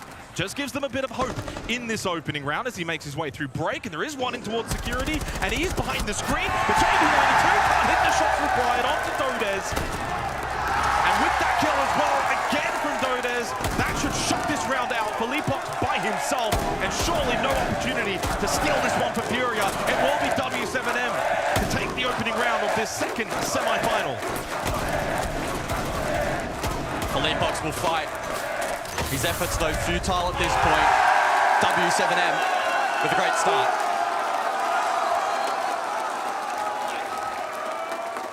It all starts off with that Nitro Cell. Gets the opening kill, and it sets the tone early on the defense as well for W7M. Just showing that they're going to be in the face of Furia. They're not going to be scared to take the early contact fights. They're happy to make sure that they do not allow map control to be taken here on Border, so important. And Furia probably, in the beginning portions of that round, a little bit of hesitancy maybe did set in. But yeah, wonderful Nitro Cell. We get to see the angle of it this time by Loban. Just couldn't win really any battles whatsoever, Furia. Border itself as a map so far at this tournament, 56% defensive win rates. I mean, on the verge of that kind of flip coin, 50-50 sort of map. We know attacking teams can certainly do well on Border. Maybe not so much on top floor.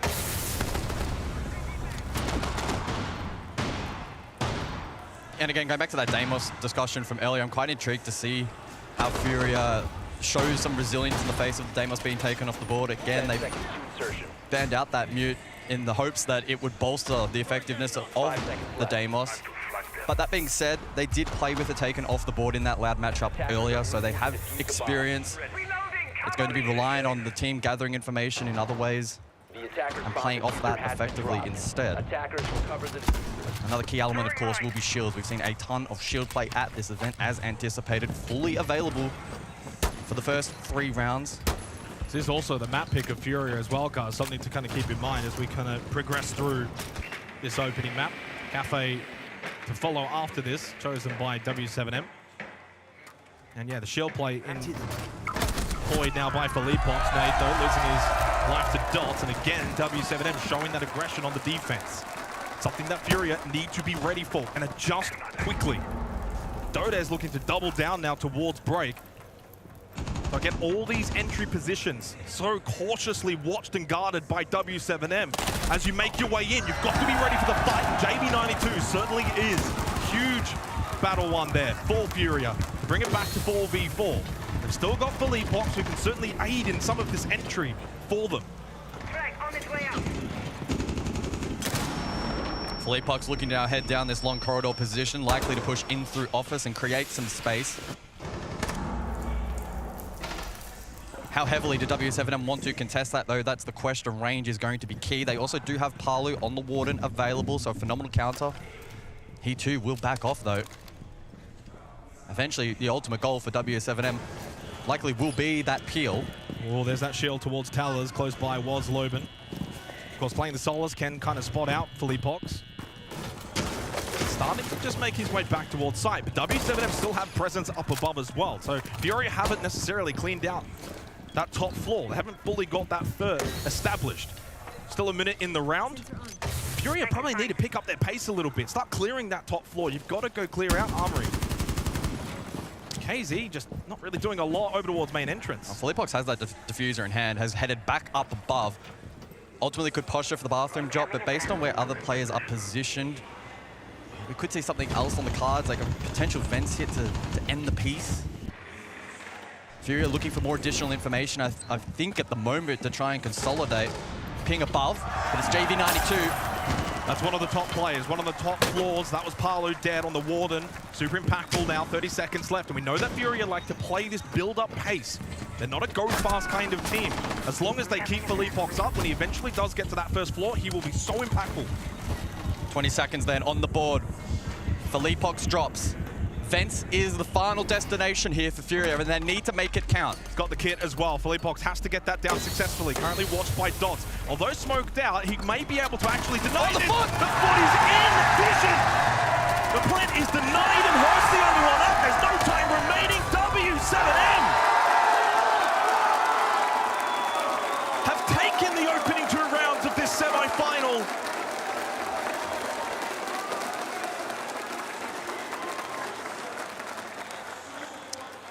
Big build-up for Furia in that round. They tested a couple of different positions and a couple of different avenues. Eventually, they were able to flush out above. It opened up the routes over towards Vents and ultimately going for that turret plant underneath the window position. Smoke placement less than optimal. Foot was exposed. Really good denial up close. Furia immediately then tried to respond, tried to trade it, get control of that diffuser back once more in towards site. But the rest of the W7M defense was absolutely rock solid. They kick-started with the first. JV92's been doing his absolute best through the mid-round to try and fight back. But Dots with an absolutely spot-on denial. Nothing JV can do inside of the barbed wire. Herds, he's up above, out of position. W7M off to a very, very, very good start at the moment. Yeah, I mean, they haven't really done anything wrong, and that's maybe an issue for Furia. They haven't had any mistakes to capitalize on. You know, when an opponent or opposing team makes errors, you can kind of look to, you know, punish that. But W7M haven't really done anything wrong so far. Their entry battle engagements have been perfect. They're winning those flawlessly. Then they're able to fall back, keep map control away from Furia, and then play the site and the site execution perfectly too. I mean, it's a dream start for W7M. And Furia have to sort of wonder what's going wrong to begin as Volts goes for the run-out kill onto JV92. Not just one of the 2 hard breaches, but the best player at the tournament now out of this 3rd round. It's all W7M. They are setting the tone early. And a large portion is to their ability to still show fight through the mid to late round as well. So that frag power off the board makes things very challenging. One of those primary hard breaches as well. And that will have impact dealing with this utility on the board of the defense. The castle barricades, mirror windows to an extent as well. Just adds another layer of difficulty for Furia in a match that, at least in the early portions, isn't quite going the way they would have liked. And I think W7M playing into that slow pace of Furia. They know they want to set and prep, but they're not ready for the aggression. Just compounding their advantages more and more. Finally, though, Philippox able to answer and get one back, but he is low from his engagement. Another logic bomb, soon ready. Does find the kill onto Dots and equals things up. And certainly now maybe one of the best opportunities for Fury in this first half. Now, Palu's in armor, I was just about to mention, could get pinched and does fall. Palu yet to find a kill in this match. So down to Volts and Dodas to keep the good times going for W7M. They've got 90 seconds to ward off the 3 attacking members of Furia towards top metal. Dodas spots him close. Maybe a battle he should have won, but wasn't prepared for it. Volp's trying to help out on the backside towards officers as Dodes finally does shut down KZ. And don't forget, Filipov is so low here, so Nade needs to go big as a support player. How is Dodes still alive? He's under an immense amount of pressure, but able to reposition. And Volps now can come and aid. Don't forget, there's still a minute in this round. If Furia want, they can kind of dictate the rest of this. They can slow things down a little bit, play together, but the low health Filipov eventually falls. All down to Nade outside in the exterior. Dodes spots him from break, lights him up. And now Dodes and Volps can just play together as a duo. Full back play sight, make it almost impossible for Nade. And the crowd's starting to get on the side of W7M. Nade with no information. Very little chance of being able to win this one out. Footstep heard. The rotate east. Surely not. One above, one below for the duo of W7M. Nade must hit a quick headshot, but Dodes peeks over from waiting.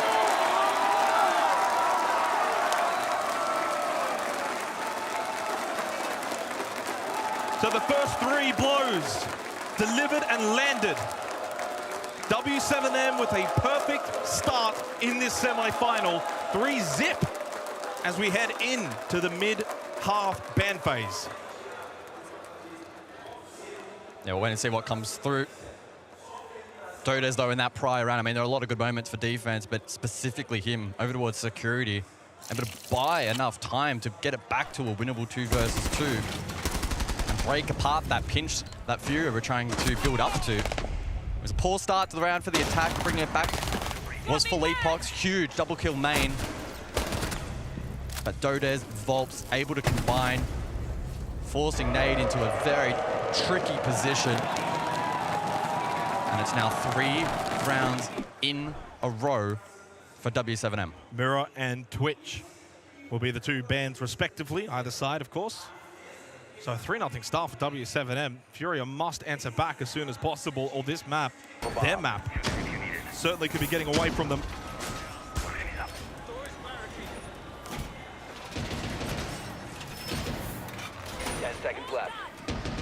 So site rotation then. It's a tricky position for Furia.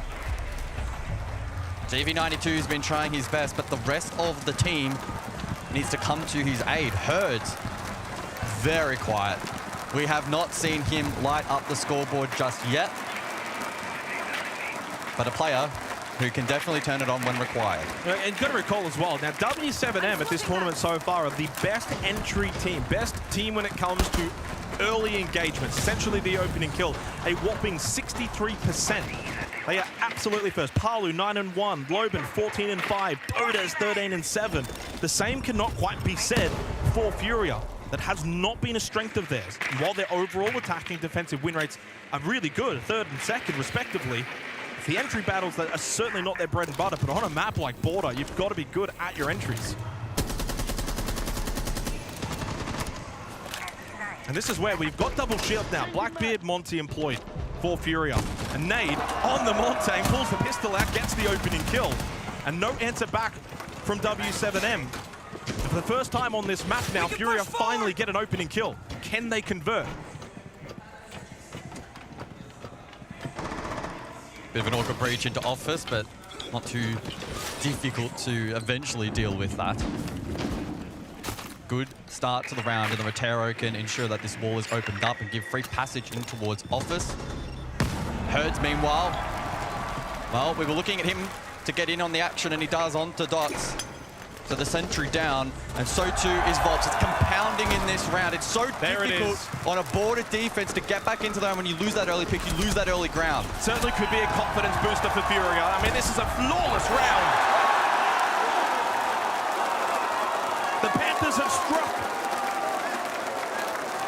And while they've given W7M a head start, they've now entered the race.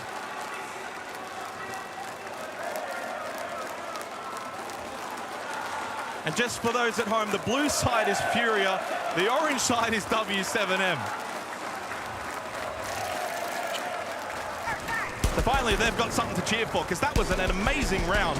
Nade, the whereabouts, to pull that pistol out on the Monty, and it was the double shields in the end that actually got the opening 2 kills. Every single fight bar the last in that replay package, uncontested picks. The first two especially egregious. With Monty posted up top east, play getting cord 90. And then the follow-up with the lurk down below as well. So some signs of weakness there from W7M, and Furia able to capitalize. Now, one thing to circle back to as well, and it becomes critically important in the second half, Furia are the #2 defensive team at this event. So W7M need to ensure they have a very strong buffer. Otherwise, Furia could well and truly pounce back. Well, we know that Furia are very capable of bringing matches back. It was only a 3-0 start. What about a 6-1 start? They've done that before in Brazil. But now you got to follow on. You know, you cannot allow W7M to really get any more rounds, bring this back, try and get it to 3-3. And I'm expecting probably W7M to probably double down here on the early aggression at these entry positions. That last round, they kind of were a bit back a little bit. So quite a change of pace from what we saw of them in the opening 3 rounds. And the cautiousness of Furia, I mean, we've already seen this position from Loban, and while it did get the opening kill of this entire match, surely this time he gets droned, and indeed he will. Furia will not allow that to happen a second time. Flash JV92 went to lurk below, but Loban repositions. And he should find the kill onto her. The Blackbeard was shield down, gun up, and he will be punished for it. The micro. Oh, KZ! Slips, falls, and Loban collects a freebie on the Nitrocell. Trade from JV92 from below. Needed that one desperately.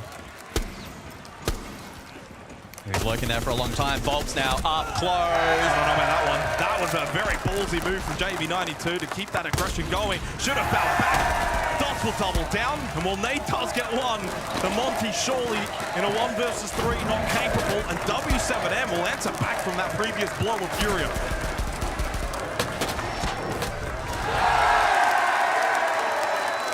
That's better. W7M playing much better perimeter defense there, making it near impossible to just get into the map. Good contest over towards that break room position. Top east as well, not forfeited for free. Contested that really well with the smoke. And Furia continue to look a little bit iffy on the exterior. That's, again, natural for Border, but it's proven to be a very, very real challenge for them. But again, very strong defensive team. In this next round, they're still in a decent position. Yeah, as you said, second best, 68% defensive win rate for Fury at the tournament so far, but it's 62% as well for W7M. They're no slouches, and we're seeing that firsthand. And again, it all comes back to those early engagements, and for Loban as well. He gets droned out. He's in a position where he wants to get that Nitrocell. Not that one, but the previous one. But he's not just falling back playing sight. He's not playing scared. He pushes forward.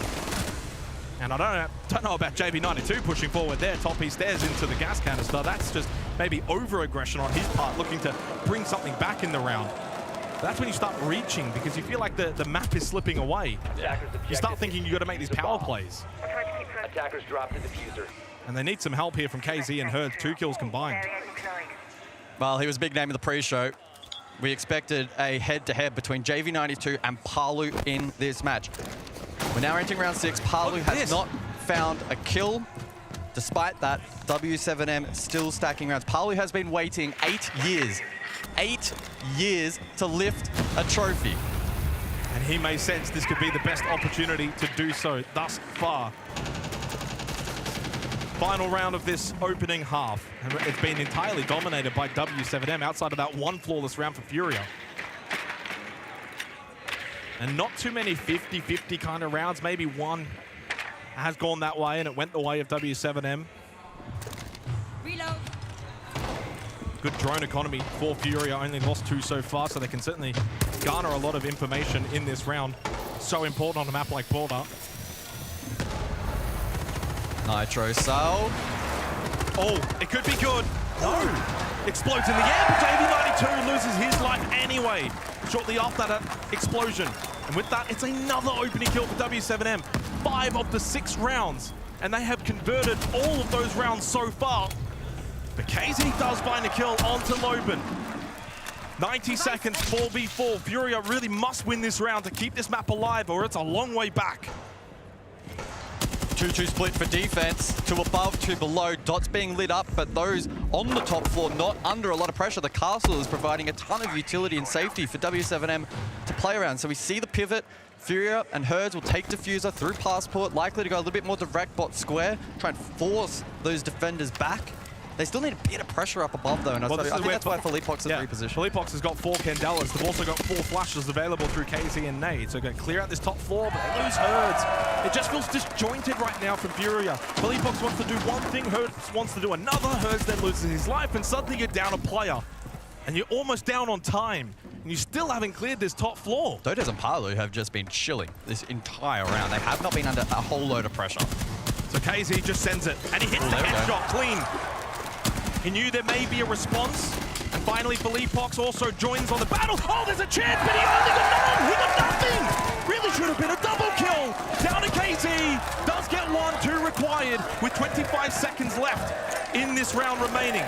His one and only flash gets him down into bathroom safely. 1 close left, and look at these 2 players, both low in health, but he doesn't have the kit, so he needs to pick up this pace. Will push forward, but the swing, it's immediate, it's snappy, it's 5 rounds for W7M.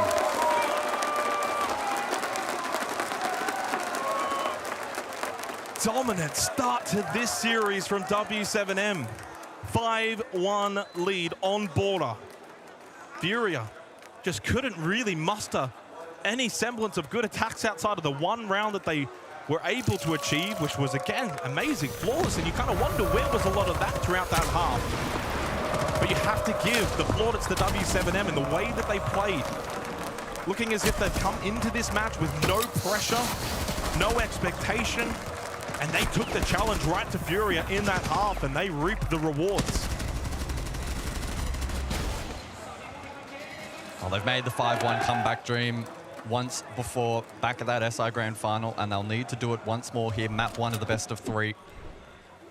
If there's any team in the comp that can pull it off, it's Furia. With a strong defensive showing at this event so far, and a history of just being so resilient inside of the server.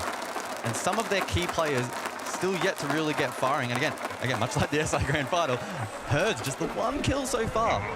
We know he can be so impactful if he's able to fire up. It's been a rough tournament, though, for Herds. Yeah. It hasn't been his tournament. 57th for EPS, 95. So it's below that 100. It's a -6 KD, 11-8 on entry, which actually is the best on Furia. Again, that's kind of their weak point.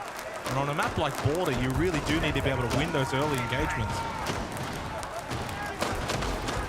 And the beauty for W7M is they haven't even needed Palu right now. He's 1-5, but if you're unfamiliar, this tournament, he has been sensational. He is their highest rated player at this event. 11th in EPS overall, 113, 61 and 43, and 9-1 on entry. He has been blazing hot, and he hasn't even been required in this match, and they're 5-1 up.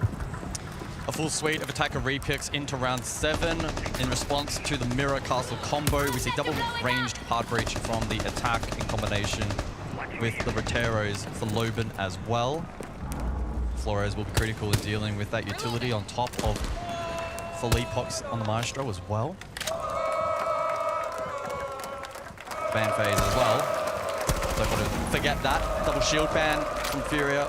W7M taking Azami smoke off the board. So expect this half to play out in quite a different fashion, a different dynamic. That's what we've seen at this event so far with CJax. I think W7M is certainly capable of playing with a little bit more fast pace on the attack as well. That's something Furia is going to need to be careful for. Of course, no shields. 2 of the shields dealt with. And ironically, Ossa having a shield available this round for W7M. They don't pick up the pace straight away to begin this second half. Furia happy to also sit back, so you can already see the contrast in play styles. First half, W7M, they're all at the doors or at the windows, entry positions, wanting to take fights. Furia just sitting back. And this is going to make it a lot more easier for W7M to get into the positions they want to get in to set up for their attack. Yeah, Palu to play flank watch below, rest of the team to work away at that utility office across.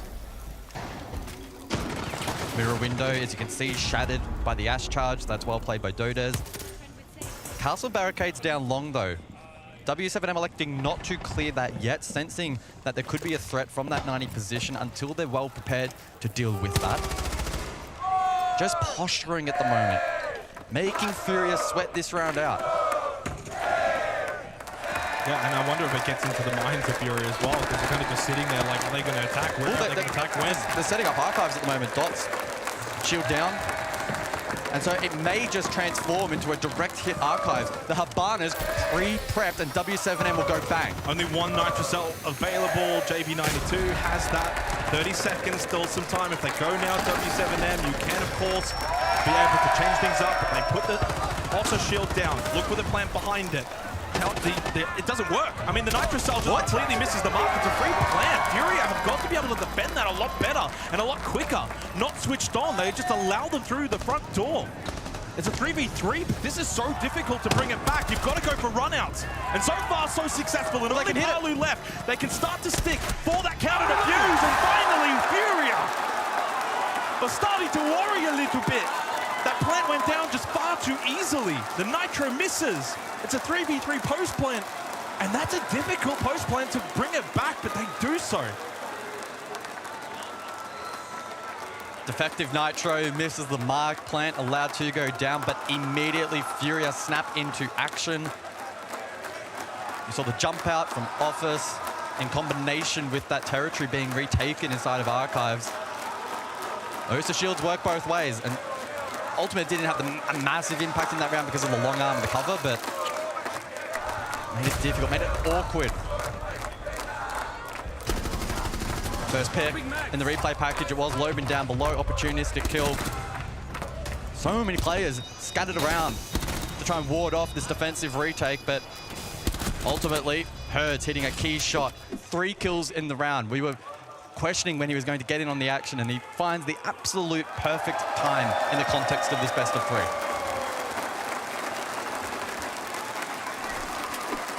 And it just wakes up their side of the crowd a little bit as well. But all W7M chanting thus far.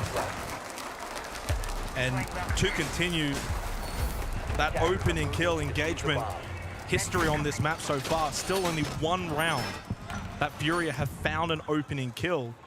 But that previous round, Guz, was the first time W7M couldn't convert theirs.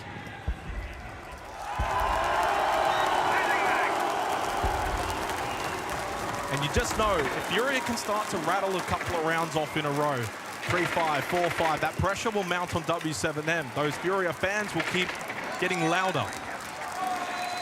They are a momentum-based team at times.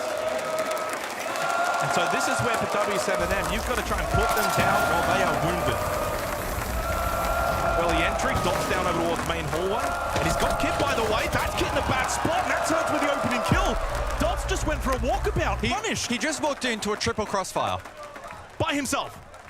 That might be the first real blemish from W7M. And Dota's going for KZ as well. And Herds and KZ, that dynamic duo for Furia, is starting to activate here on Border. And that's a difficult diffuser to now recover for W7M. Ooh. Palu almost got a freebie. Now he needs to be the one to try and break down this Office defense, but they're filing in 1 by 1, and Furia are cutting them down with ease. Simplicity at its best right now for Furia. Key positions, and W7M just walk into the nest. And Loban's down. It's probably out for the count. That's flawless. But it's a round full of mistakes riddled by W7M. Furia will happily take those mistakes and punish them, but for W7M, what was that round? I wish I could explain it. I was looking across at the overhead that we have off screen. Triangle cross established in Office, so 3 players ready to go and swing if there's contact. The trade not even required. Absolutely a nothing round there from W7M. But the crowd not too deterred, still cheering them on. Furia lighting up once more as well. They retain the lead, 5-3 scoreline. Vent Workshop for round number 9. And they had info on it as defense as well. I mean, easiest kill you're going to get in this series. Yeah, I don't think you're going to get an easier round than that if you are Furia. They'll know full well that that was kind of a gimme round. W7M just kind of fell asleep at the wheel. But you're going to have those moments in a best of 3, right? You are. Over the course of an entire best of 3, that's going to happen. Yeah, it's about the bounce back. And it's about the punishment. And Furia certainly laid down that punishment. W7M Bull trying to keep the crowd spirits alive for W7M, but they have now lost 2 rounds consecutively for the first time on this map. Brings it to 3-5.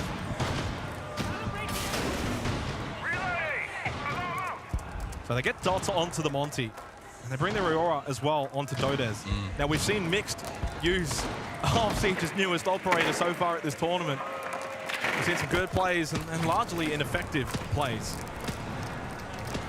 And a lot of disposition as well with the Yin Candelas. You got the Lion E1Ds, Deimos. All signs point towards this being a direct front door hit. Early utility from Palu, early Lion scan, early jump in. Early plant as well. That's the plan. As Dots is looking to get that down in towards Bench. There's no denial. It will be another successful plant here for W7M in this half. But last time out, Furia were able to respond, win the post plant. They'll have to do so once again, but so much more difficult now. So much information available for W7M. The E1D goes out. KZ, surely this doesn't work, right? Just sticks it, but they've got the angle. And while he's not dead, he's certainly wounded it in a bad spot, in a bad way. Nate will fall, and finally that Vigil 2 with Hurts by himself, and this time the fast entry from W7M will reap the benefits, and they will take match point here on Border. The map pick of Furia with that power play.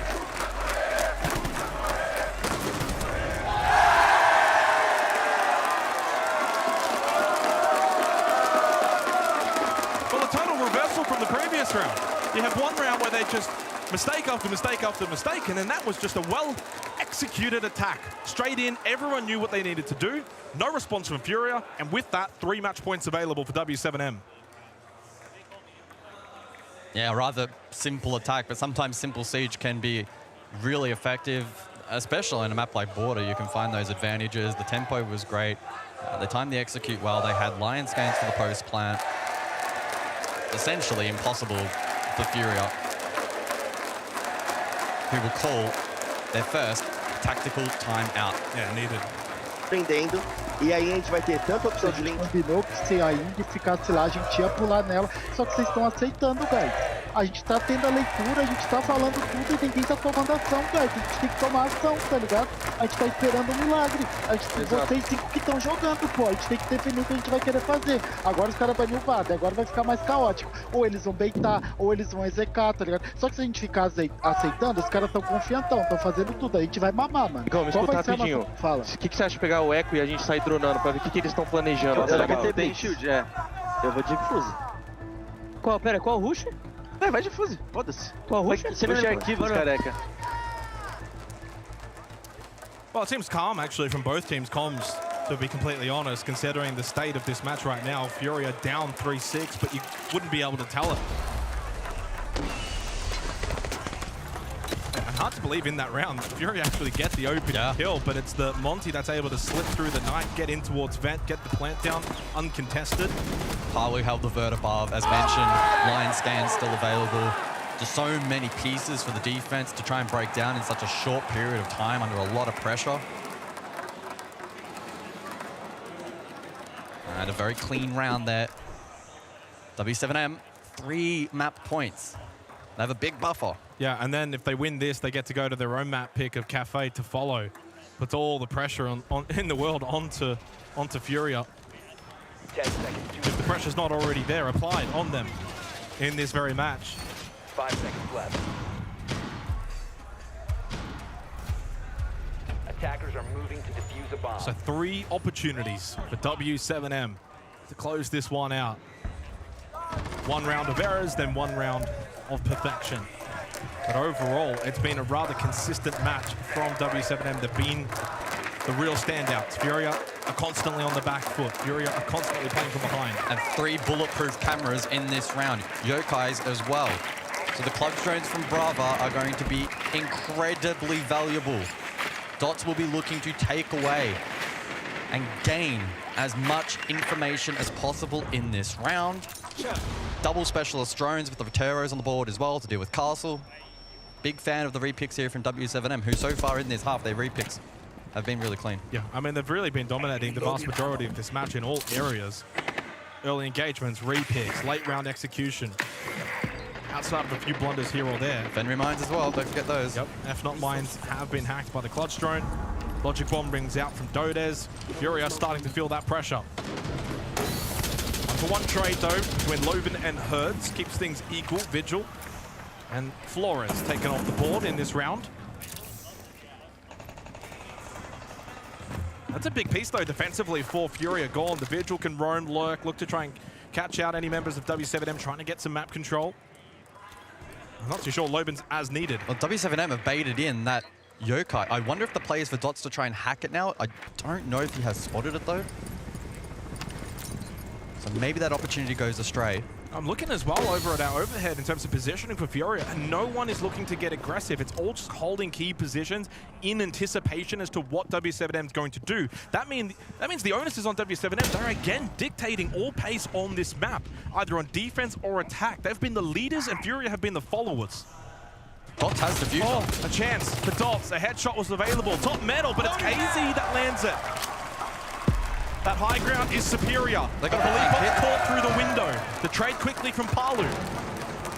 And Keys falls down immediately, so they have control of Diffuser. This is a very tricky round now for W7M. And Nate just wants to sit towards the site, JB92 as well. So you got 2 up, 1 down. And as you said, difficult now for W7M as to how they want to unlock this round. And there's not a lot of time as well for them. Only 30 seconds left. They can't keep posturing outside. And only 1 drone for information as well.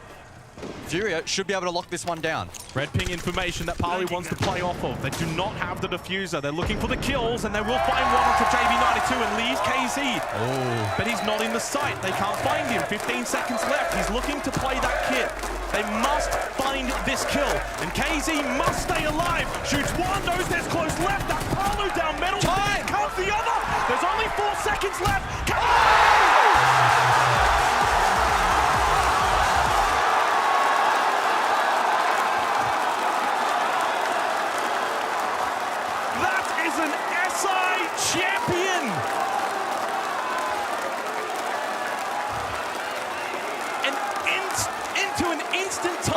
For W7M. Na minha opinião, a gente muda a nossa pra jogar.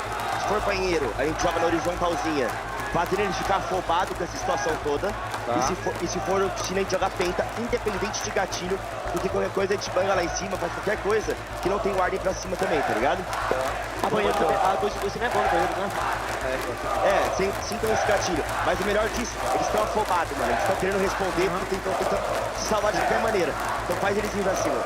Vamos jogar nessa intenção, tá? Esses splitzinhos, você acha? 2-2, acho que 2-2 é a única que a gente pode fazer fora as 2 horizontal. Pra mim, a gente joga por horizontal e deixando eles vir afobados pra bater. Tá.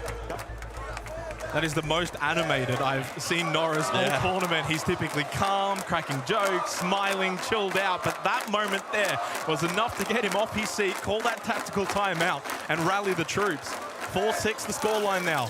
An incredible play from KZ, but it goes all the way back to when he gets that kid on the floor and plays that as the win con. I mean, that's the beautiful part about the story of that round. He gets a key kill, gets Diffuser on the ground, and then finds all 3 kills. Time was a big win con as well, potentially, in that particular occasion. Either. But he gets out the short, he gets the kill, doesn't play timid. Now, is that enough to light a fire? Yeah, I think so. Under Furia, with 2 more rounds required to force OT. KZ is now 12-7. Top 10 rated player at the tournament so far. Plus 18 KDs, 71-53 coming into this match. No surprise that he was able to clutch that out. But how the W7M respond? Because again, Furia have not really had the ability to control a large portion of this map. And they also have to make sure that the moment doesn't get to them and they start getting a little silly.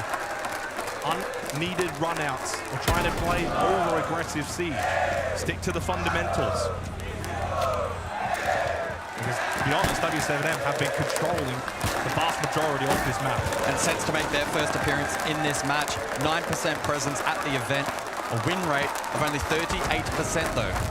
But it has impact on border at times with the ROUs, and those shield screens, of course, now can be toggled. Well, we've typically been seeing it in counterplay to the Warden. Warden has been banned out. The Warden also doesn't affect the shield screens anymore. Exactly. Triple shield ban as well, which means for W7M, Over towards he stares, and Philippos hits the headshot onto Dots, who got aggressive on the fuse. The one shield that... Goes down as well with knife! And that's headshot for KZ, and Furia finding that magic!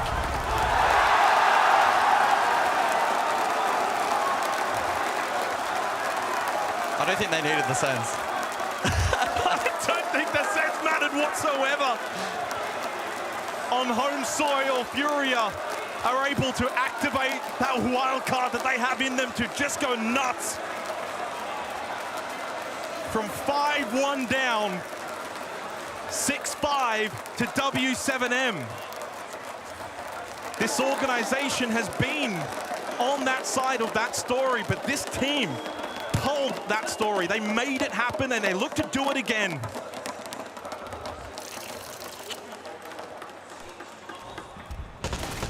Well, it'll be a short highlight package for this round. Philippos under pressure. One followed up by the second. What is that? Had to go for the knife at that point. I think Palu's keyboard must have disconnected because he just gave up at that point. Furia able to win the round in a very snappy fashion. It could all end here, though. Could be a 7-5. And what a downer that would be then for Furia going into the next map. All that hype, that comeback for nothing. W7M have still got one opportunity to close out Border. 5 seconds left. And how will they look to do so? So far, you kind of look at this half and you think what's been really good for W7M has probably been when they've gone for those fast hits. Looking to get plant down, looking to execute into sight, not playing roam game, not trying to get little engagement battles on the exteriors, just hit sight, get it fast, but they do not have those shields to help them do that as much. We saw them try to bring the fuse, that didn't work. Yeah. So they've given up on it entirely. Makes it a lot more difficult for them to now play the way they want to play to win this in a cheesy way. They're gonna have to win it outright. Triple shield is limiting. Warden off the board, though, could be an enabler with Palu now on the Ying. We've seen on a few occasions him use that effectively to gain space. Again, sandwich window. Do they shape up once more to go direct? Diffuser dropped. Nade for the first, that's the Ying. 4 of the last 5 opening kills now to Furia, starting to gain ascendancy, but a quick double from Dodes and Loben. But KZ out front entrance gets his 14th kill of this map. It's a fast round, that's what W7M wants there, but then spotted from behind, JV92 gets a freebie. Dodes checks the angle, but then JV switches off. Loben gets the free trade. And while it's down to KZ and Herds versus Volts and Loben, there's still so much time in this round. Herds is in office. W7M have a read. Trying to get Kit. He falls off. And this is where Volts and Loben do not need to panic.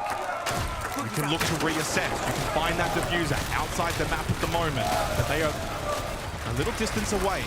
Trying to find some information, trying to see if they can catch KZ and Herds on the roam below. Loben eventually does reacquire the diffuser. Loben has a drone as well. There's time to use that potentially. One scan as well. Here is said drone. And this information could make or break the map for W7M. Yeah, that vigil is so annoying to try and find now. Didn't really find all that much. I mean, pressure over towards custom. Don't really have the drones either. Nor will that really be that impactful against the vigil. So straight down metal stairs. KZ, the peak, the headshot, the moment.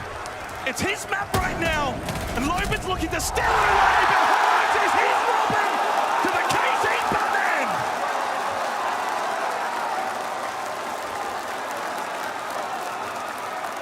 Never count this team out. They have done it before. They've done it once more, and they could do it again in this series. Until it's been decided, do not count Furia out. Just so precise, so disciplined in the last few rounds. We have to close that out, playing high-quality Siege. Well, they've switched things up, so they're starting to be a little bit better in the early portion. 4 of the last 5 rounds, they've now won opening engagements. They're converting. They're looking a little bit more dominant. They felt more comfortable on the defense rather than the attack. Just an incredibly defender-sided Border Guards. How often do we get to see only 2 attacker rounds get 1? But in the end, if you look at it holistically, it's down to KZ. Not just in his overall numbers, the 1v3 clutch, playing the diffuser, even in this round, 2v2. This is an aggressive position and an aggressive swing. He loses that, they probably lose the round. KZ has got them into overtime. Absolutely. And now for W7M, what do you do? They remain on the attack through W7M. But so far, the only successful round they have found was Bent Workshop. Yeah, and it was off the back of the pocket rush. With the Montaigne that is now banned out. Again, reminder with the new ban system, they stay the same throughout overtime. In the next round, it'll flip back to the first half bans. Amaru in play. Yeah, I mean, maybe that's the alternative. Fast rush Amaru grappling hook, but it's not as safe, it's not as comfortable as having a shield. Yeah, I'm quite curious to see what the endgame plan is for W7M and if they are really going to be able to extract value from the hook. Yokai's again in play from Furia. We don't see. Well, they've got Frostmatch as well, Goo Mines, Yeah. Yokai Drone. They've got ability to deny a fast attack here from W7M. I think for W7M here, they probably have to go a little bit more conventional. Can they flush out, find a kill or two, then go for the fast hit, rather than trying to do it all at once? And so far with their posturing on the map, they haven't really got a whole heap of that map pressure. No one inside the building for W7M.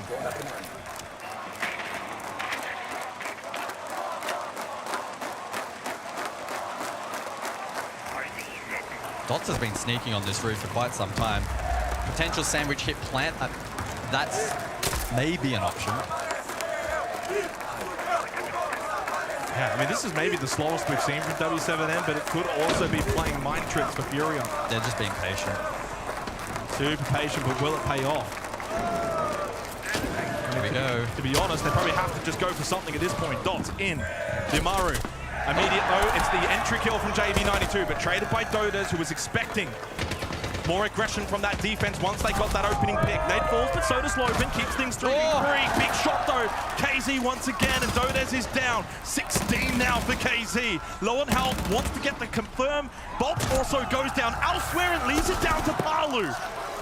In a 1v3 with 50 seconds, in an insurmountable position to make his own moment, to match KZ from earlier. That's one, that's hurt, 2 to go, and 1 is low, but that low player is KZ, and so is Palu. 40 seconds. Palu desperately wants this trophy. He desperately wants to win this round, but Furia don't let him have it. Match point, Furia. From 5-1 down.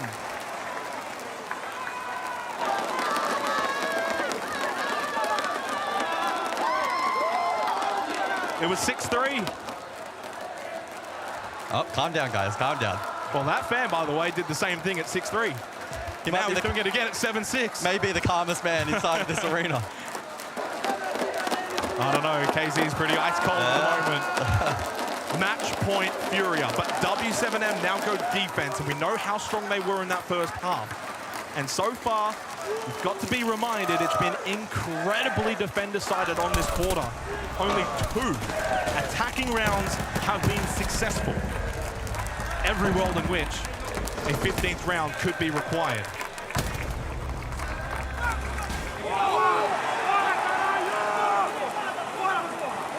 Cafe to follow this. But who takes the advantage into that map? Right now, Furia have got 2 opportunities. 10 seconds left. Oh, they're thinking about the Rayora as well, guys, and that's a ballsy call at this point in a match. But they can also kind of go for broke here because they know they've got defense to follow this if needed, if required. And they do lock it in, along with the Blackbeard.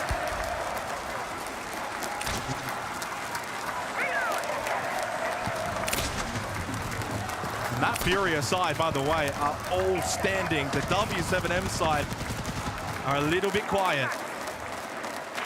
So much momentum now with Furia. Lost a lot of drones to begin early. A decent start for W7M in managing that drone economy of their opposition. It won't be direct here. At least not initially from Furia.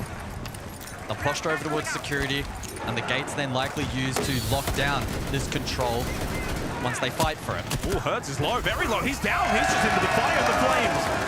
The Vulcan canister will be his demise, and Philippons goes down as well. Furia trying to amp up the pace in this attacking round, but it all falls apart. This defender-sided board just keeps on presenting such difficult obstacles for the attacking team. How does Nade get out of this position? I mean, good luck. Look at the cross. Rodos, Palu, you're in a lot of trouble. Needs someone to stand up here for Furia to pull this round back. The drone to maybe just try and draw the attention away. Dodos, and it works! Hello? Nade's able to get the kill. Again! Nade does get out the corner, and he takes two with him as well for good. No! They all fall apart!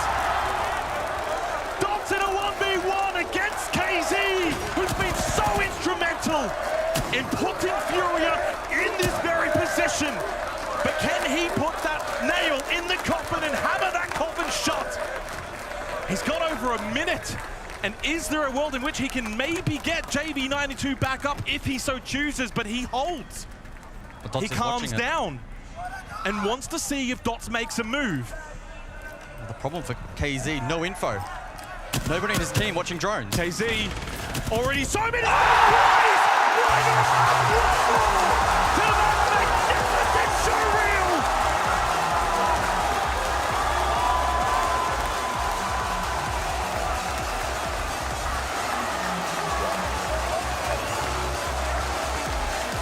That was a wonderful masterclass performance from one of Siege's best players in KZ.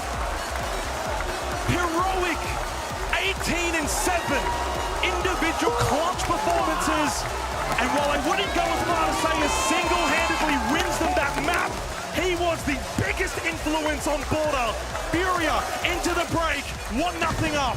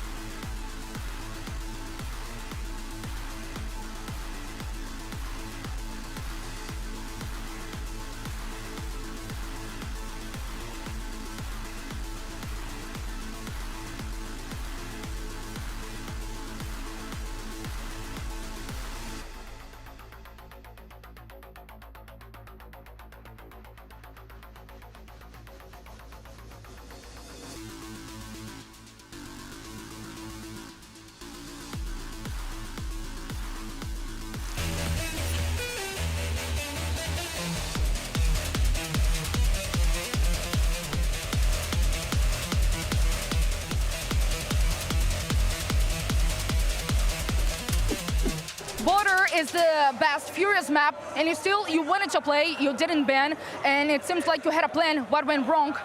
I think what went wrong was KZ, all of it, because for the rest of it, we were better with the aim, we were better with tactics, so I think it was their map. If we lose it, it's fine. They just go for Cafe now. And yeah, KZ sometimes just does things, so yeah, whatever. KZ being KZ. What went wrong?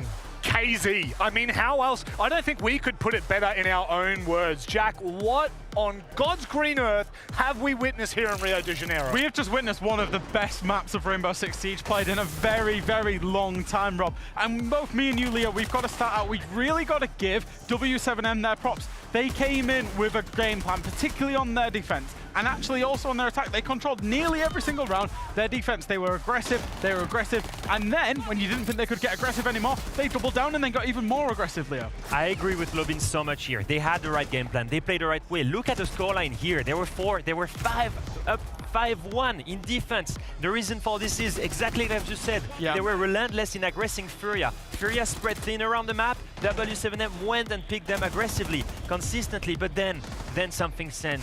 Unfortunately. KZ jumped up, the energy went up, and everyone started fragging. Exactly. Unfortunately, at the end of the day, this game is still a first-person shooter, and the macro can be great. The strategy can be phenomenal. But if you're against a player on an absolute heat, or even this clutch here, you will know that you can just do nothing from time to time. And it's exactly what we said in the pregame.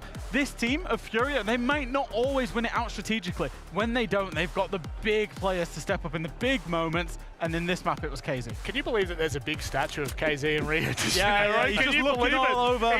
He looks over Rio for the rest of time. Unbelievable. Look at this. Look at this team summary. I mean, look at the frags on each side. On one side, you've got the best team. On the other side, on the side of Furia, you've got the best players. Round 6, KZ goes for a triple kill. Round 7, Hertz gets a triple kill. Round 8, KZ gets another triple kill. Round 10, he gets a 4 kill in the 1v3 clutch. Round 11, Felipox on his stairs gets a triple kill. Round 14, to close the match, Nate gets a triple kill. So many multi-kills from Furia, so much talent on that lineup, and that's what carried them through. I just, like, watching back and thinking back to what we just saw, obviously the fans are absolutely popping. But Jack, sometimes there are moments in games. We look back to round 9 as a very specific example as to what we're trying to talk about here. You could be the best, but you got to beat the best. Yeah, exactly. And W7M, for the most part, they actually were the best. They controlled the round so well. This rush in particular, Leo, they had absolutely everything for it. They had the Lion to go off, the Deimos, the Ying, Candelaring upstairs, as you're going to see from Palu, the Raora, which didn't quite work, and then the Monty on the plant as well. It's actually a very smart move. The Monty goes here for the plant at the same time as Ying is flashing upstairs. The Raora dies here, and that's why you see the door closing. It was actually a mistake from her. She was trying to close down that bottom metal stairs, which is an incredible strat you can retake in ranked. And that is the strategy layer that we mentioned, and that's what put them on 6-3. And then something. Then it all changes. Then KZ happens. And obviously there was moments where Furia were getting it back. But KZ here, first and foremost, he gets the diffuser cold at the bottom of metal. Then he realizes he has it, and then this is where the pure FPS, the fundamentals comes out, and he plays a 1 versus 3 perfectly. Kills the first guy, gets the second, switches the shotgun, gets the third, and really that set the scene for Furia to keep snowballing. You don't want to give Furia rounds like that. You don't, and I can tell you right now, the worst part of it, they started chanting. W7M's fans started losing their mind the second that happens. My God, this place erupted. It's incredible to see Furia come back. It keeps happening. It keeps delivering. In Brazil again. Another, you do not want to give them back momentum. These guys are fueled on confidence. They rely so much on fragging power that if you rejuvenate their confidence, they will outgun you every single day of the week. A little nugget of information as well. When the teams are banning, you are able as a coach to speak during your team's banning once it flips over to the other side, once you flip the halves. Norris didn't speak to his team once when W7M were 5-1 up. It was like he didn't think, he thought the game was done and dusted. Well, it's not over till the fat lady sings, Rob. It's crazy. The producer said in my ear, he's like, he refused to pull it down and looked at the league admin and said, It's not needed.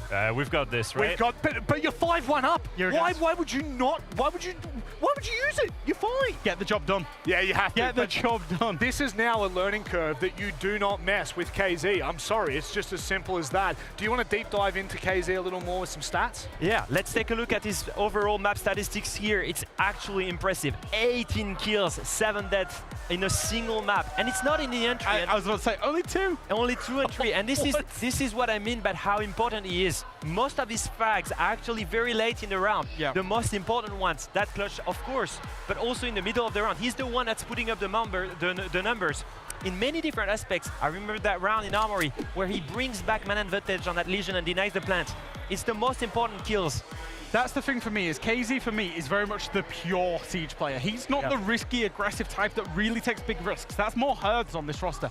KZ is the one that's playing in this crossfires, trading his teammates out, and then when needed, getting the clutches, identifying the 1v1s. We've seen it today, but he's a very pure Siege player from that point of view. One thing I can say, Jack, you said that this was the greatest, one of the greatest maps in Siege. How about the greatest map in Siege X? Potentially the greatest series in Siege X. We'll have to wait and see, but before we do, Felipox had a chat with Maria.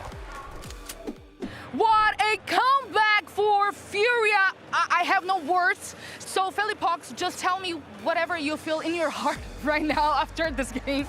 Eu acredito. We believe we didn't start.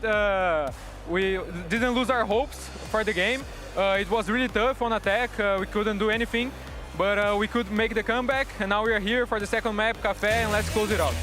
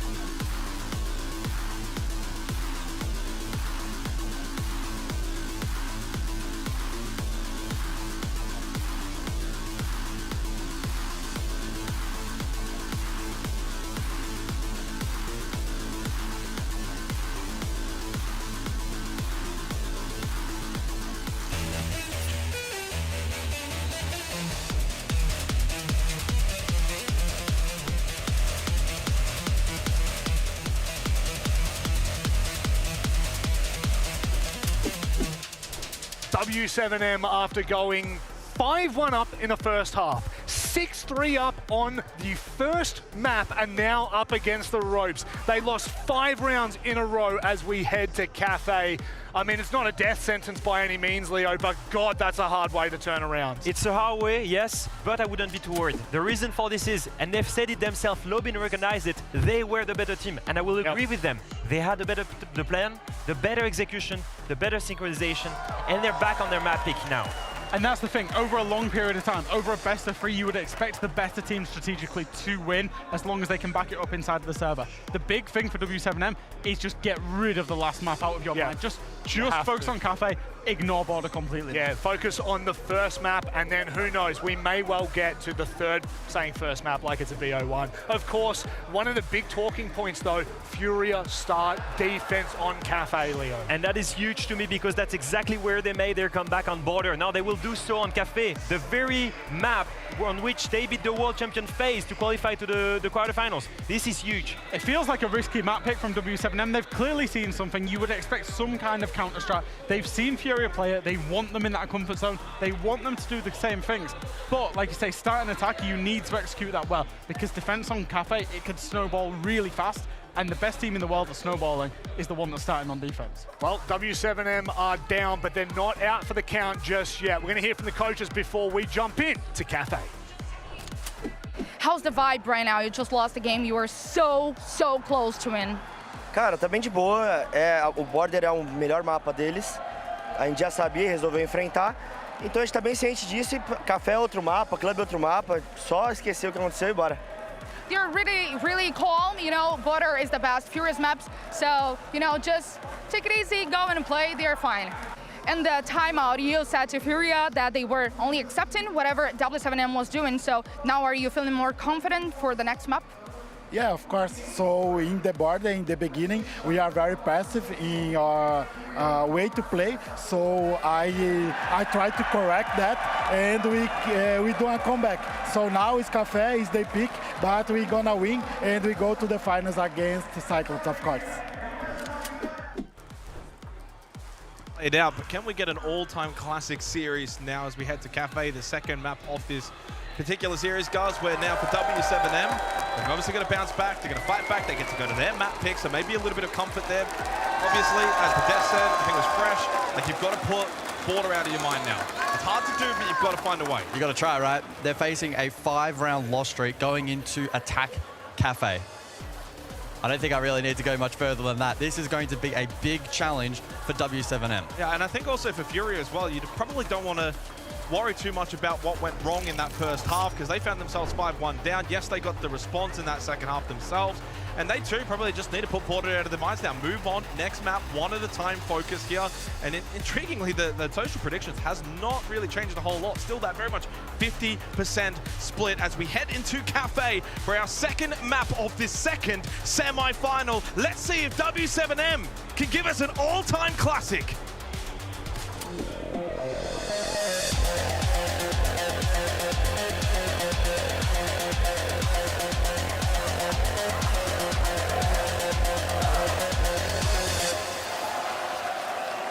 Well, the onus is on them, isn't it not? They must now bounce back, W7M. They begin on the attack, but that, I don't think will worry them too much. The entries has been their strength, at least it was back on Border by and large. They'll need to make sure that they win a lot of these early engagements. For Furia, though, they get to begin defense, a little bit of comfort there for them. Of course, defense was the majority side back on Border, and honestly, on a map like Cafe, I wouldn't be surprised if it plays out in a similar nature. Yeah, we've seen a lot of the Brazilian teams here at the event, especially on Cafe, play a very slow build-up style of Siege, and so I probably anticipate that we'll see that again between these two. And it's going to come down to very minute details to separate them, of course. They both play each other often. They both have a very good sense of the local meta, and that's going to translate into the server for this particular matchup. So anticipating the pacing, especially compared to Border, the tempo to really slow down. For the attack, it's about chipping away at map control, trying to suffocate the defense as much as possible. And for Furia, who begin on defense, don't give away anything for free. Be willing to contest and be fluid if you need to. What about the fact that Fresh brought up that Norris at halftime 5-1 up? They have the ability to talk to their team. He told the admins, I don't need to talk to my team. He said no, he didn't want to take any time. He felt like they were in a very comfortable position, and while they were, it didn't end up that way. And maybe would have been a good moment, and if you're in a similar position at halftime here, you'd probably say, boys, can you close it out this time, please? Well, KZ came to spoil the party. Leading into this map, or the earlier map of Border, rather, KZ had not won a single 1vx at this tournament. He wins 2 massive clutches back on Border to win his team the map. You can't, though, just rely on the singular player. KZ to have back-to-back massive historical performances, that's not on him to do that. So now others have to stand up, whether that be someone like JB92, Hertz, or Felipox. Obviously for Nade, he's more of a support player. And for W7M, Palu had a very quiet map 1. It was not great. Again, he was the highest rated player for W7M coming into this series. Only a 69 EPS. Very little impact. 0-1 entry and 6-12 was his KD. So I'm looking to him to be a little bit more influential here on Cafe.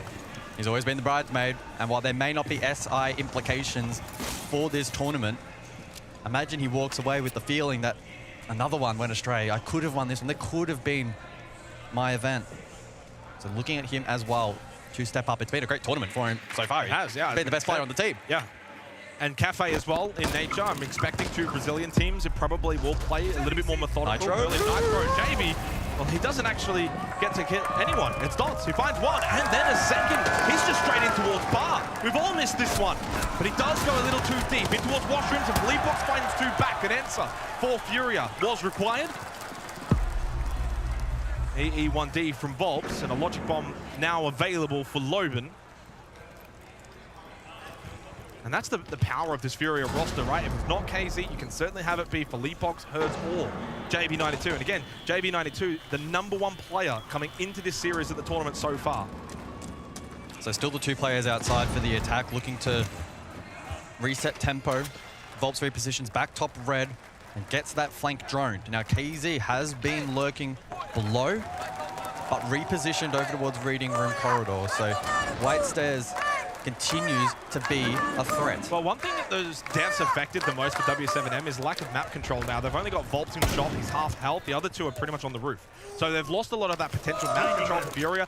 Yeah, they're down to 3, Nade is low, but they've got good power positions and the kit's in a bad spot. So I think W7M is the team that has a bit more to do. Battle towards Pixel. Donis doubles down on the aggression though. KZ not ready to start. The drop shot though is perfect and the knife for good measure. KZ wins that little battle. Dodes wanted to amp up that aggression for W7M. Volts though deals with KZ. Felipox there though for good measure. And it's the combo. The Yokais, the Maestro Evil Eyes are making this so difficult for the attack. Flash in from Loben, just has to send it. Hope he wins 1, then the second. Now Nade is very low and a support player, but a very clutch player. He has 1 big clutch moments before it. SIs, and he doesn't hear a reload.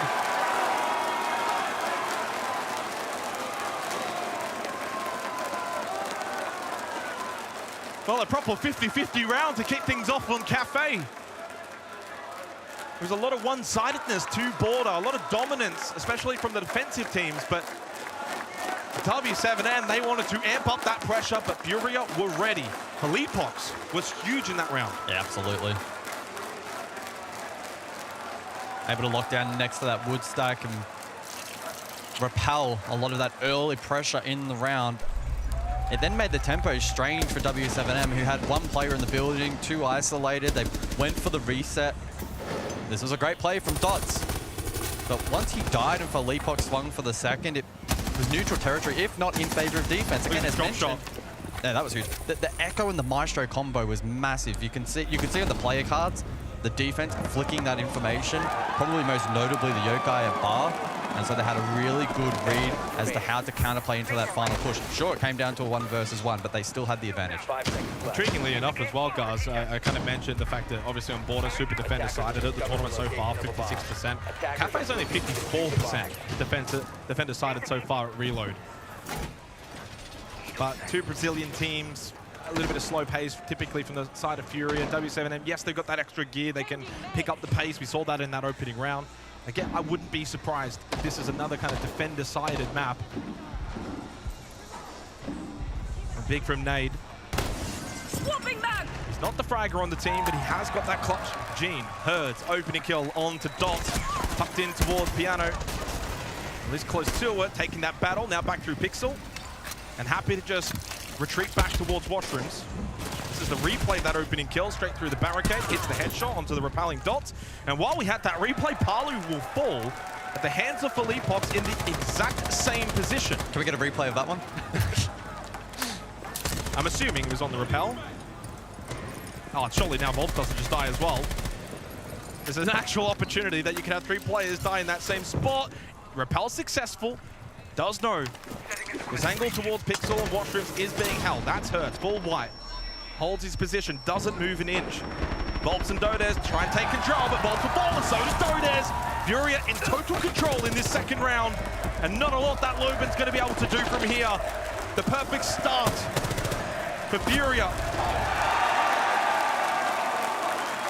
But if you think back to Border, it was the perfect start for W7M.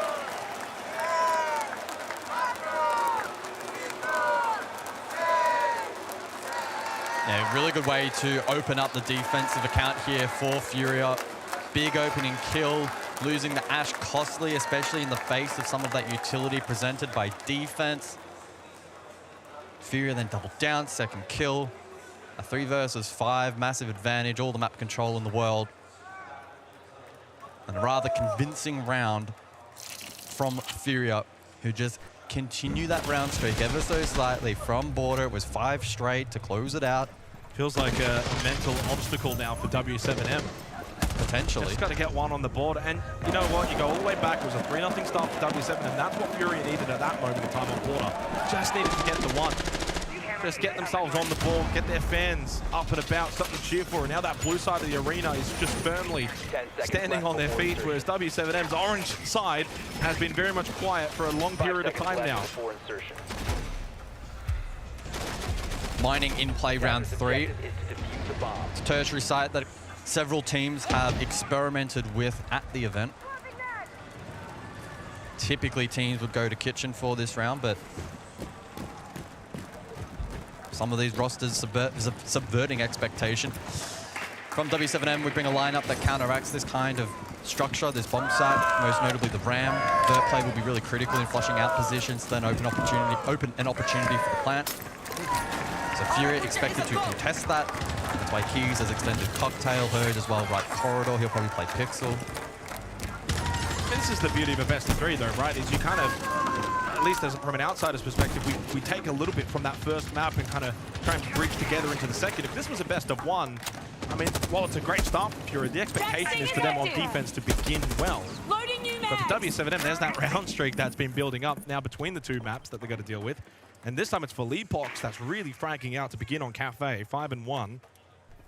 1-1 split between the opening kills for the first 2 rounds. That is lounge control. 2 plays towards Cocktail though, KZ and Hertz for Furia. They could look to, of course, rotate out. Play the drop. Odez caught in the hallway though. KZ wanted more than to just retreat. Wanted to take 1 off the board, does so successfully. Another opening kill for Furia. He's been just so clinical in this series. I think there's no opportunities come to my mind where he has faltered, he's made a mistake. He has capitalized and stepped up. Now to take this kill on an opportunity through the vert. Volt can't find it. So it's the little things not quite working for W7M. Hatch at least open. So that's 1 avenue down towards site. Information though, it's going to be a massive deal breaker for W7 on attack into the Maestro, into the Valk.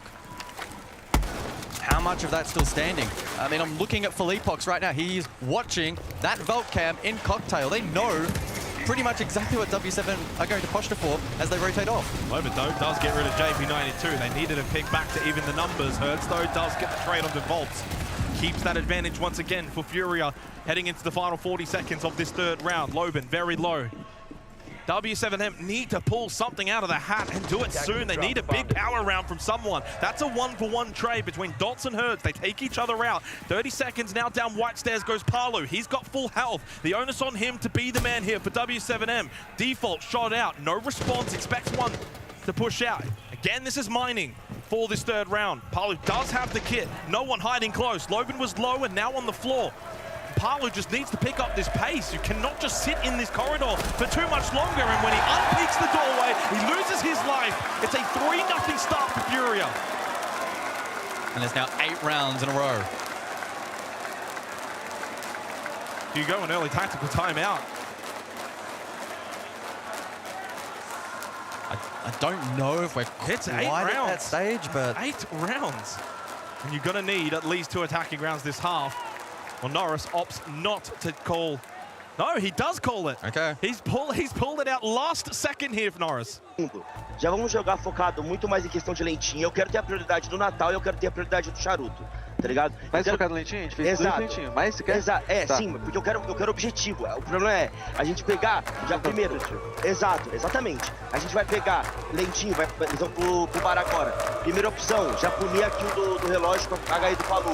Joga em cima dessa kill depois, tira recurso e comba junto. Tá. Garquinha, o seu avanço branco é ótimo, só que tá faltando a gente jogar.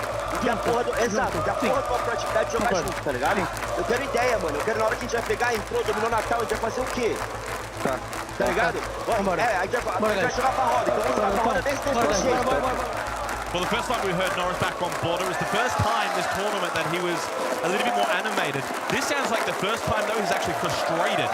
Clearly, something not working for W7M. Not just here on Cafe, but the way they closed out Border. And he's had enough. Will the troops respond and rally to their coach? The bans have come through. Twitch banned out by Furia and Maestro by W7M. Both teams identifying the strength of the Maestro in this matchup. Furia were looking to try and better protect them from the shock drones. W7M just take them off the board outright. Echo could still have an impact though for the remainder of the half.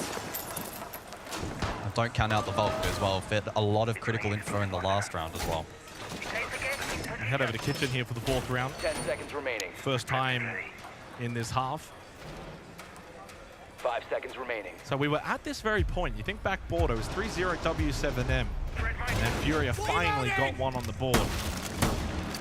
Now, the onus on W7M to do just that, but here on Cafe, their map pick. So far, you kind of look across and you think, well, who's the one that's going to stand up for W7M? And right now, it's definitely not Todes or Palu. Again, to begin on board, even KZ was a little quiet until he finally got going. You look at the overall KD, though, 6 and 15 now for Palu. Well, he had a 76% cost up until this point, Palu. 50% map 1. So the impact has been less than desirable. But it's these kinds of moments where players at this level can step up. He's not the only one, though. Dodo's struggling as well. Dot's also below 100. So far, it's been Volbs and Loban doing the heavy lifting for W7M.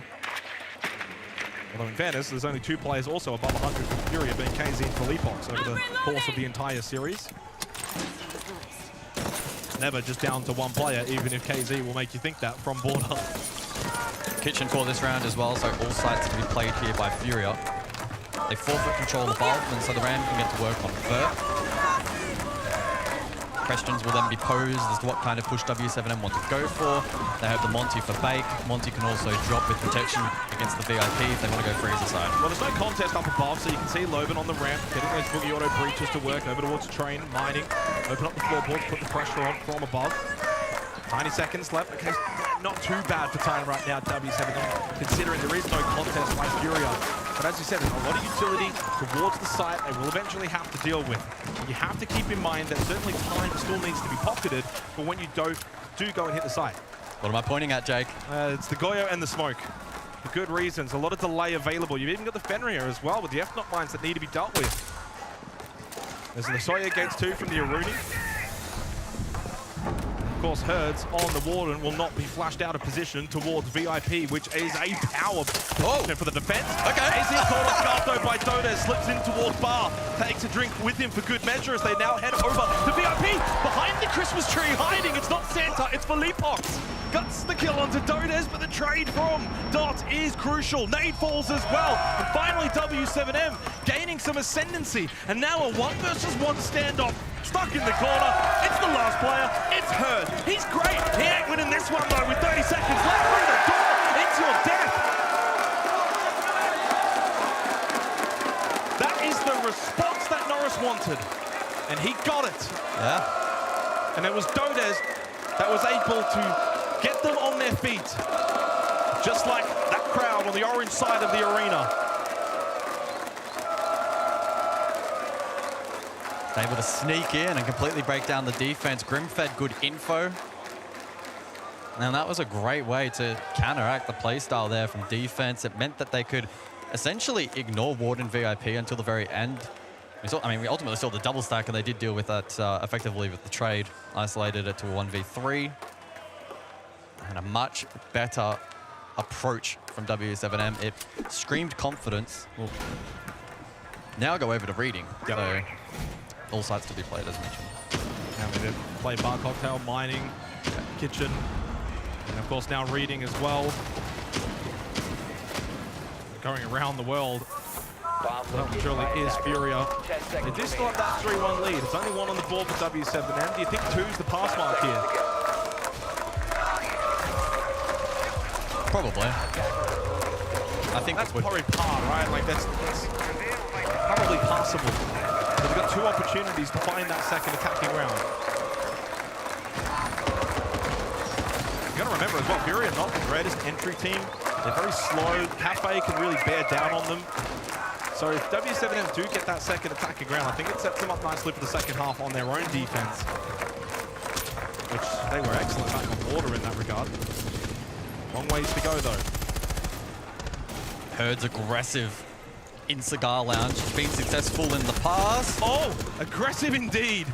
Runs straight at that window, straight into the danger.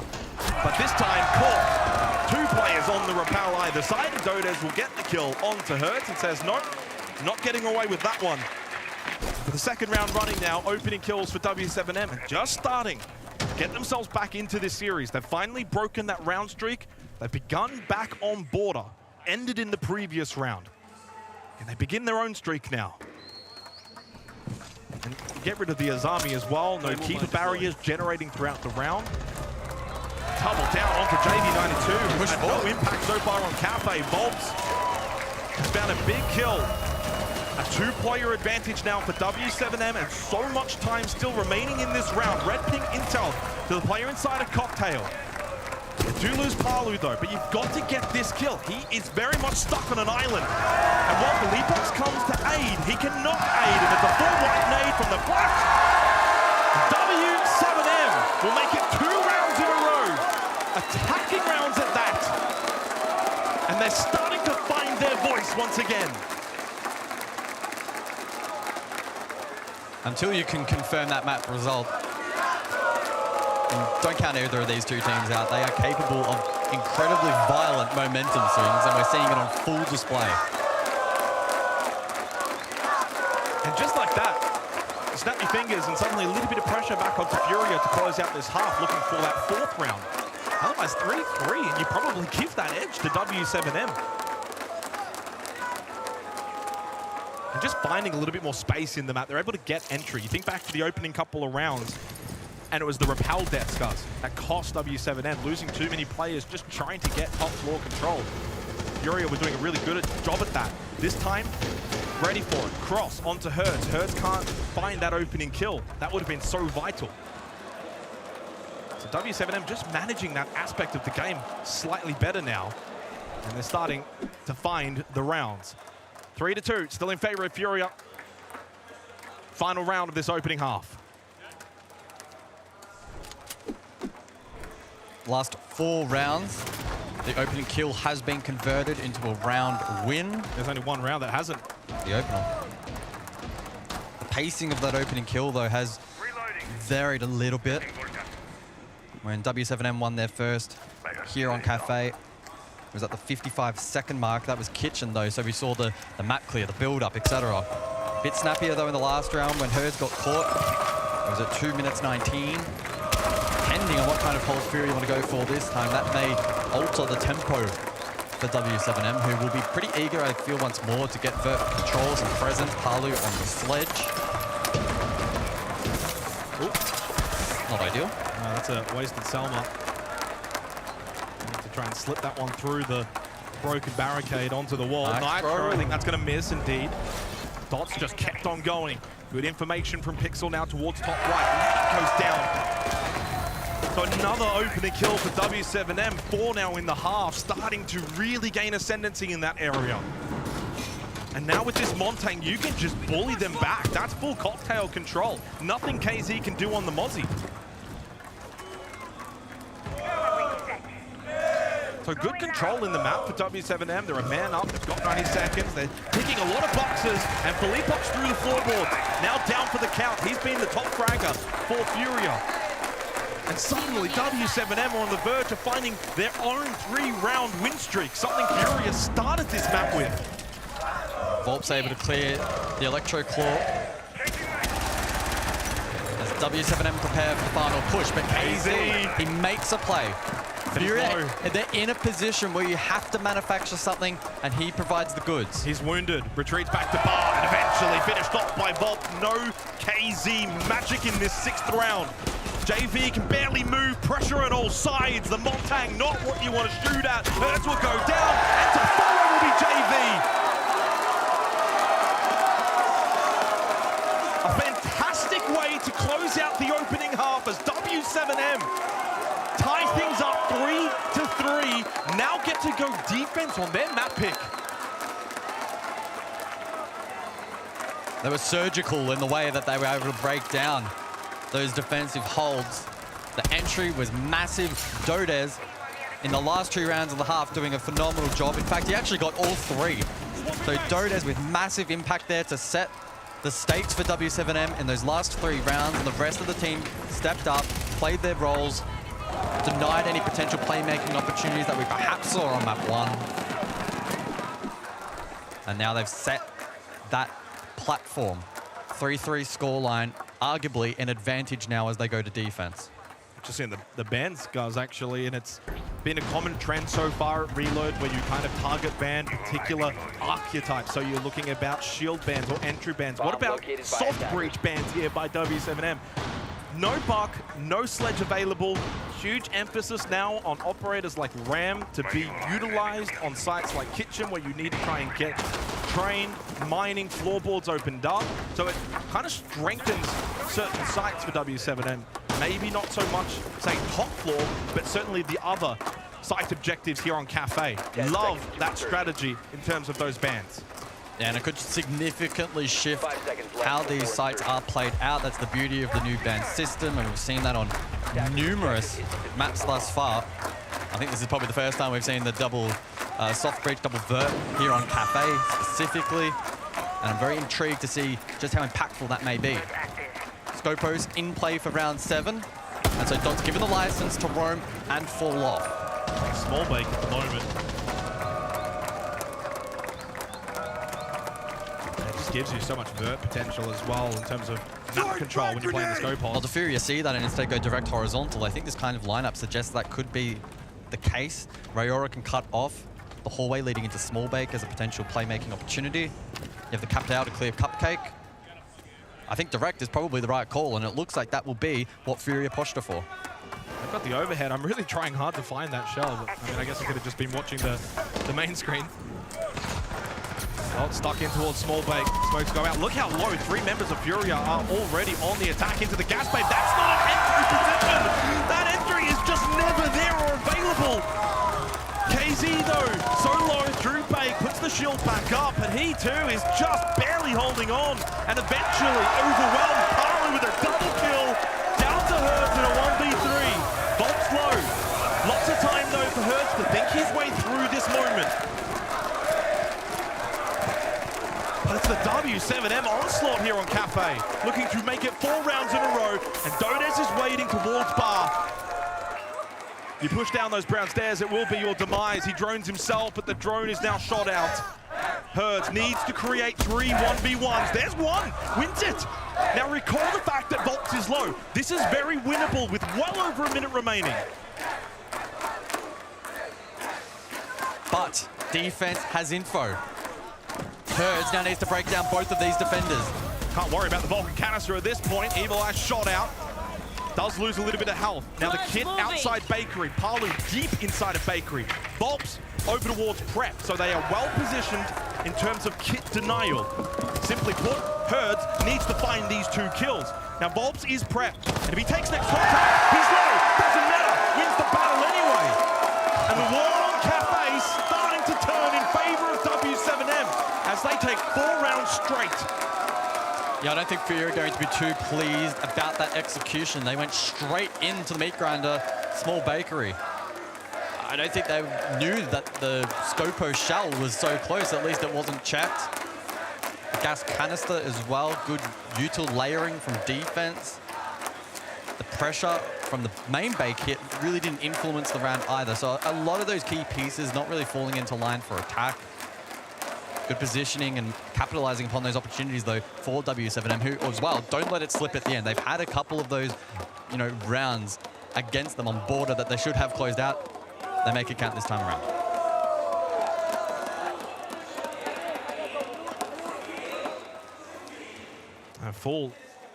Full control right now for W7M, and unfortunately that control is only interrupted by a rehost.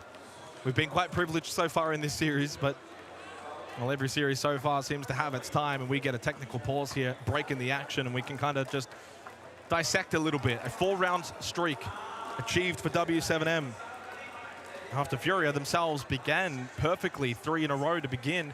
And what do you recall after those 3 rounds? Tactical timeout by Norris. He took it as late as he possibly could. He was animated, and his troops have indeed now rallied. What can Fury do? They still got their own tactical timeout. But right now, it just really feels like the tide has turned here on Cafe. Yeah, I'm just so focused in on that early round because so far it's been massively in the advantage for W7M. And unfortunately, Fury just continue to make they're very minute mistakes or oversights or whatever the case may be, but W7M are capitalizing. They're such a high-quality team. You don't really have to go too far back to see them be incredibly successful at international events. Of course, winning the Montreal Major of BDS. Furia still looking to jump out of that small little dip at these international events. SI24, amazing performance. They get that win. Since then, though, they've been chasing it, but they haven't been able to get back to that same height. Didn't even qualify in Montreal. Of course, able to, as you said, we saw the infographic as well with the desk segment. A little bit of return to form then, of course, at the most recent 6 Invitational. But ultimately, Reload is looking to be so close, but maybe right now W7M have got just their own little twist on this tail. They lead 4-3. I can see the lobby starting to fill back up. I don't think we're too far away from hopefully getting back underway on Cafe. 4-3 lead for W7M. And if you're just tuning in, of course, the opening map did go the way of Furia, an all-time classic, and certainly one to go back and watch. It was an 8-6 win for Furia. They were down 5-1, and then they were down 6-3, and then they eventually won it out. KZ so influential. And you kind of think about KZ's performance as well here on Cafe, currently leading the way for Furia, despite so much dominance from W7M. He's still 7-5, 1-1 on the entry. He's got 100% cost. Well, 127 EPS. But there are now 4 players above 100 for W7M.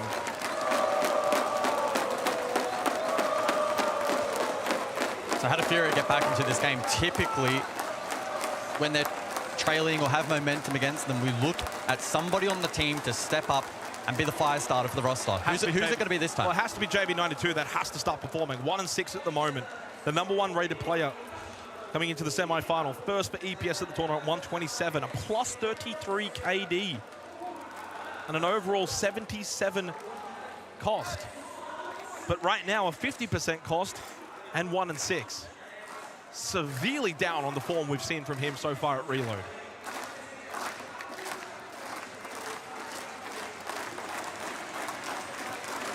Yeah, he's been playing a mixture of roles thus far. Got stuck on the Rayora at least for the first attack, so you can give him a discount for that one, but he certainly had a rough go of things. Palu as well, a player that we've talked about a couple of times. Again, the significance of this tournament for him and an opportunity to finally lift the trophy. Stepped up in the last round of the 3K. And we have a call in with Maria for this timeout. Hey, so Norris had to focus and playing slowly. So So don't rush too much, W7M, just slow down a little bit and also focus on objectives. And they want W7M to have some ideas, so let's talk more. If we enter this position, that position, what we do now, basically he wants more proactivity from the W7M team right now. Thank you very much, Maria, for that call in regarding what Norris ended up saying for his team. And hey, it ended up working out perfectly, didn't it, guys? As we're getting back underway, you can see the fist bumps here from the player camera, perfectly timed. Cafe looking to get back underway, the second map of the semi-final, a 4-3 lead for W7M. Can they continue on 4 rounds in a row consecutively?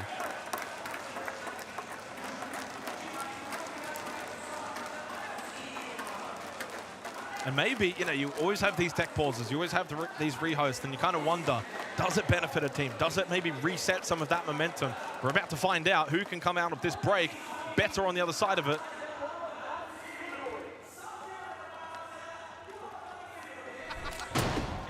Here we go then. To reiterate the bans, Azami, Castle, Buck, and Sledge. And so we're anticipating Furia to heavily bring the Ram on this path. Philippox will at least initially select it, and we're back over to mining for round 8, where those boogie auto breaches are very effective in gaining map control, not only above the objective itself, but clearing some of the potential rotation positions elsewhere as well. Once you fight across, get control of bar, cocktail, etc., which we highly anticipated. You can see the setup now. W7M will extend and hold that rather aggressively, although they're not going to necessarily play for their lives. They'll be more than willing to fall back, reposition, and recontest the objective. So far, obviously, with the rehost, we do lose those KD numbers. It's been an even split across the board for W7M. An entire team effort. 6 kills from Dodes, Volps, Loban, 5 from Dobbs, and Palu. So no real clear individual brilliance, but certainly from a team perspective, they're all singing the same tune. 8th round. 4 in a row so far from W7M, as Furia now on the attack must find a way, regain some momentum themselves. Otherwise, this second map could slip away from them, and Clubhouse could be calling. I'm changing mags. So you can see the Valk cameras now being pinged out. Herds on the roof, or on the rappel rather, using the scanner to spot that intel out and can relay that to the rest of the team to clear. The little things here on Cafe, but they can make a massive difference on this style of map, and when these two are so evenly matched, denying that information will make the lives of those, especially over towards Cocktail, a little bit more challenging. KZ will drop. Goyo canister just to stall things out. Oh, a chance from KZ. There's one close, and that's a red ping, can shoot through. Dots is low, has to drop pillar, and does do so. Fortunate to keep himself alive. But honestly, that should have maybe been an opening kill for KZ. He finds it anyway, and it's onto Dodes. So the Warden dealt with. And coming out of that technical pause, KZ feels reactivated, rejuvenated. While they do lose Herds, Furia have still got the man advantage. Nitrocell in hand. Well, there's a Valk cam in bar, and that does not hit! How does that not kill Philippox? Eventually, he does go down to the second Nitrocell, and it's a 3 versus 3. Well, they lost the IQ, which compounds things. It's highly unlikely that W7M will find this information. Dots, Palu, low. No Nitrocells remaining. 50 seconds left. Furia looking for the information, I'll correct myself, but again, still critically important in this round. Still a BPC up as well. Currently being watched by Dodes. Going on through to find some information. Furia, they lose that one. Not a lot gained from it. Currently occupying site, fully in control for W7M. No one attending the vert. No one thinking of a flank or a roam, and Dots will fall. This is your moment, Palu. This is your moment, Volps, for W7M. For an oh-so-crucial round, as Furia are on the verge of evening things up. They've got the man advantage, the kit in the hands of Nade. But where does he take it? Currently in that corridor, taking the fight with Palu. Palu cannot win it, neither can Volps, and Furia break that 4-round win streak of W7M, and we are all tied on Cafe.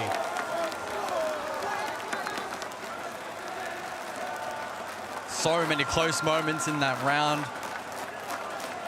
A lot of key utility as well that really swung it both ways throughout the entire few minutes of the action phase, but ultimately, we're now even for a piece.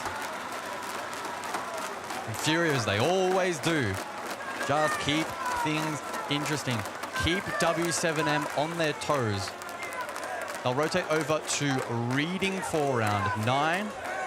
Well, who was the fire starter out of the tech pause? It's KZ. Yeah.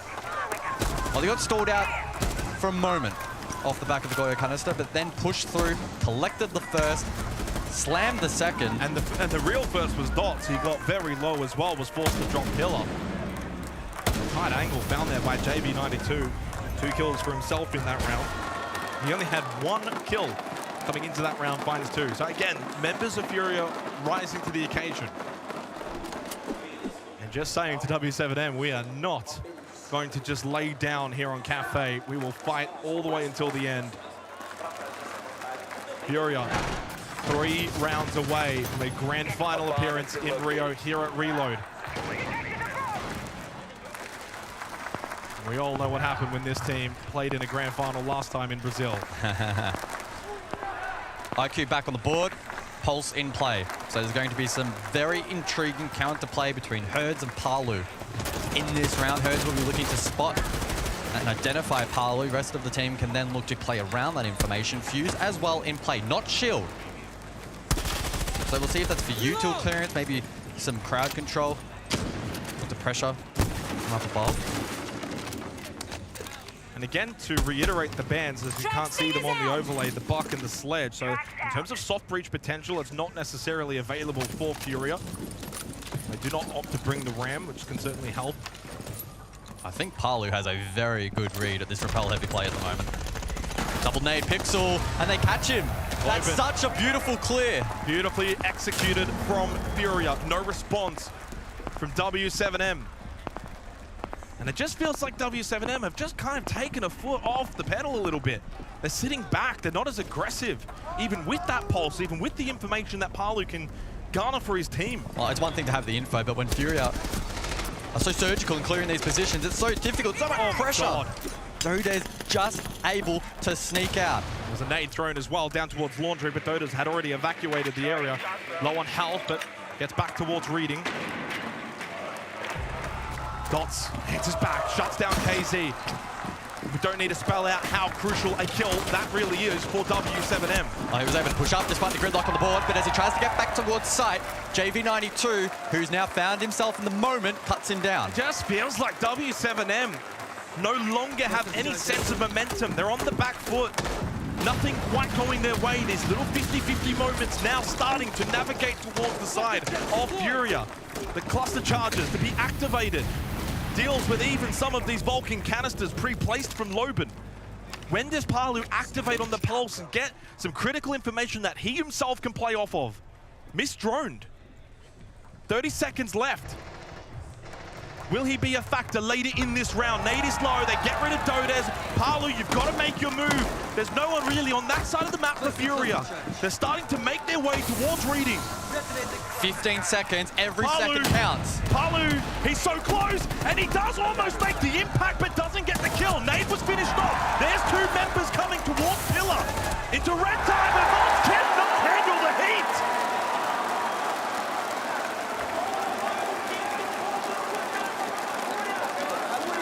Will Palu stumble again? He had an opportunity to be the win con in that round. At least take 1 with him to the grave. Second would have been ideal. Just to alleviate a little bit of that pressure. And management on side itself. Deep in thought at the moment, but smiles for Furia. And when Furia are smiling, they are so, so dangerous. They're 2 rounds away, and they know it. And while we know that that Furia are the kind of team that certainly has that comeback potential within them, is the same to be said for W7M, as Norris having a quick little chat with the officials.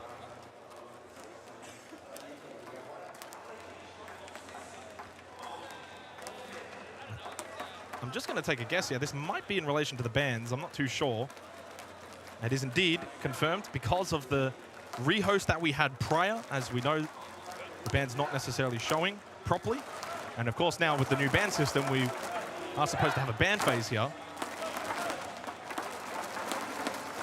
I believe it was the Valk IQ off the board, but we'll wait for... We'll get official confirmation.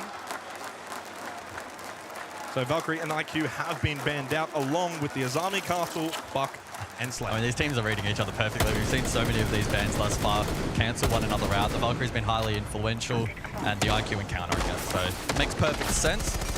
Replay package of the prior round. In this 4 versus 2, Palu needs to be getting that first kill, and if you got the second as well, it may have made it a little bit more manageable for Volps on site. I mean, saying that, Herds with a perfect sweep around, able to lock him to that position. May not have ultimately changed the round too much, but still, small moments mattering at the moment. Furia capitalizing as they so often do. Who's going to lock in, though, now for W7M and make this their moment? Make this their time. Yeah. Now down 5-4. They led oh so briefly. Well, Loben. Loben, that is an incredibly early kill. We didn't even get past the Game Pass shout out. That might be the fastest kill we've had so far here on Cafe. Yeah, be right up And there. they needed something like that as well, just to set the tone early. And who is the target? It's Filipov on the Sens. So typically when you bring that Sens, the ROU is a big part of what you kind of want to do in the round. KZ, of course, playing the Ram will be very much their soft breach potential in this round. We have no Buck, no Sledge, no IQ available, no Azami, no Castle, no Valkyrie. Doda's actually electing to push forward after clearing that info. Oh, must win this fight. They've got to find a way to double down and get the 2-player advantage. Well, he does stay alive, unable to deliver any kind of damage, and here comes the Blackbeard in Herds. Doda's overwhelmed. Got nothing from that engagement towards Lounge. Found himself trapped, did have an impact in pocket though to have maybe made a desperate play. Red doesn't execute it though. Just, again, feels as if Furia are finding the way to gain an ascendancy in all of these little micro battles, these 50-50s. It's all just going their way at current. While Loben got them off to a good start in this round, they've got to be able to now win this late round execute, which Furia have been becoming quite dominant at here on Cafe. And so far, dare I say though, a trend that has continued all the way since the opening round on this map. If you get the opening kill, you get the round. W7M did get the opening kill. Not since the first round has that metric gone the way of the team that died first. Cludge drone sight, but taken down. Quite a powerful tool in countering both the Maestro and the plant denial that they have on offer, and the catch from Jaeger. I mean, this is what W7M want, though. They want that time to tick down. Furia to have to drop Freezer hatch, have to scramble sight, and hit some big shots. Not in range. Nate is struggling to get that clutch drone, but in the end, he does get it. I think he got the second. 35 seconds, though, and again, that time will certainly be a factor. Oh, able to then shoot out the Goyo canisters, so looking to clear that util early, but still only 30 seconds on the clock. Nate is only just now jumping out of mining, looking for that rotate towards Bakery, but they find the kill onto Loben, so they've got the extra player. Time will be a factor, but falling is Volps. Dots and Palu must activate, or they will be 2 match points down. They must steal this round, but Palu once again, no impact, no rocket area!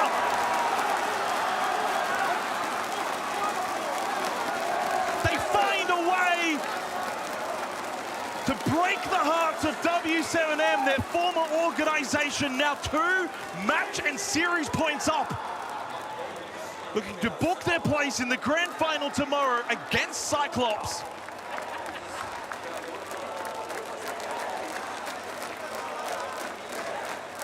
How do you think Cyclops feel at the moment? Very happy. They're probably celebrating. I think they've made a grand final. It's history for APAC. I'm not too sure they're too fast who they play. But right now, I'm not sure how W7M would be feeling, because they must just be feeling like they had Border. They had Border. We could be going to a 3rd map, but they let Border slip. And does that just, as a player, creep ever so slightly into your mind here as you find yourself 2 rounds down on Cafe, to also know that historically in this game, it's that team on the other side of you that seems to always have that fairy tale factor, and that it may not be magic that you have available.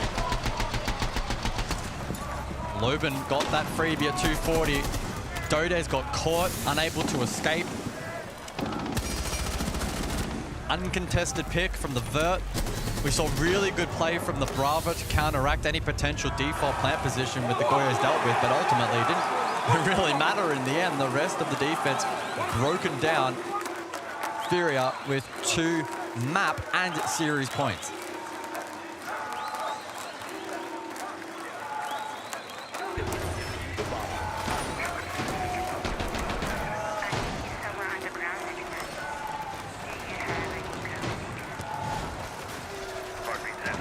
So what has W7M got left in the tank? They were 6-3 up on Border. They were 4-3 up on Cafe. It will be oh so difficult to get to bed tonight if they let this map go the way of Furia.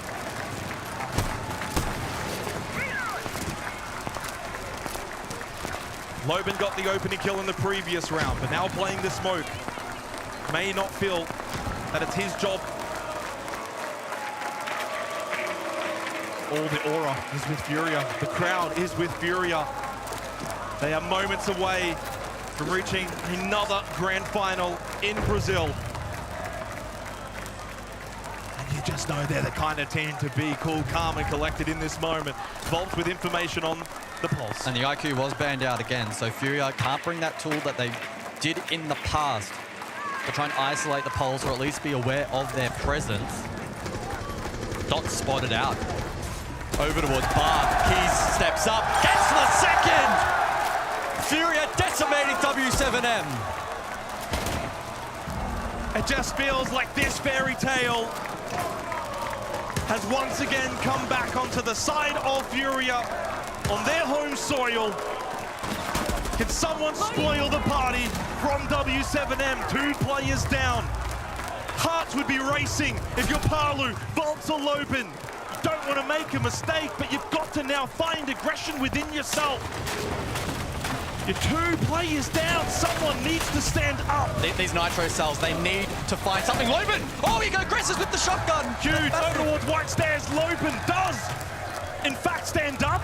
Only the 1-player advantage now for Furia. They must not panic. Palu! Huge shot from Palu! What could be the ramifications of that if they can win this round? All 3 players of Furia, top floor, 40 seconds left. All 3 members of W7M, middle level. And there's still that Nitrocell. Gaspades as well, so there's crowd control, there's planted out potential here. Furia may need to go for kills as the win con. Time now becomes a factor, but it aids for W7M. 2 huge kills. That one from Palu changes things a little. Nade, KZ, and Philippox, and with KZ still up, there's always hope for Furia, and indeed he finds 3. He couldn't end it on an ace, could he? And Palu falls. It's all down to Loban, and that ace could be potentially there. Red time, 5 seconds. Sticking the plant now is Nade, and watching is that monster in KZ. But as he falls, Nade secures the kill. For the first time against Furia, they make a grand final at an S-tier event!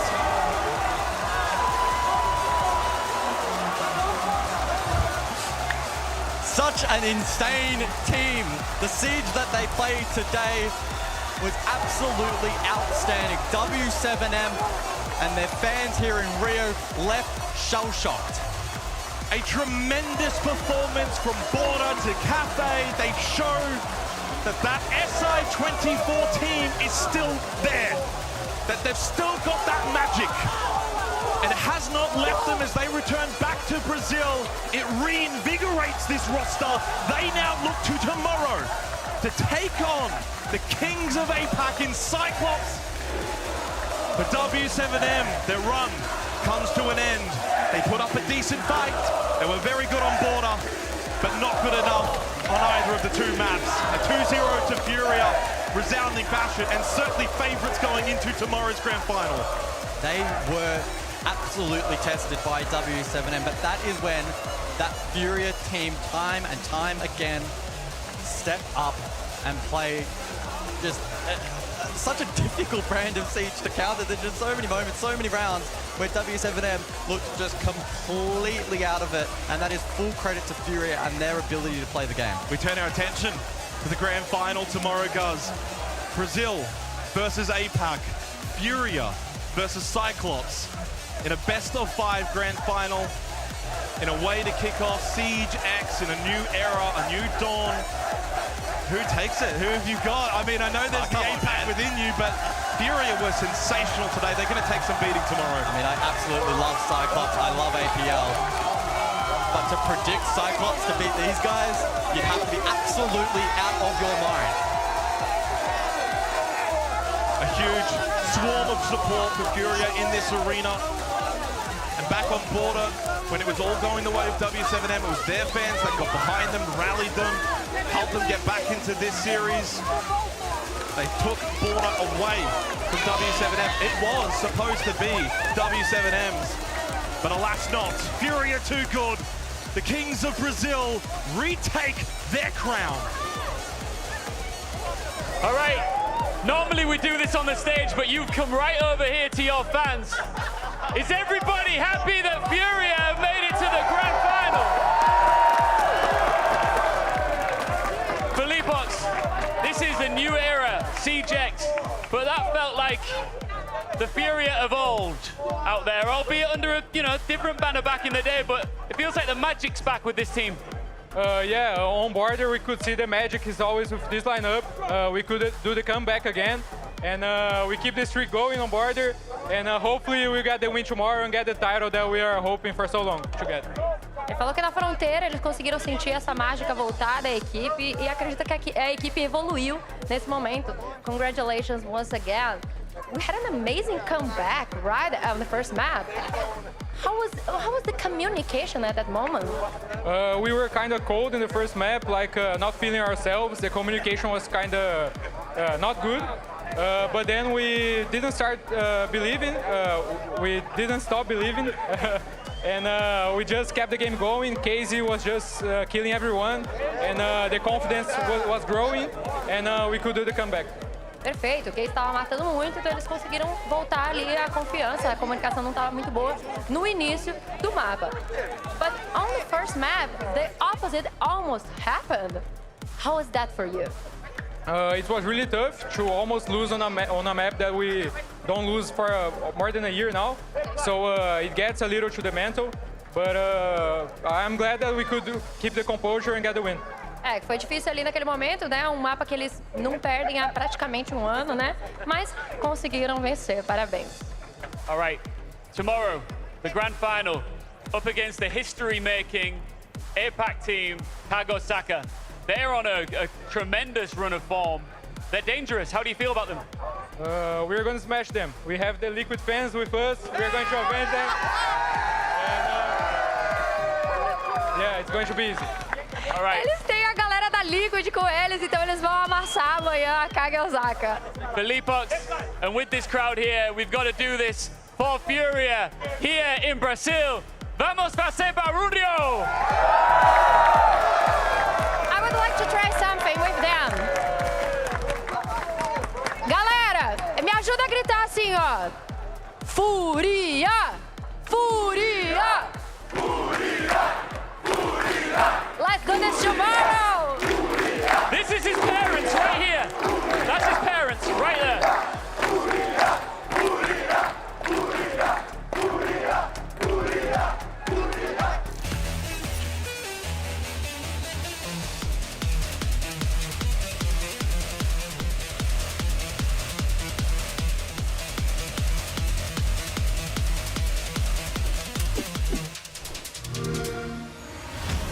You know how they say it's not the destination, it's the journey?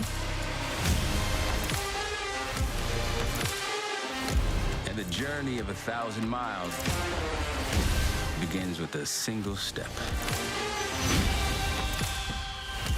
And you know what? They're right.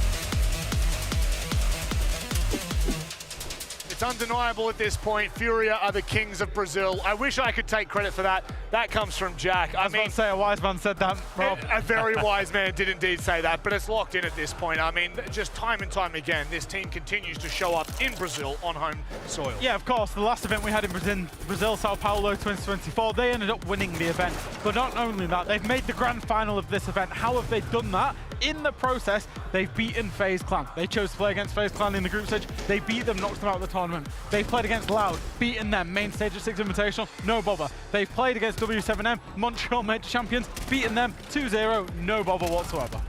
In this match specifically, I saw that advantage. I saw the 3-0, but then W7M comes back. It's 4-3 for them. They win 4 rounds in a row, and you think, okay, surely W7M takes that map. And then suddenly things click in attack. On Cafe, mind you, again, a map that's heavily defender-sided. Yeah. And that 3-0 advantage on their defense that Fury got out into the lead of, I was actually very, very surprised by W7M because Fury were playing with the same bans that they played when they played this map against BDS. They banned the Twitch, they banned the Brava, they played loads of Maestro, they played loads of Goyo, they played loads of Malusi, Valkyrie, etc. It was carbon copy, and we were expecting W7M to come into this being ready for that, and actually they didn't. Fury got out 3-0 in the lead. In the end, that was vital rounds for them that they needed as they started the comeback in that map. Look, one thing I always thoroughly enjoy watching in Siege is the impact of timeouts. I mean, Norris calls it, they're 3-0 down, they've lost 8 rounds in a row, Leo. Boom. And all of a sudden, they just find their way back into the game. Such an impact. 4 rounds straight off his tactic timeout. Yeah. Once again, it goes to show that these Brazilian teams, they're heavily reliant on momentum. Yep. Every single time that they get a clutch, you see them win the few first rounds afterwards. Look at that, 3-4-4. But you've got to praise KZ. What is going on? Like, this guy's godlike. Literally, I won't lie here. He was one of the worst rated player on the roster after the first week here. He suddenly stepped up, and everything that they clicked, when I talk about momentum, the FaZe game. After FaZe game, he was the MVP, and once again here, 32 kills, 13 deaths. Look at the consistency across 2 maps, Leo. He's just so good, and it's amazing to see these guys step up finally, because when you remember this team, since SI 2024, they were in the trenches, they struggled. Did they make any roster change? No, they didn't make a single roster change. They kept through it, and they came back as a team. Big individuals stepping up, but as a team still. Yeah. And that creates that brotherhood as well. You know, we've seen this team at events. We've seen them at the majors last year, or not even get to the majors last year. We've seen their aura around those events where they have struggled, and they've looked like a team that has been struggling and going through a hard time. Now they've got over that hurdle. They seem to be in the prosperous times. The aura, the vibes this event that they're coming across, the siege that they're playing, the resilience they've got, is all adding up and snowballing them into an excellent team. It certainly was, and look, considering W7M did manage to find a little bit of a comeback resemblance of one, how indeed did they get to 0-3 in the first place? Yeah, for me that's the biggest story here. The reason why they won this 3-0 in defense, that's the starter for them. They needed these 3 rounds in defense to start on a good pace and especially carry on that momentum that they had on border. Now, as you can see, we're on round 2, and the first thing that we notice here is everyone on the side of W7M is going attacking that west side. Let's take a look at how is W7M gonna attack this, and especially who is up there. Hertz right now is fighting already in piano to deny certain entry points. He can play towards minibar window, he can play towards piano window, and who do you see downstairs? Felipox. Felipox is ready to help him, and you're gonna see how consistently here Furia is trying to play aggressive and deny the entry points. Straight on, 2:37 in the round, they use the pressure of the SME to play aggressive towards the window. First shot, boom, Hertz hits an insane shot, and Felipox downstairs does the same thing. He opens up that window, he gets another pick, and it's not finished. Whenever they've done this 5v3, do they give up? 1:47 in the round, they're still playing upstairs and aggressive. Look, 2 players right now are trying to clear Hertz. As you can see right now, Hertz is trying to fight off Volps in that line. He's ready to come in. Look at Felipox. That soft hatch is the key. Once again, they're gonna go and open up that hatch and play aggressive towards Dodez at the same time that Hertz goes in. So as you can see here, whenever they open the hatch, Felipox is ready to get the gunfight. Hertz goes aggressive, and at the same time, Felipox breaches the hatch and goes aggressive to the hatch player. These mini plays, it's not only about individual gameplay with Furia, it's this micro chemistry, creating natural crossfires later in the round, and this early aggression that gets them that 3-0 lead. Now, when we've seen guys, afterwards W7M bans the Maestro and they come back and they win 4 rounds in a row. But what carried Furia in the attacker side was once again that team play and that opportunity seeking. It's really nice to see that the complexities are not just on a macro level, they're certainly on a micro level. And speaking on micro changes, how about the detail? Yeah, absolutely. By Blacklight, my friend. Absolutely, this is going to be another play from Furia. Of course, it had to be another play from Furia Leo. And it's going to start off with the Brava cam. And it's going to be Nade on the Brava. He's going to be finding value in hacking these Maestro cams. In the end, Furia actually use these Maestro cams, use this information to determine that they don't need to go to the plant there. They can just find the defender location. You can see the Brava cam comes in there, manages to get the first Maestro cam. Actually, doesn't quite get the second Maestro cam, Leo, just not close enough. He will go and get that later. What matters here for me is that Nade takes over Felipox. Felipox, the ideal on sense, is gone. He's dead straight in the round. Yeah. You're gonna see this Brava on Nade right now, getting all of the piece of the utility, then he makes that call. We're not gonna execute bunker. We're going all the way in bakery, we're killing that guy, and we're executing on the bakery side. And it's Nade making that call. Based off the Brava, based off the intel that he got, he basically made W7M go blind. Yep. And then he rotated bakery, got the kill, smoked, and went for the plant. It means that even if Felipox is dead, they still have individual talents that can also have a really good game vision and commit to a good plan. And if you watch that clip back as well, you can see Felipox cycling about 15 cameras within a 3-second window. He was just absolutely spamming them, being the eyes for Nade. And that's what's impressive about the team, how both players can just flip. Look, if you haven't learnt enough from these boys right now, we've got something a little bit easier for you. It's a Game Pass giveaway. Ian and Maria sat with some fans and, well, they gave some stuff away. But also, don't forget, keep your eyes out in Twitch chat. We've got something special for you. I am down with our amazing crowd out here in Rio. And of course with Maria. Maria, how are you doing? I'm great. Yay. We've got some giveaways to do right now. We got Game Pass, 3 months of it, exclusive codes that also give you exclusive access to items within CJX once it drops too. So we got to give these away. How should we do it? So right now, who has the best muscles, who flex the better, wins. Okay. Let's go. We saw this within CAG, right? We saw a lot of muscle flexing earlier on in the night. Let's see how our crowd can do. Can we all flex right now? Let's see. Whoa. Oh, that's good. That's good. What do you think? Muscles, big muscles. I like that. Let's move on to this next. What's your name? Lorena. All right, Lorena, let's go. Woo! What's your name, brother? Claudio. Let's see, Claudio. Ooh! Check the pecs. Check the pecs. Let's see the back. Whoa! Yeah, that's good. That's good. Let's go. What's your name? Eduardo. Eduardo, let's see.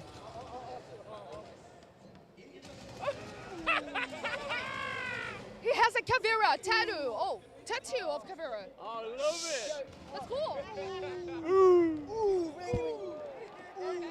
All right. Let's go. Agora aqui, ó, Thales. Cara, Thales.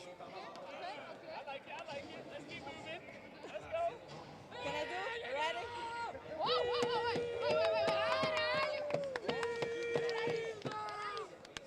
All right, we got to go a bit quicker.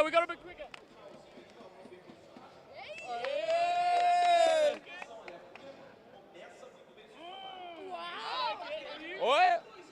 Oh, check that. All right, good stuff. Let's choose. I'm gonna start over here. I gotta give you one. What do you think? But Ian, I just like the way she did her job, you know. One for you. Yeah. Brother, I'm giving one to you. Of course, you have a Caveira tattoo. Of course you can have one. I like it. Yeah. I like yours as well. Okay, you can get one. And you. That's everybody. We'll be back. Just practicing for my Game Pass giveaway. Can't wait to get one. I've still got a little bit more weight to lose, but we'll get there one day. Anyway, speaking of which, it's time for us to start to wrap this show up. Let's put this baby on the road for tomorrow. Let's have a look, before we do, at the bracket and how things have gotten here. Because, of course, there's only one more game to go. Can you believe it, Leo? We're already here. We're already at the grand final. And what a grand final it will be.